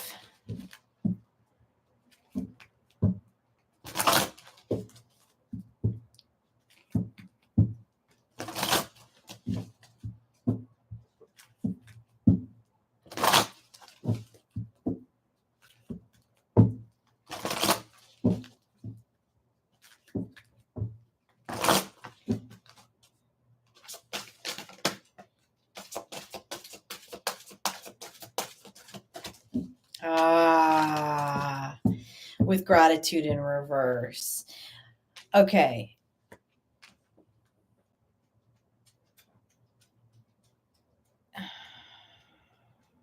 You're upset in this lifetime. You're obsessed with rank.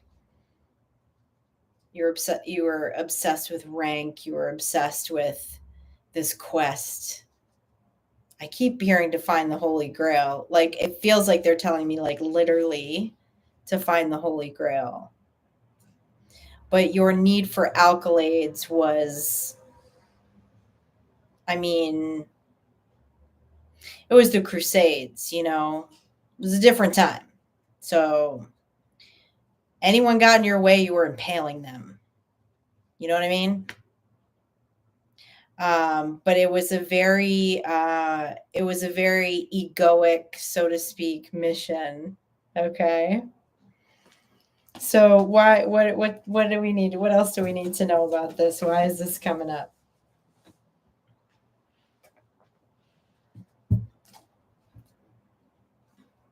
That's funny. I went right to the witch's deck. You were slaying pagans left and right, sir.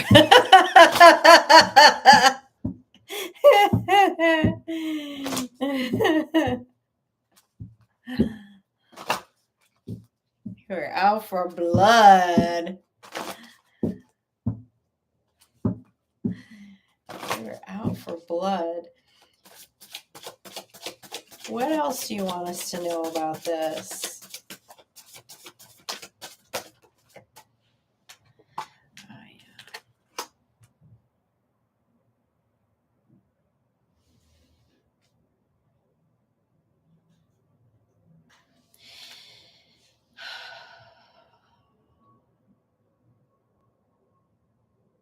There's something about this there's something around some maternal energy.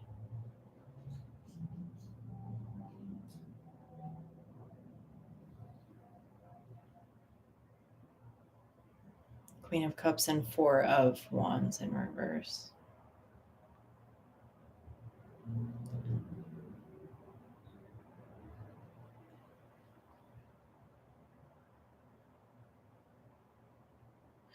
Oh, you chose accolades and rank over love.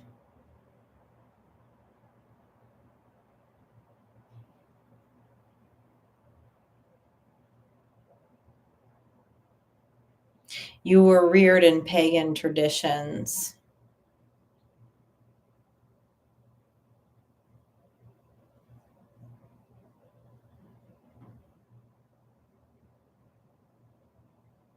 But you were a great fighter and you were given an opportunity to join the kings. You know, promises of wealth, promises of rank.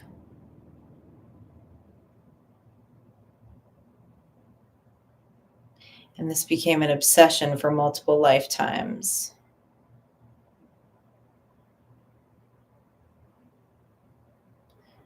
Choosing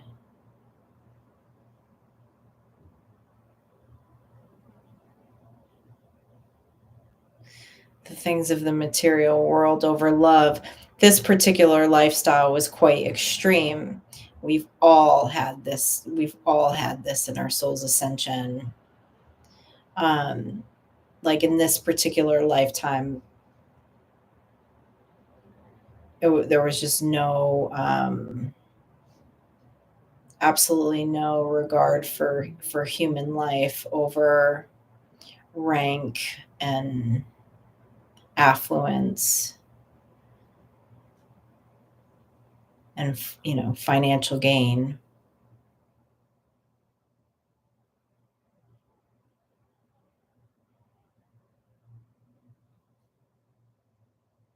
You were very praised as a great leader, but you were reared in pagan roots. So it's like, it's interesting. They're like the tears of the earth, right? Because pagan tradition is very earth energy. It's like the earth wept when you made the decision in that lifetime to turn your back on your roots, your spiritual roots, to go after this quest.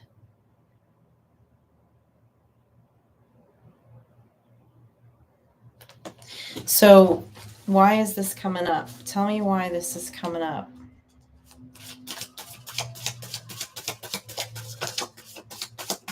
Oh, okay. They just told me. So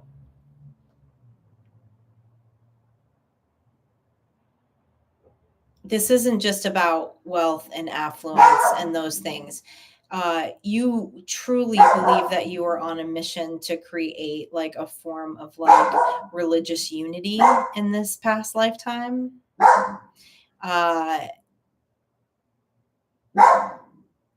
And then in a lifetime after this, though, you went back to your pagan,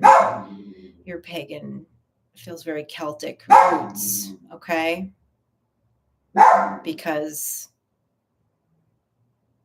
you learn the lesson, you realize that was not the way, right? That the wars and the crusades were not the way. The domination of monotheic religion was not the way.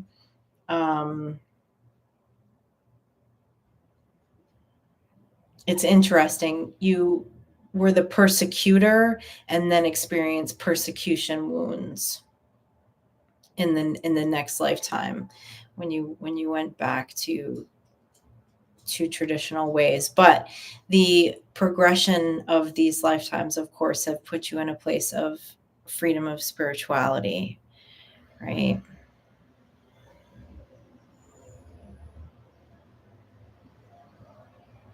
And a deeper understanding, right? That the world does not need converts. So you learned this lesson a long time ago.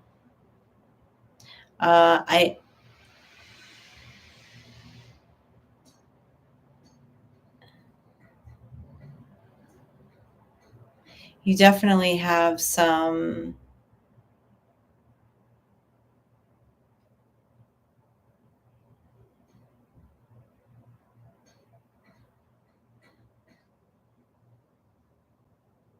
there's something very you have some very ancient pagan wisdom.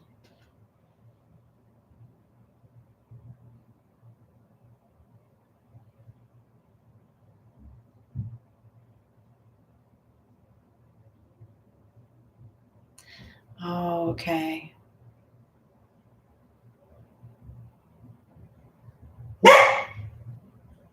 You were a priest. You were a priest of the pagan religion who became a knight. You're kind of used as a pawn in that regard. So you had religious wounding.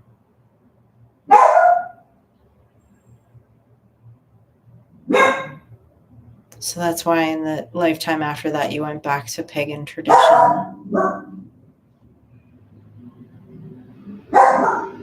Huh. Hey, Colo. Yeah. The distraction from oneness. Yes. but it was shiny. We get distracted by shiny when we're in a human body. We get distracted by shiny.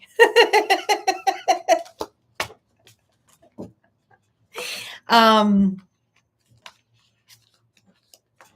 want to know about your, well, of course, if you're willing to share it with me, but when you delve back into your mirror magic, I'm curious what your ancestry looks like too.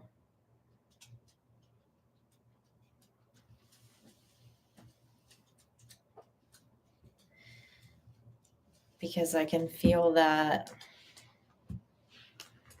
ancient Avalonian energy around you. It's cool.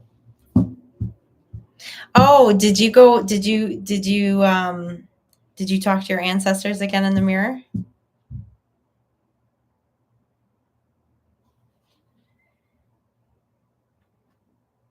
Yeah. Yeah. So that's good, right? Like you learned that lesson a way long time ago. Like you ended up getting sold out by war, right? But no, I wanted to ask you if you had tapped in with your ancestors again in the mirror.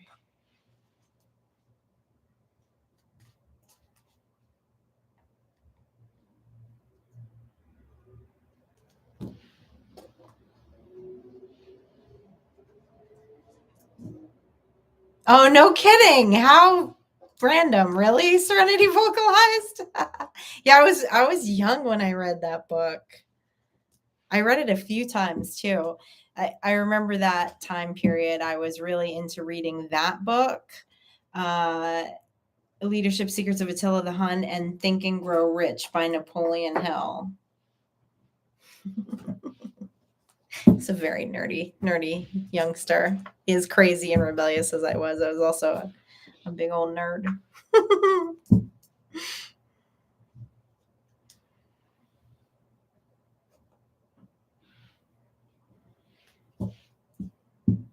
Yes, Bob Proctor did study under him. Yes. Yeah, he did. Yep. Wild.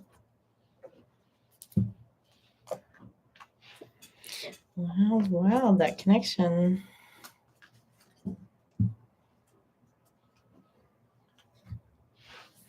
Yes, that's all I wanted to ask you about, Kolo. I wanted to know if you went back and talked to the ancestors in the mirror again. So when I was in, actually, when I was in New Orleans and I was reading comments on a reading, I was replying to comments, and Kolo didn't realize that he had actually done some pretty ancient mirror magic, contacting the ancestors practice in the mirror. I was like, oh, that must be encoded in your DNA somewhere, because just did it. Just came naturally. And I had a suggestion for the next time that he does it, but it's in the voodoo tradition, I believe that there are ancestors that live on the other side of the mirror, right? And so speaking in a mirror is one way to contact the ancestors and ask what they need. Guess it was from the time you said just now. You think? Did you ask them what they needed?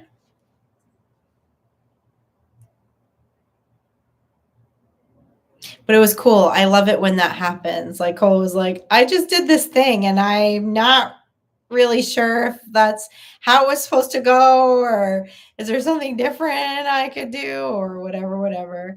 And it's like somehow, right, intuitively, inherently, it's like he knew that ritual, even though like in his logical mind didn't know that ritual, didn't know that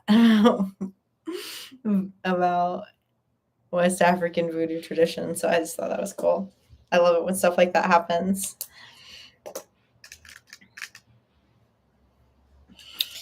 Okay, y'all.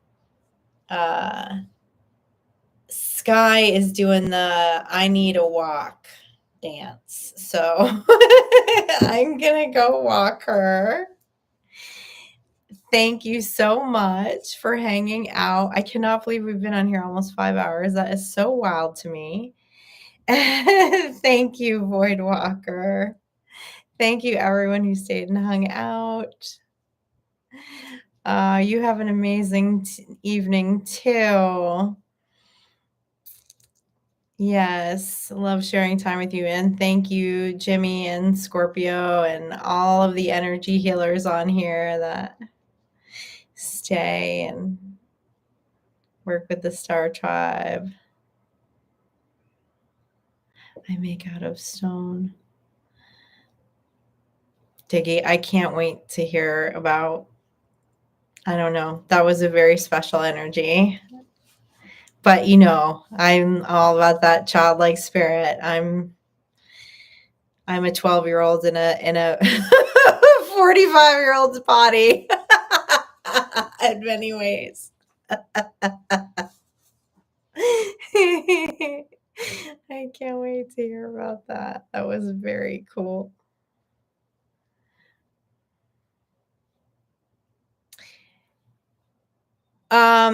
Yeah, actually, I guess that would that be an easy way to do it? Just make a community post like, hey, put your link in here. That's a good idea. And then I can. Does hard love count like love? What is your definition of hard love, Rose? Love's not supposed to be hard. Love is not supposed to be hard.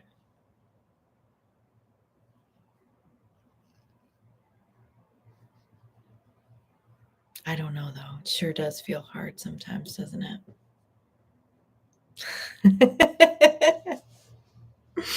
All right, everyone. I will see you soon. Have a fabulous night.